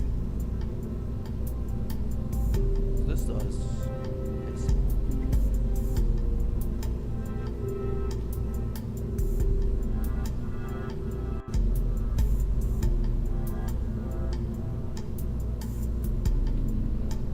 Okay, that's just for like team satellites. And for the new ones that just joined, this is what this monstrosity looks like. Yeah. It's a beautiful thing. Oh, I haven't checked this one. The Prismat barometer. Plus for measuring local atmospheric pressure.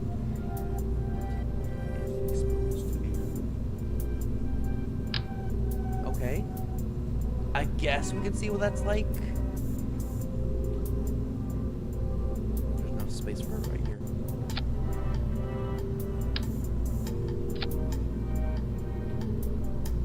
But too much in here though.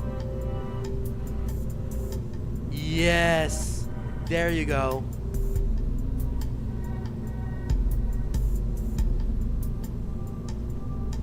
There's all the sciencey parts we can add. Cargo. Also saw stuff like payload too. But it's probably like way future, like future Kerbal streams.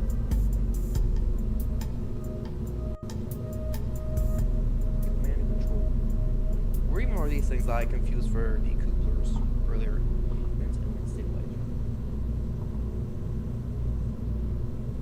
Wheels. Okay. The rest are just thrusters.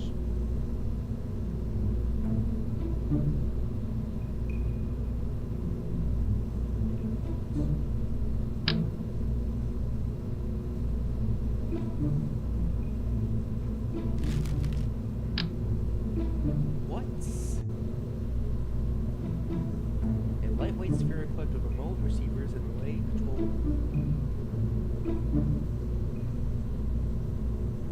So it's a satellite. Oh, like a Sputnik. It's the hit satellite Sputnik. What is this, by the way?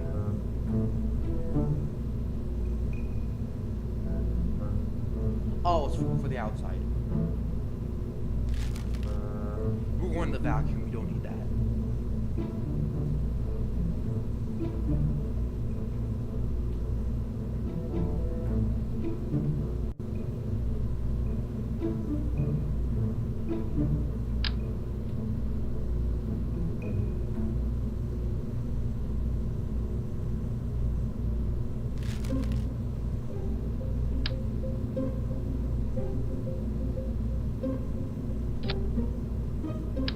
Take this entire rocket and see what that's like. Does it collide with the floor? No, it doesn't. Right, so let's see what heat shields do. Of course, it perfectly fits with that. Oh. I mean, I guess?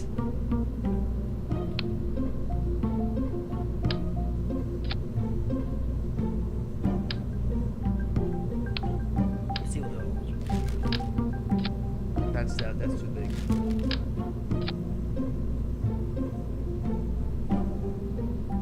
We'll see what that's like.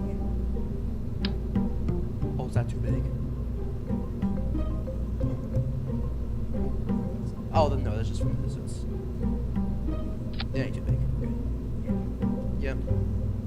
We're good. Okay.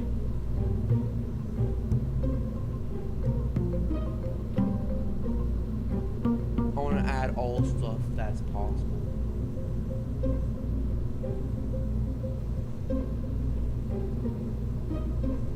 The cargo, the passenger module is insane, by the way.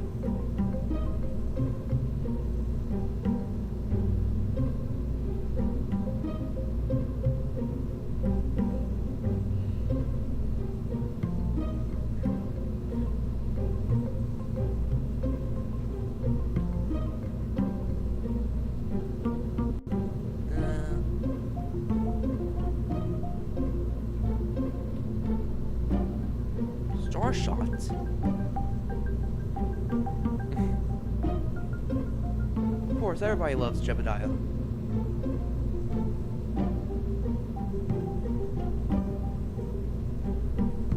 Everybody loves the Kerbals. What is that doing up there? I mean, I'm assuming probably it had to go get up where there would be the elevators. But how is it not heavy enough to crush all those floors? Oh. Must be a family reunion. He's up there too. Why are they so fast?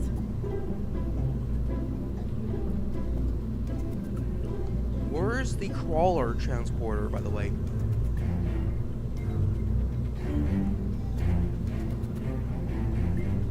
I may get some new sites. That's too small though.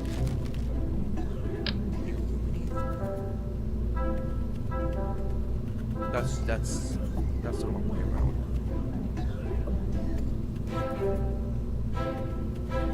There you go.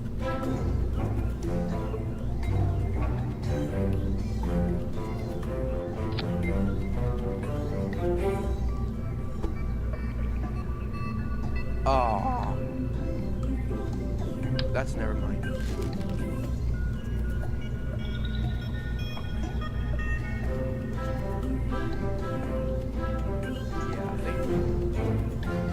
Check just in case.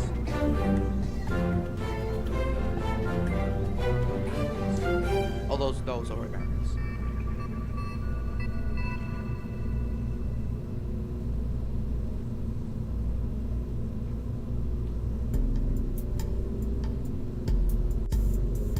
All right, we also gotta arrange the yeah, we gotta arrange these two.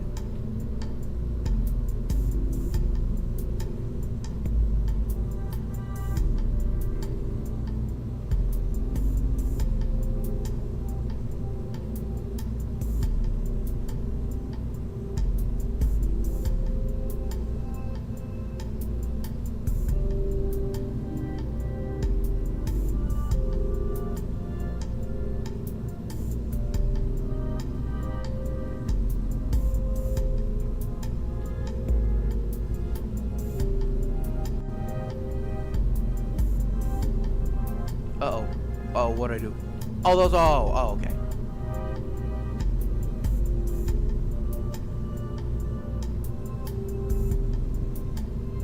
Yeah, those are all the thrusters. Yeah.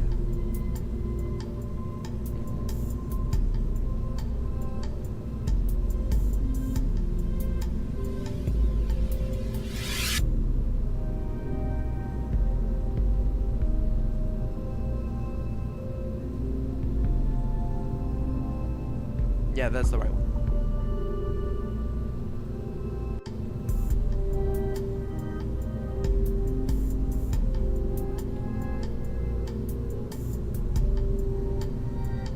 Oh, I did something wrong. I'm supposed to go here. Yeah, there we go.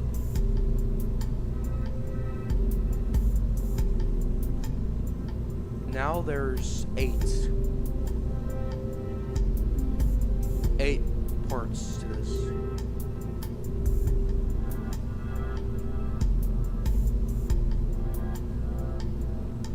Oh, shows a good this name too.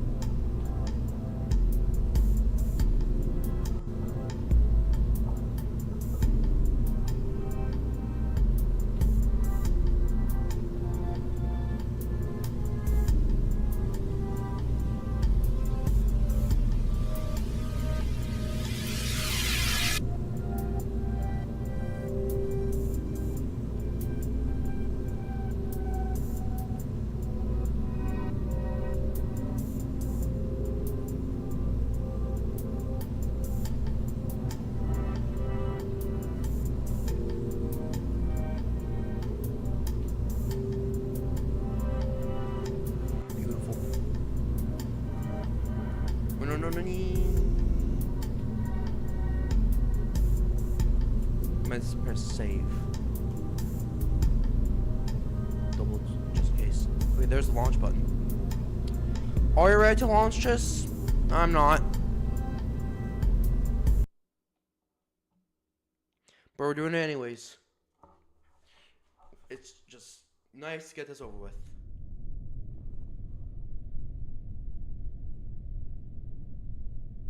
Is everyone here? Jebediah, Bill, Bob, Valentina, Jebediah.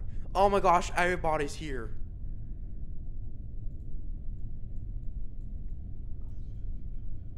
Where's the others? Oh, that's that side.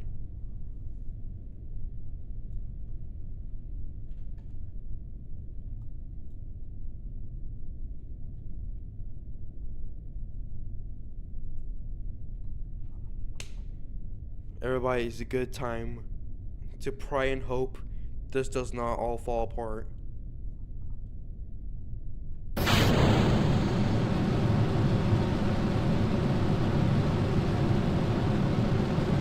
Okay, we're doing good so far.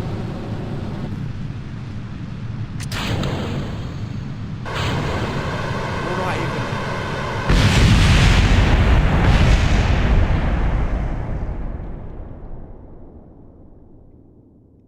I was worried something like that would happen.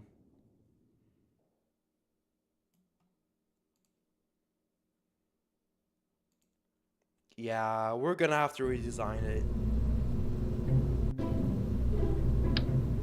Alright, so what went wrong?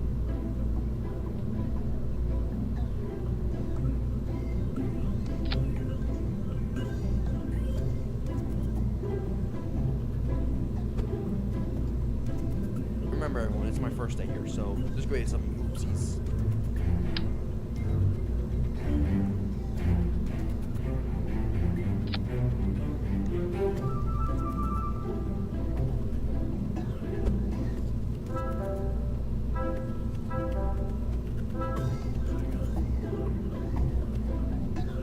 It's all the way up.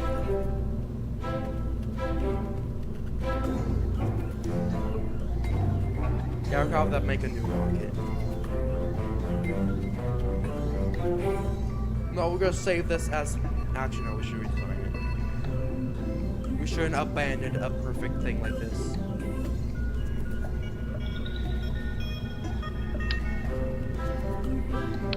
I'm gonna need that. I'm gonna need that.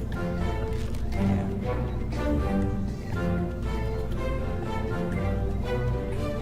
Let's do a simple launch first.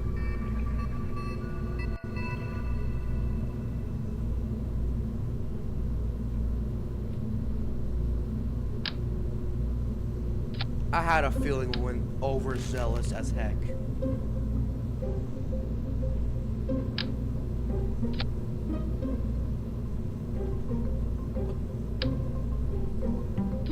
Alright, there we go.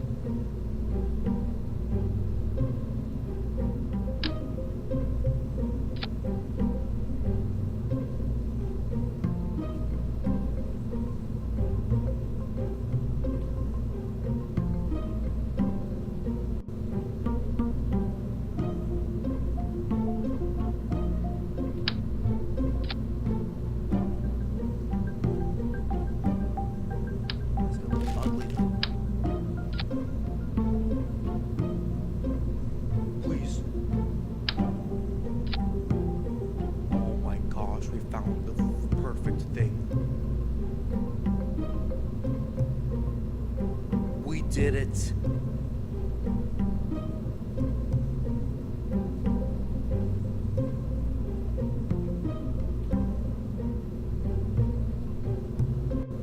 Alright, we should go back. We should do thrusters.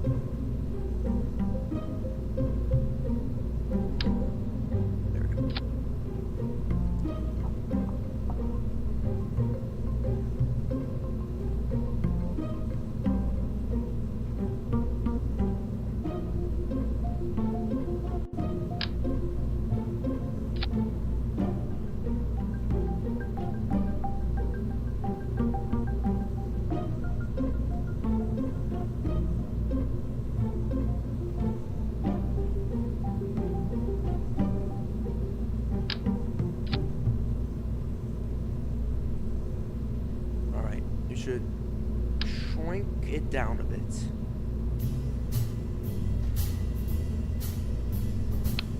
There you go. Hello, sir. How you doing? Has he got no clip? Beautiful. All right. All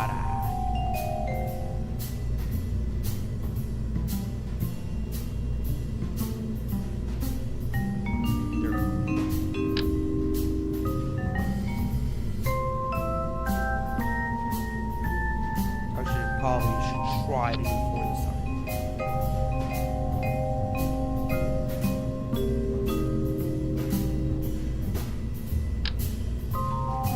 Now these look like they have some major oomph to them. No!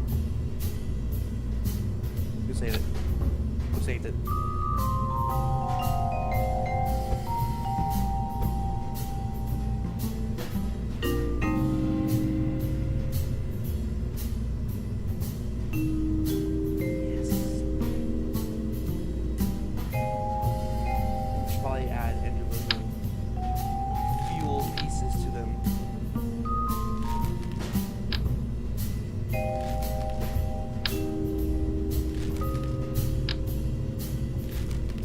Perfect size. Maybe these? Yeah, those definitely look big enough. Yeah. Yep.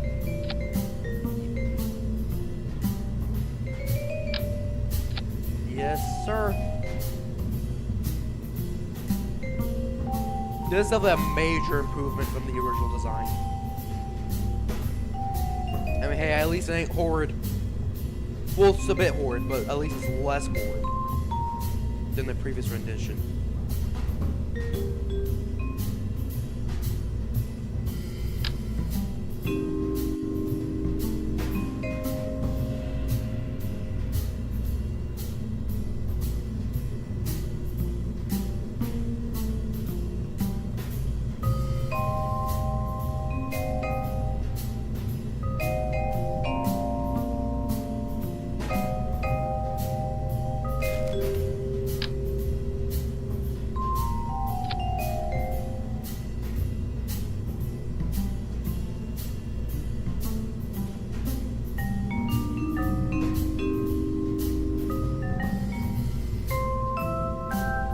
small though.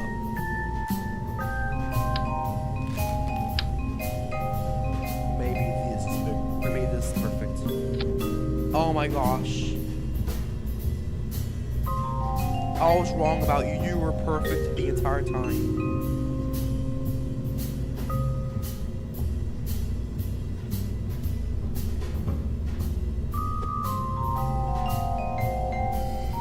Bada bing, bada boom.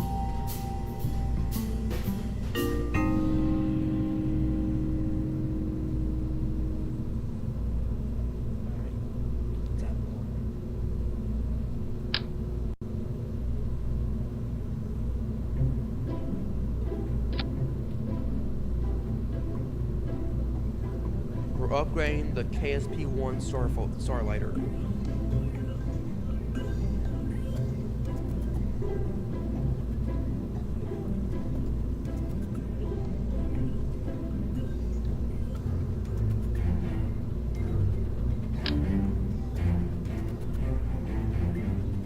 I mean, that rocket engine there is very powerful. We should probably need small ones for this upper stage. It's shrunk it down to 3 stages, by the way.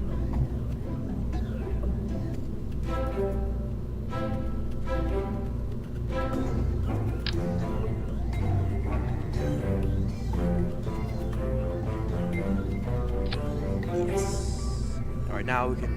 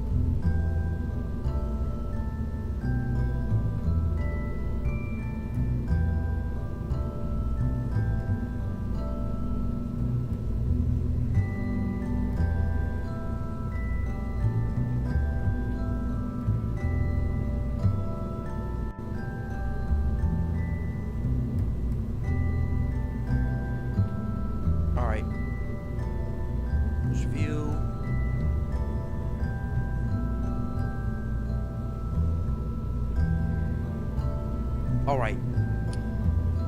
Attempt 2. Starlighter 2.0.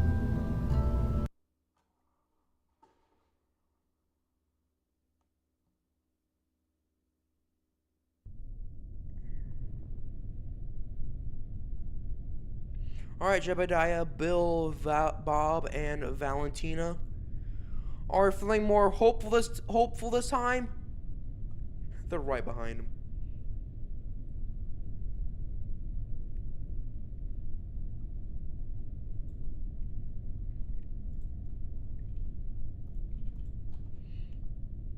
Alright, let's see. Where's Valentina? I think that's Jebediah.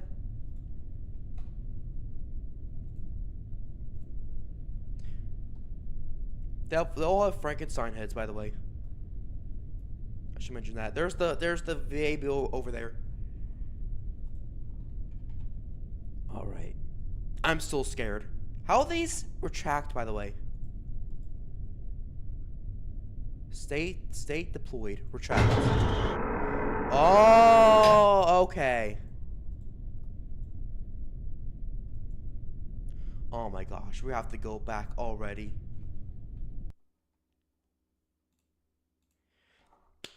Because I forgot about the actions thing.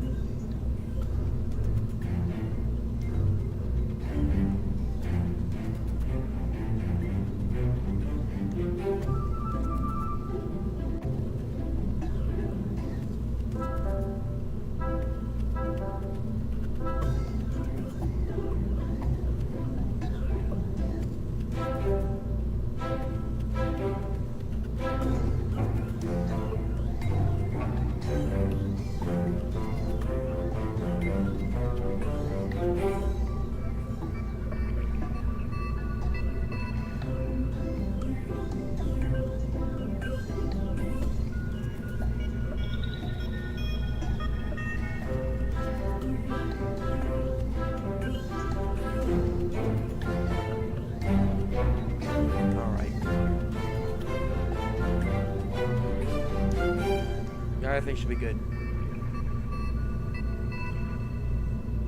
What about gear though?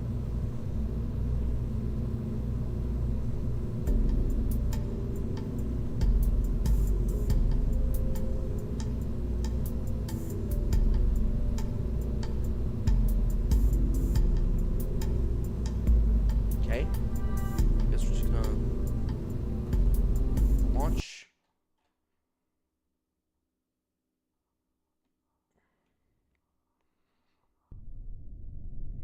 Alright, let's do this again.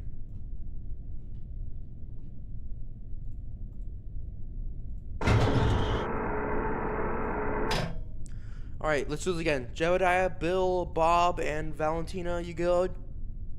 You good? Alright, hopefully this time everything just goes to plan. Alright. Alright. Those steer.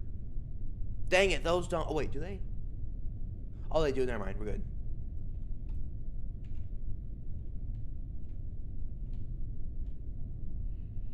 Alright, we are good. Let's turn to SAS just to be safe. Just be safe. What's that like? Alright. Let's hope everything goes to plan this time.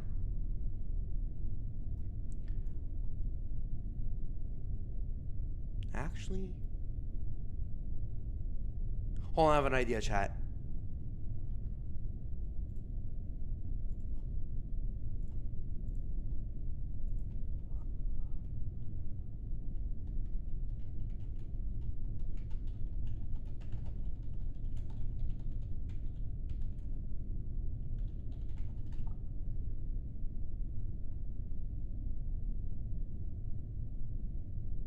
What's this like? At Great Wolf Lodge, the splashes are huge. Oh, Action there's never stops, individuals and for the Wave smiles 4 of come Cosmic easy. Hideout. So bring your pack together and This stream book your stay is today and strengthen the pack. 4 hours and 50 minutes long. 10, 9. Want to go for auto sequence start? Alright, I like this one. Now it feels real. T-minus 90 seconds and counting. Well, let's hope it goes well this time. All systems are go. We're about 90 seconds from the launch of Space Shuttle Discovery. You hear that? 90 seconds till this monstrosity takes up the air. What's the graphics doing?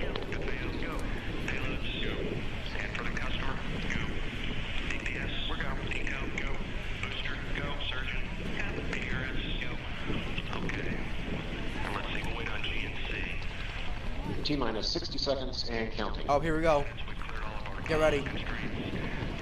We are transferring to orbiter internal power at this time. Discovery is now running off its 3 onboard fuel cells. Coming up on a go for auto sequence start.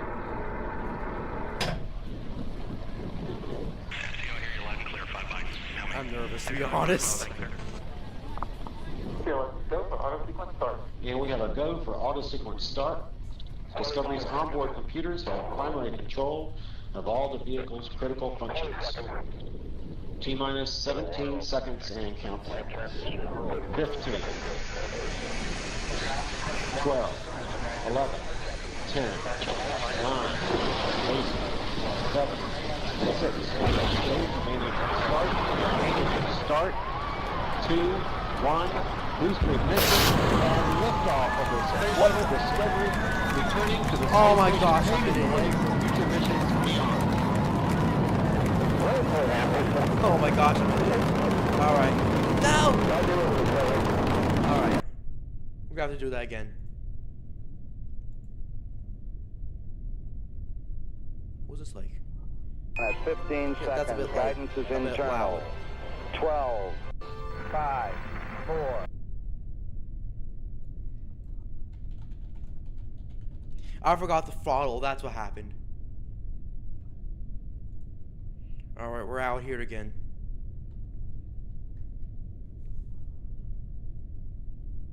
That's a 10-second timer though. STS-129. Was that the final one? No, STS I think the final one was STS. The final one was STS-135.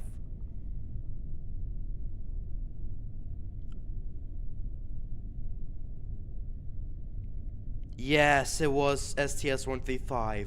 Space Shuttle Atlantis.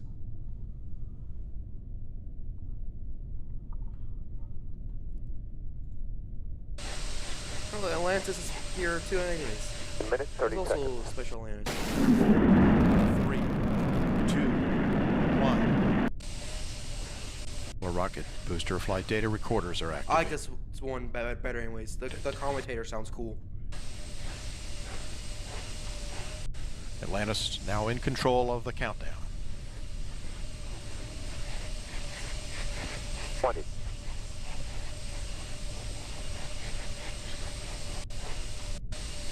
Liquid oxygen and liquid hydrogen fill and drain valves are closed. There's a step Solid rocket booster flight data recorders are gears activated. retracting. I think gears retracting. And the handoff to Atlantis's onboard computers. Atlantis now in control of the countdown. Right, falls up. 20. Firing chain is armed. Sound suppression water system activated. T-minus 10, 9, 8, 7, 6, 5, 3, 2, 1. Liftoff of Space Shuttle Atlantis. Mission to build, resupply, and to do research on the International Space Station. Oh my god, Houston, I gotta do it again! Atlantis begins its penultimate journey to shore up the International Space Station. Will we ever win? Will we ever win? Alright. Gear in. Throttle up. And the SCS handoff stay to on. Atlantis's onboard All computers. Atlantis now in control of the countdown. 20. Firing chain is armed. Sound suppression water system activated. T-minus 10, 9, 8, 7, 6, 5, 3, 2, 1. Liftoff of Space Shuttle Atlantis. Mission to build, resupply, and to do research on the International Space Station. Houston now controlling. Atlantis begins its penultimate journey to shore up the International Space Station. Atlantis now in proper alignment.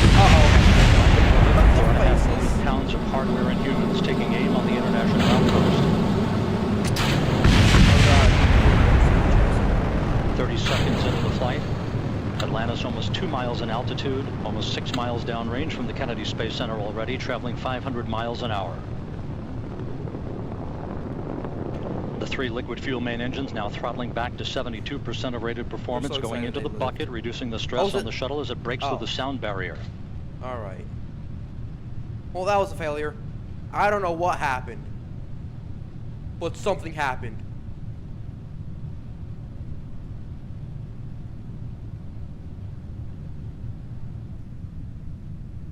We're going to do a water landing.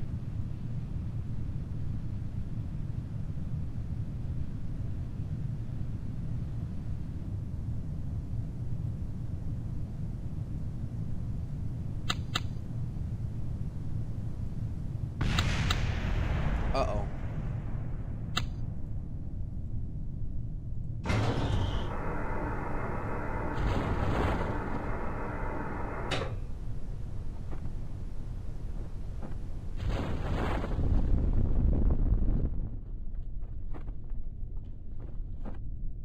Alright, we're trying it again. I don't know what happened.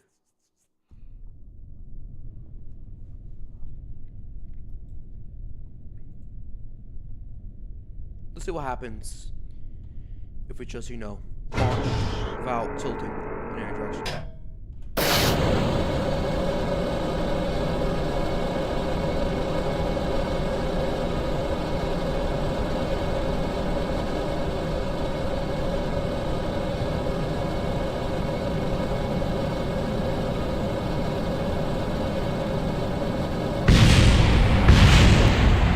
Don't mess with the buttons.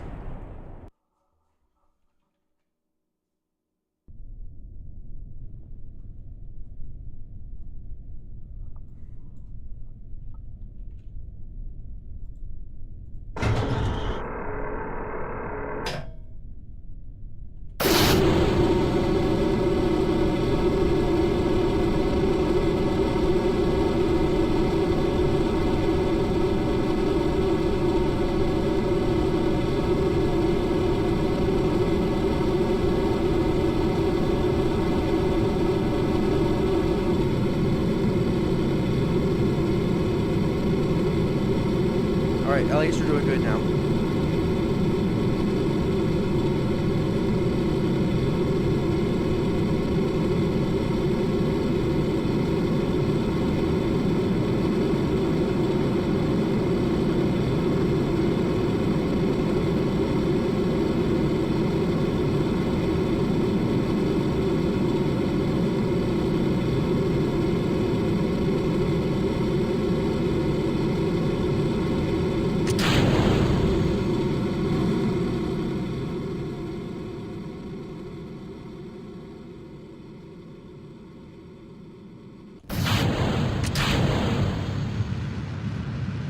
I think we would have been a bit overzealous with the boosters. We're gonna have to calm down on the boosters. Let's just put these to the side.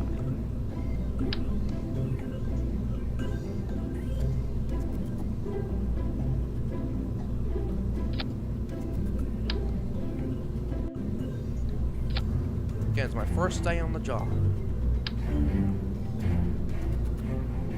What the heck happened? Why is it not doing it normally now? What? No. Huh?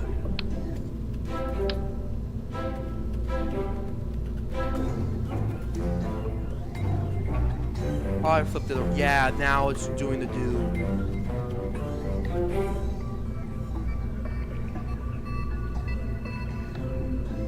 Then why is the other one inside? What's happened?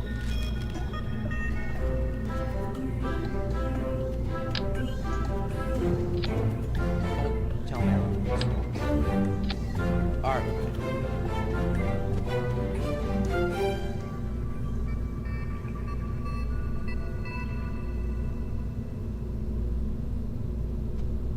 I probably also went a bit overzealous with this too.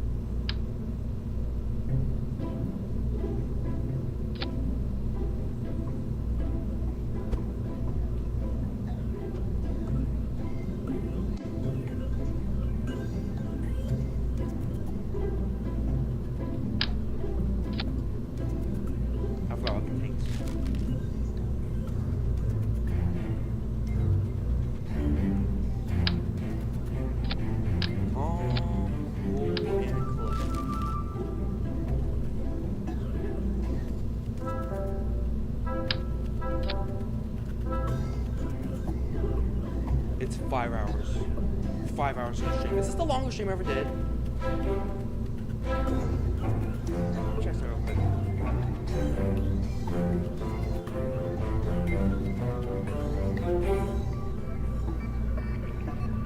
No, with this one was 5 hours long. And 36 minutes. Do you think we're gonna break a record today? We might break a record today.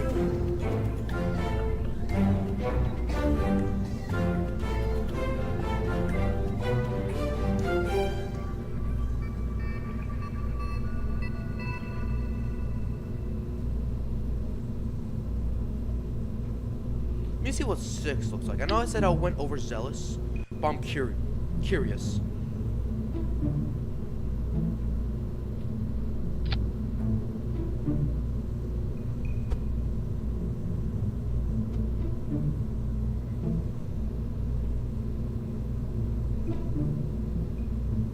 See how that works.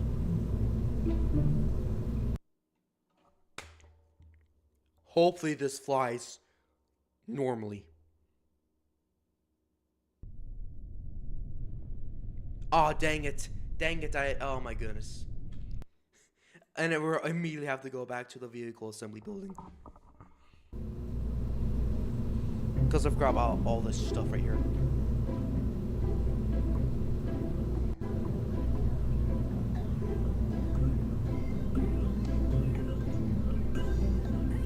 Let's see what this does. No!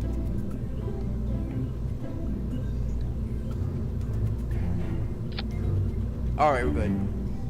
We just have to move it a bit. I gotta remind myself to never do that. Again, first day here at KSP.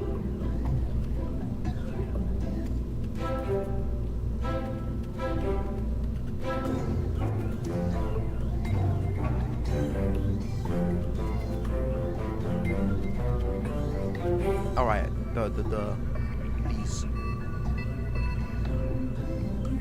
We're in the same spot. Alright, the rest are perfect.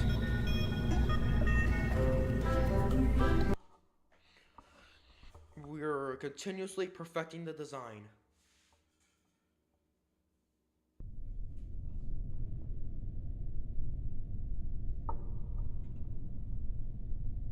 Alright, you want to do the countdown thing again?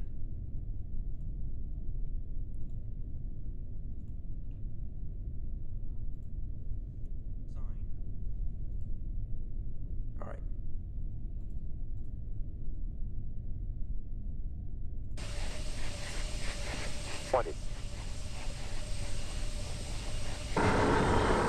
Firing chain is armed.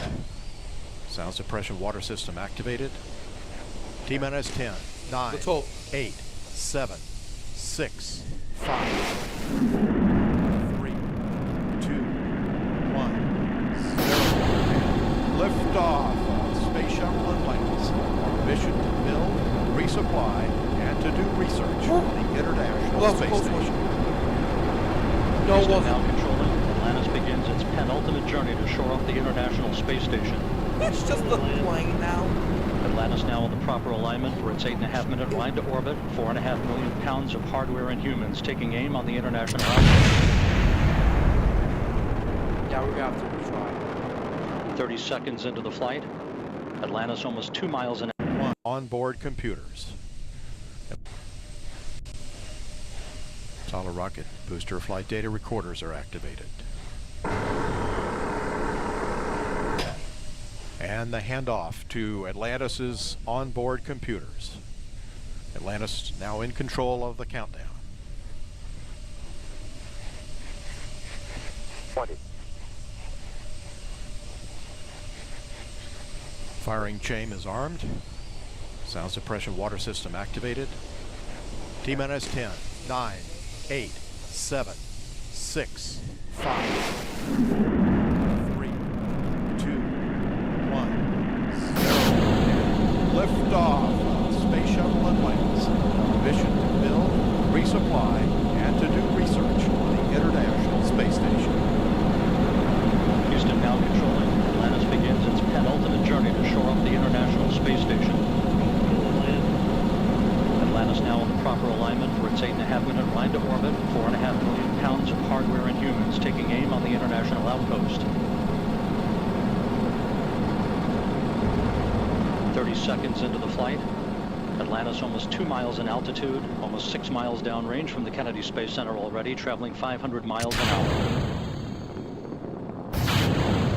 The 3 liquid fuel main engines now throttling back to 72% of rated performance, going into the bucket, reducing the stress on the shuttle as it breaks through the sound barrier. 55 seconds into the flight, all systems operating normally, 900 miles an hour. The speed of Atlantis right now, 6 miles in altitude, 9 miles downrange. Copy, go ahead, throttle up.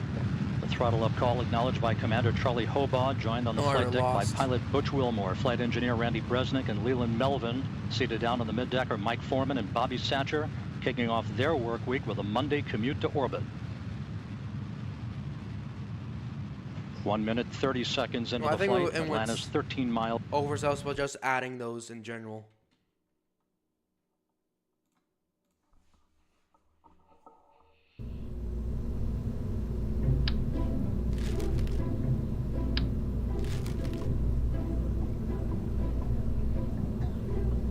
Yeah, I think we'll live with just those.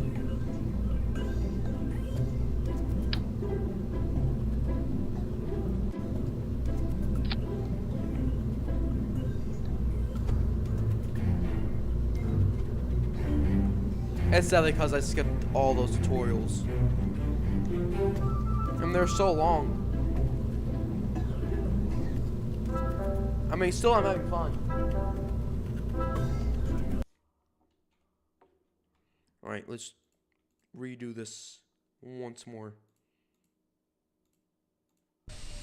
Liquid oxygen and liquid hydrogen fill and drain valves are closed. Solid rocket booster flight data recorders are activated. And the handoff to Atlantis' onboard computers.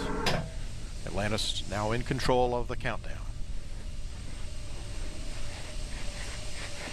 20. Firing chain is armed. Sound suppression water system activated. T-minus 10, 9, 8, 7, 6, 5. Here we go. 3, 2, 1, 0. Liftoff of Space Shuttle Atlantis on a mission to build, resupply, and to do research on the International Space Station. Houston now controlling. Atlantis begins its penultimate journey to shore up the International Space Station. Atlantis now in the proper alignment for its 10-minute line to orbit. 4.5 million pounds of hardware and humans taking aim on the international outpost. 30 seconds into the flight. Atlantis almost 2 miles in altitude, almost 6 miles downrange from the Kennedy Space Center already, traveling 500 miles an hour. The 3 liquid fuel main engines now throttling back to 72% of rated performance, going into the bucket, reducing the stress on the shuttle as it breaks through the sound barrier.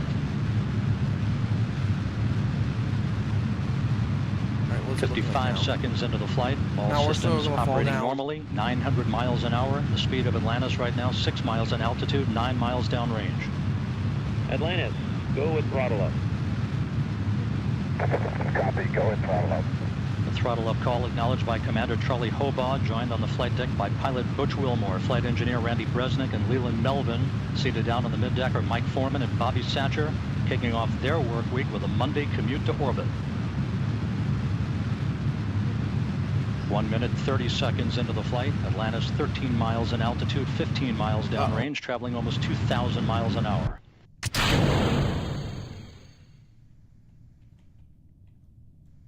Three good auxiliary power units, 3 good fuel cells, 3 good main engines.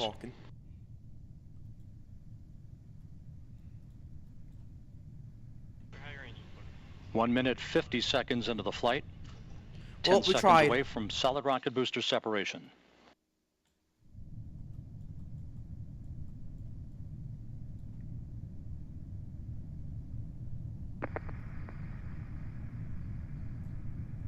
At least make a fire effect when we re-enter. Booster officer confirms staging a good solid rocket booster separation. Guidance now converging. Atlantis steering into the center lane of Highway 129 en route to the International Space Station. 2 minutes, 20 seconds into the flight, 34 miles in altitude, 48 miles downrange. Atlantis traveling 3,200 miles an hour. Where'd it go? No. Oh, that scared me so bad.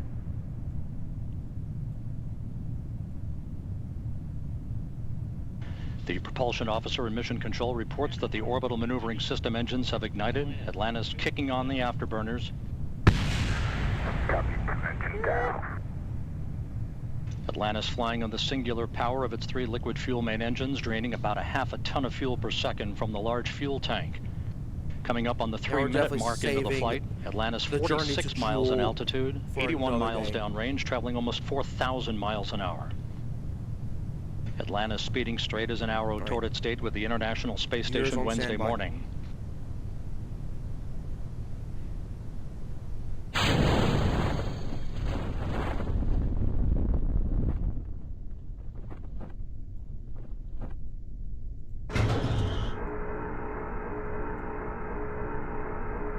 Three and a half minutes into the flight, all of Atlantis' systems functioning by the book.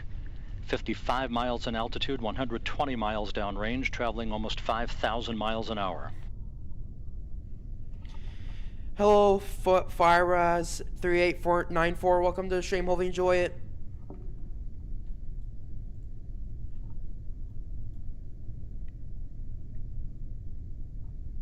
You know what? I'll consider that Atlantis, not as a failure, negative return. but as a successful failure. Atlantis copies, negative return. Atlantis now too far downrange, too high in altitude to return to the launch site in the event of an engine failure. All three engines performing perfectly. Career mode? I don't think I have time for a career mode since we're just 5 hours. 4 minutes, 20 seconds into the flight. Atlantis now 62 miles in altitude, 180 miles downrange, traveling almost 6,000 miles. All systems performing normally. Atlantis on course, on track for its preliminary orbit. The Environmental Systems Officer reports a good flash evaporator system activated for Atlantis, providing cooling for the shuttle's avionics until the payload bay doors are opened about an hour and a half into the flight. Okay, buddy. Let's try that again. You know, seeing how high we went and we didn't like burn up in the atmosphere, I'm assuming you do not need the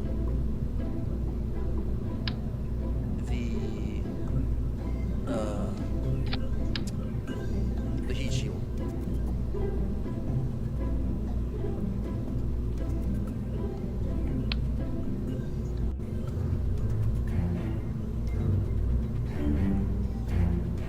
Oh, I didn't take the decoupler. You forgot your decoupler. Ah. Alright, let's put it back together.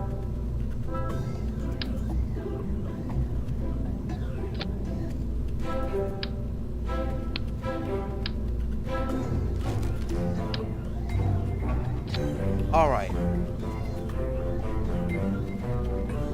Back at it again. This time I'm just gonna do the countdown.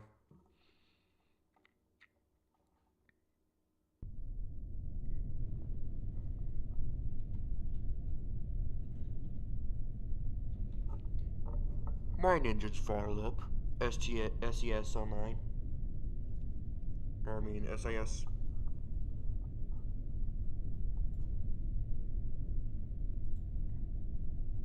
Landing gears are retracted. Repeat, landing gears are retracted.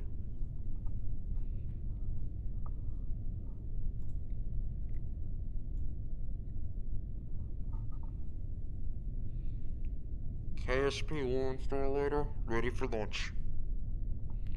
10, 9, 8, 7, 6, 5, 4, 3, 2, 1, and liftoff. I repeat, we have liftoff for KSP-1 Starlighter.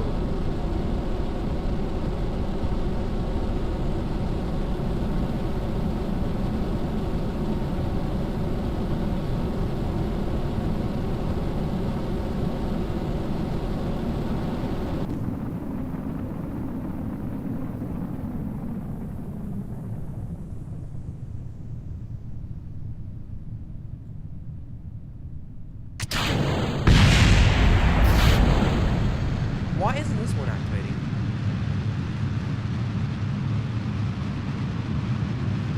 You would have been so perfect.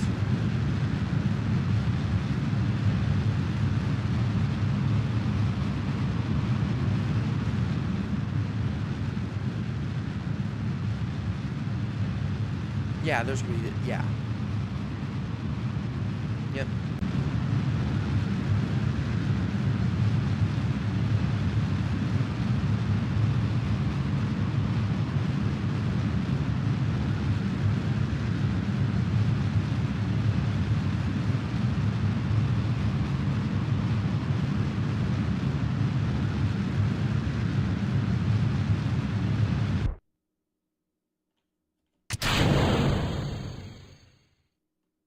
Let's see what you're up to.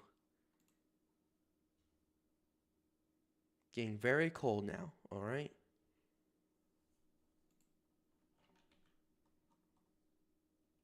Now we're just about to reach past the curve.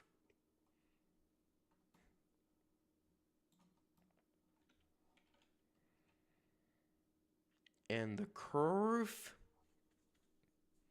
has been passed. Alright, let's see what the goes like now. Alright, still a bit cold.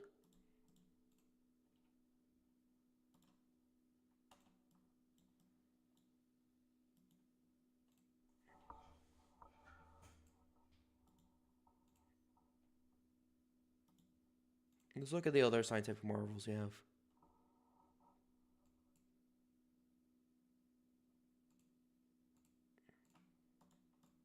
Oh, it scans for gravity. Okay.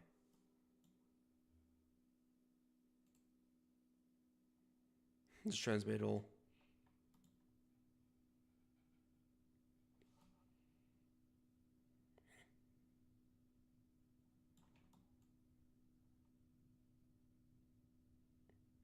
Was Hilton? Was it Hilton?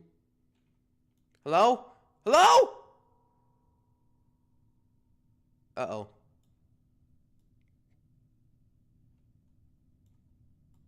That ain't good.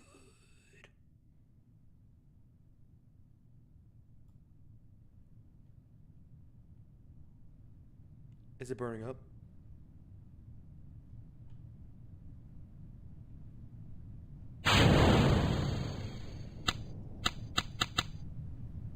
All we can do is pray.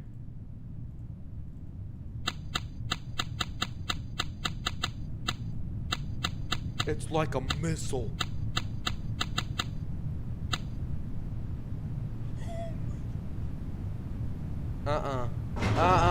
I don't feel comfortable.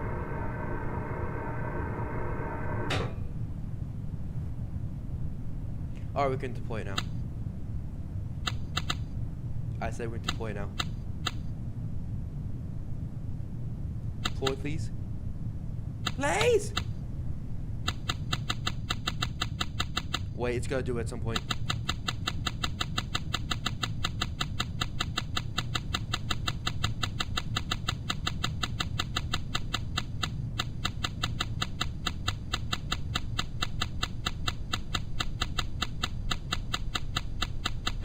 Alright, there it is. There's our savior.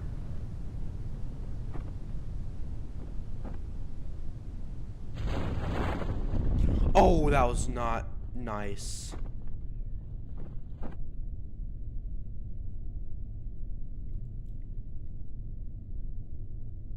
Again, successful failure. We're not gonna be needing these since we're gonna land in water.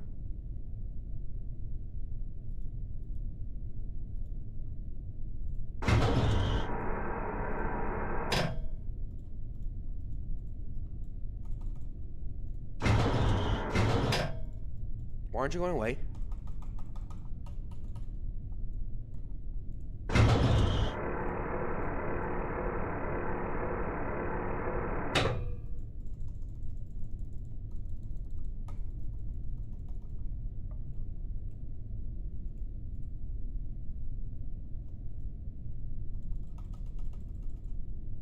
Okay, that's a problem.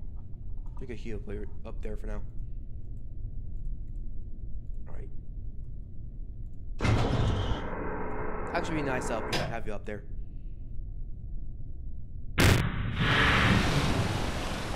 Alright, call for recovery.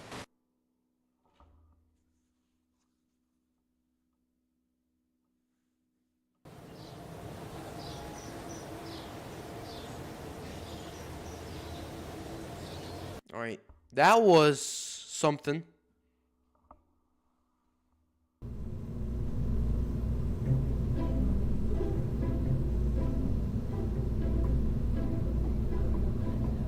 It's gotta be because it's literally a shuttle head. Like, it's just not compatible. It's unfortunate, but we gotta do that. Oh my god. No.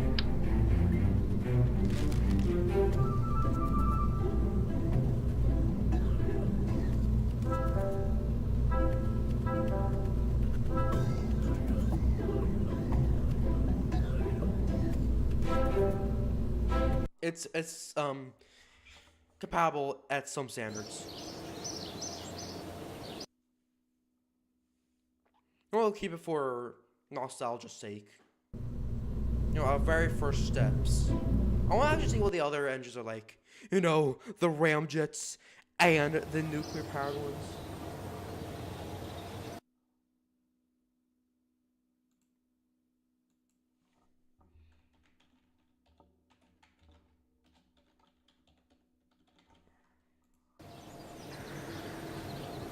Alright.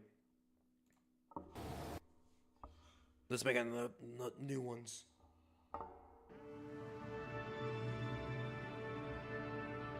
There's one I saw called... There's more, y'all. Add-ons and mods. Okay.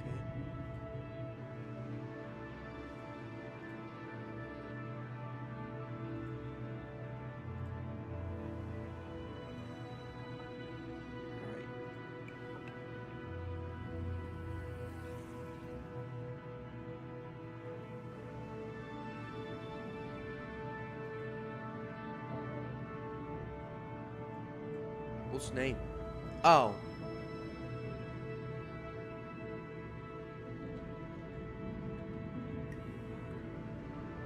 Testbed 1.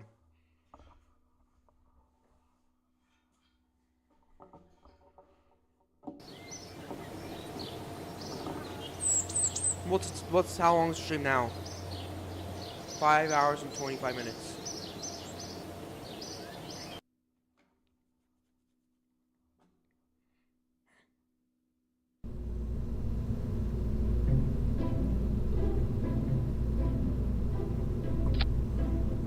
How many astronauts can you fit?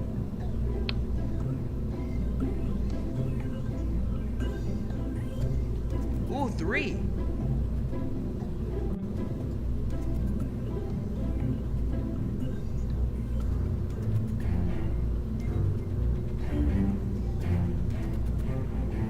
We are test bed, by the way.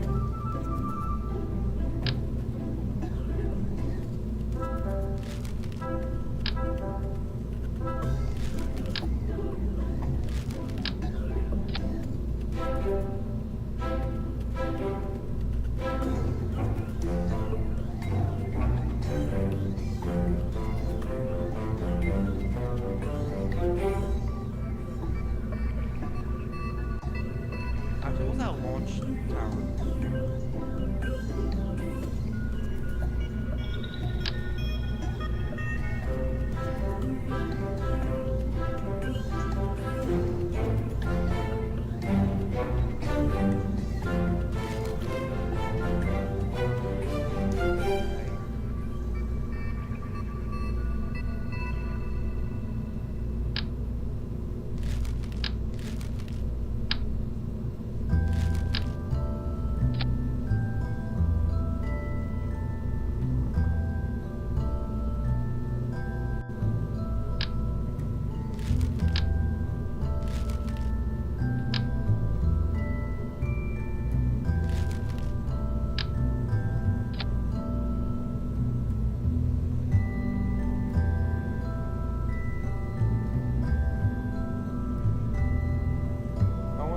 Test the ram first.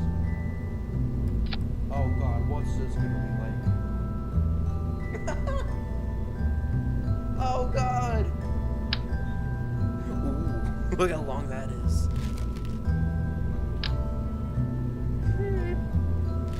What is? Alright, that's perfect. Okay.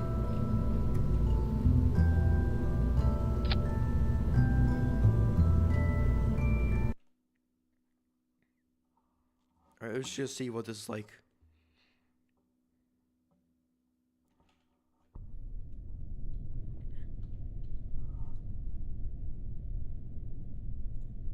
Oh, there's 3 boys.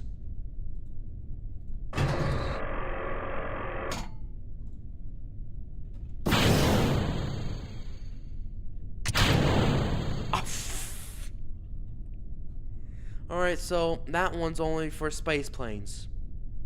I'm assuming.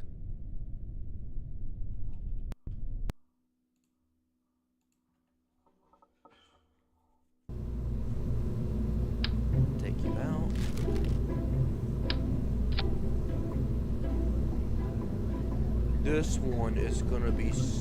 Where is it? That's here. This one is gonna be scary. I have a feeling. It's nuclear powered. What'd you expect?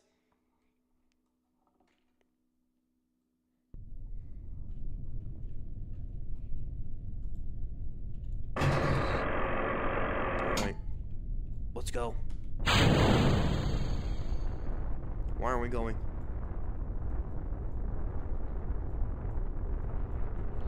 Oh, come on. That was so anticlimactic. You goober. Are you kidding me? You're nothing but a booster, not the main engine.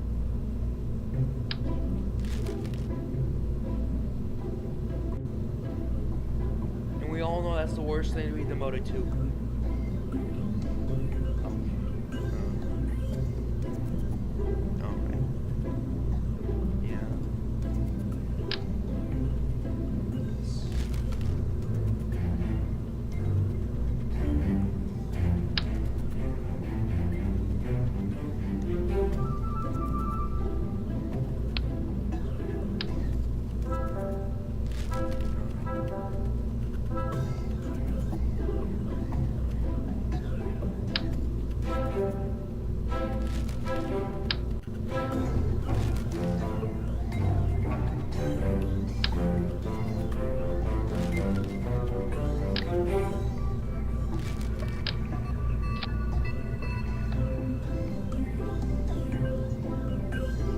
Make a classic rocket this time.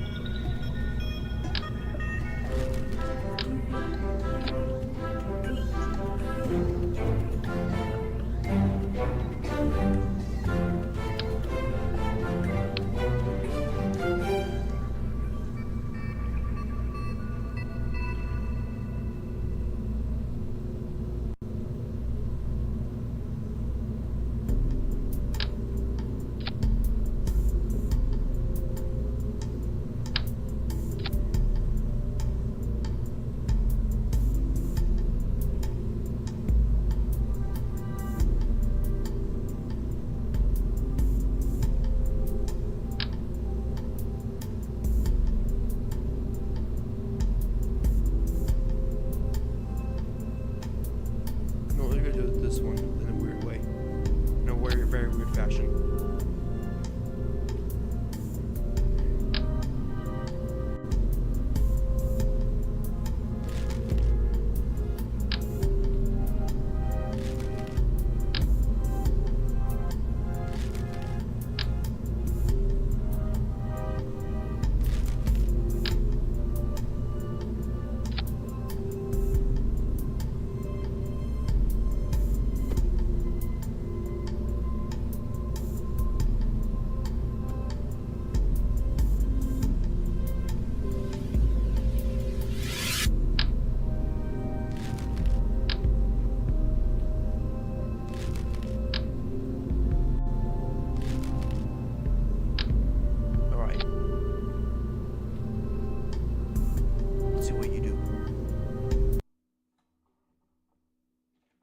Oh my god.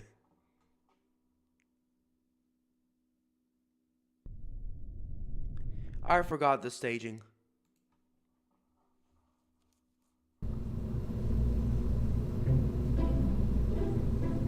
It somehow knows to do that already. For some reason.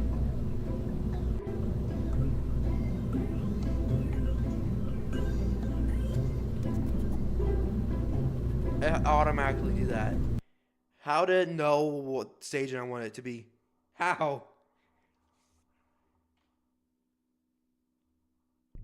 Did I already didn't just forget somehow? What? Alright.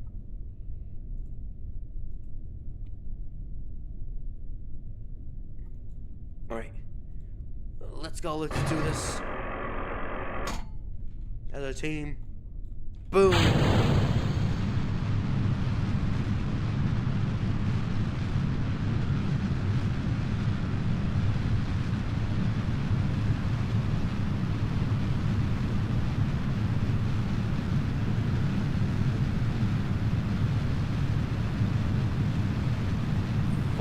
spin.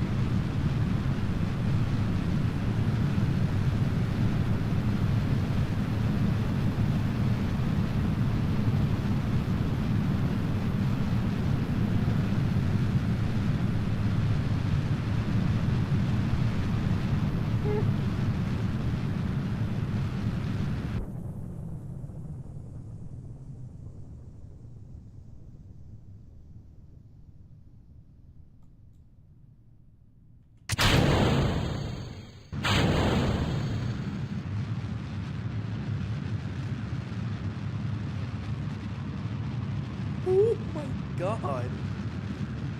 Are we gonna make it back? Are we even gonna... No, we gotta save ourselves. You gotta go.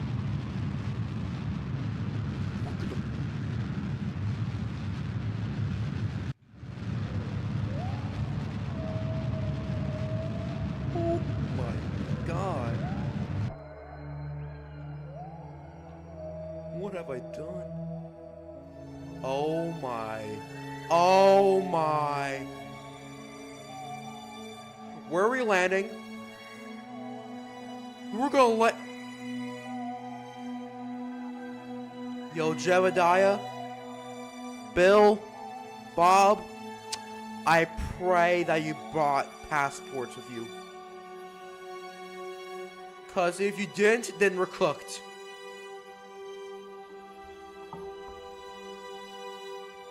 Cause I have big news for y'all three. Alright, we might as well enjoy the view.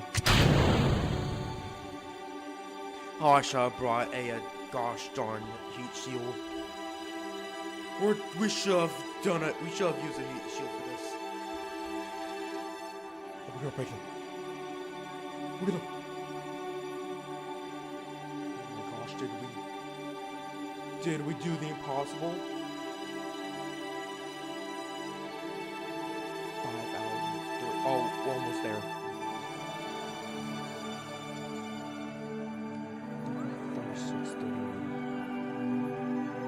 We're about to break history. My longest stream ever.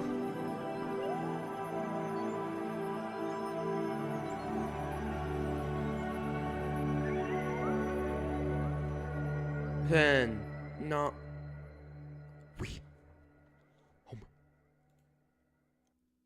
We broke history. Oh my gosh, this is officially the longest stream I ever did. That's a record.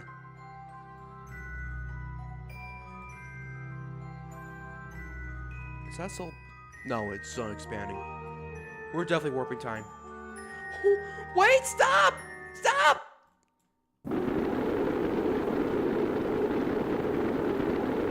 Uh-oh. Yeah, I should've...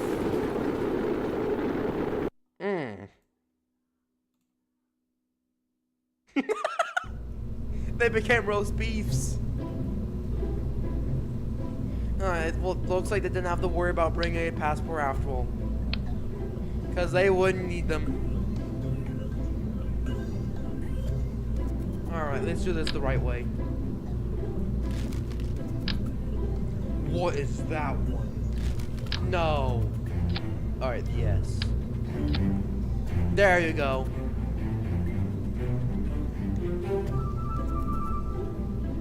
It's... Where I am, it's 3:23. We're still here. I was not prepared for it to go that fast. Alright, let's review this again. Yep. Alright.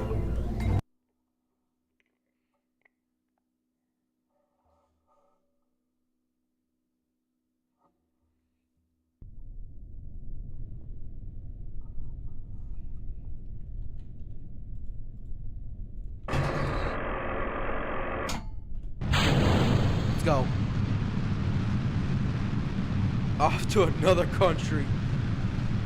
Oh my gosh, that was so hilarious. Alright, at least they remember to bring passports this time, because I know what's about to happen.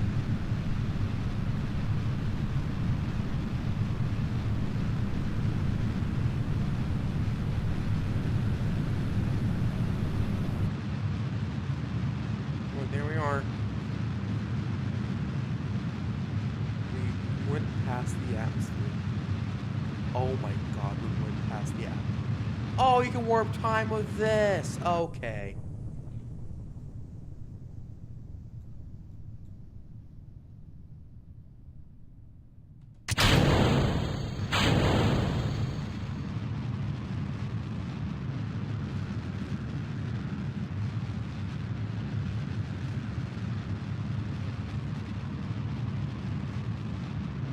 We're going in the same direction, by the way.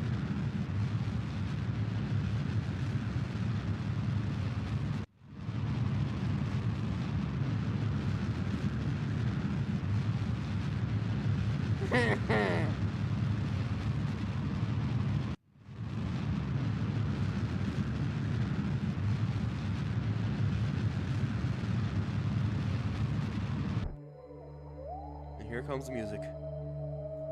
Alright, we're landing at the same area as originally planned. I guess?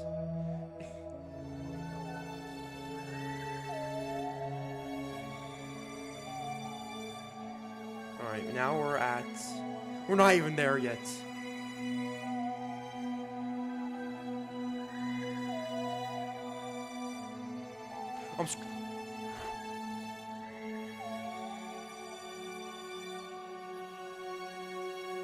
Alright, prepare yourselves for re-entry.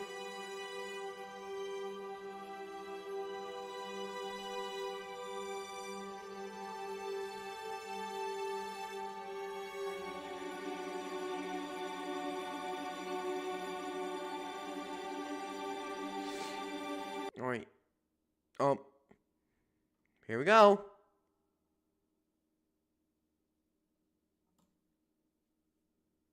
Oh my. Please don't tell me it compromises the,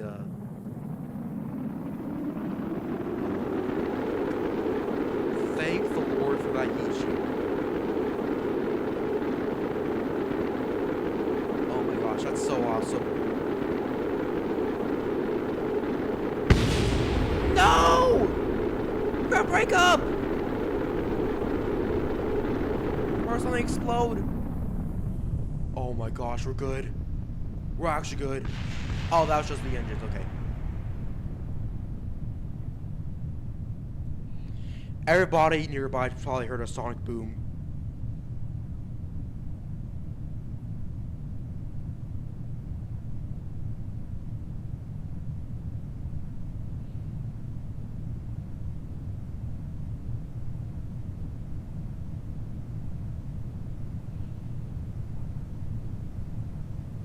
We're gonna land near our land. What country are we in, by the way? I'm assuming, from what I saw, either nearby the Middle East or somewhere in the Eurasia section.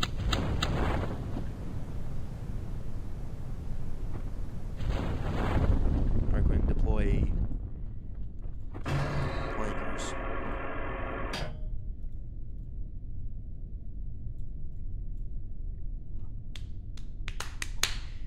That was the most successful one so far. Alright, let's take a look.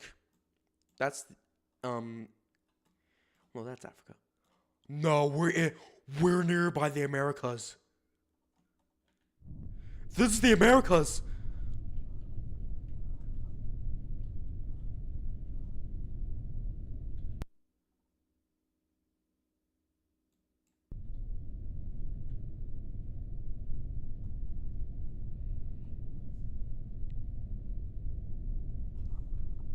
Alright. Land.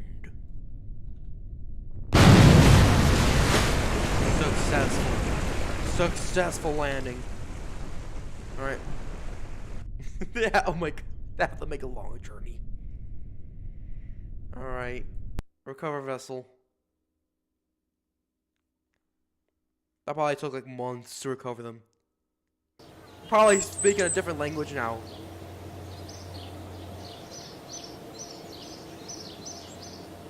Why is there 0-star reputation? They went to a different country. That should be 5 stars.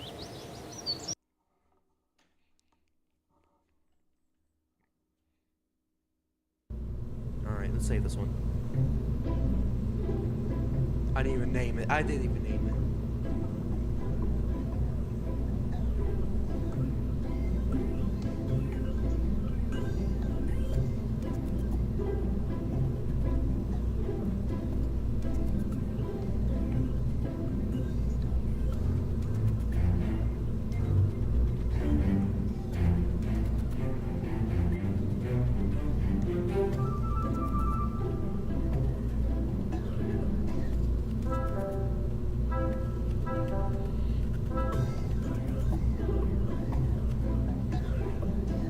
Max 41 Trojan.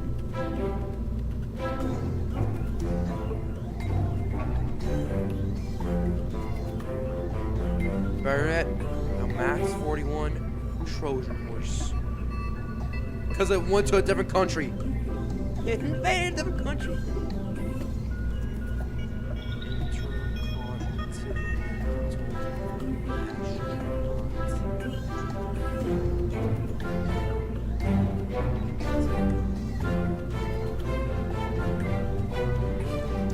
It's an IADR.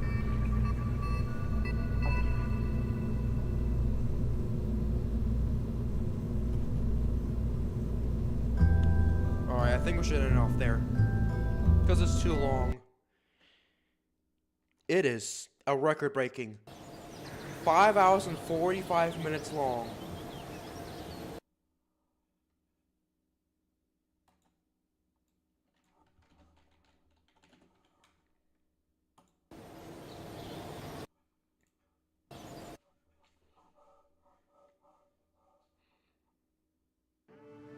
Alright. Ooh, ESA missions?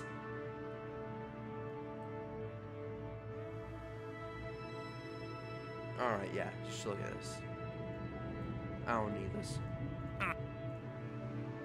Alright, well, that wraps up today's stream. A very long one, but one I'm so happy to do.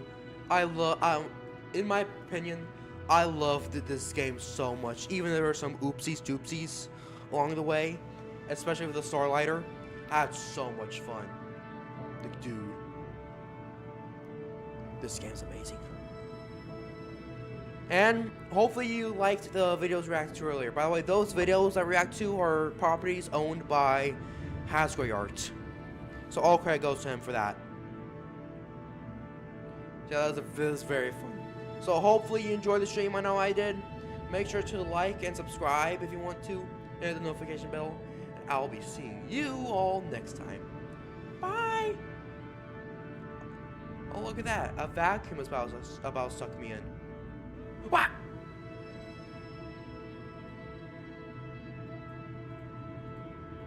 I'm good, we're good. I survived. I'm okay.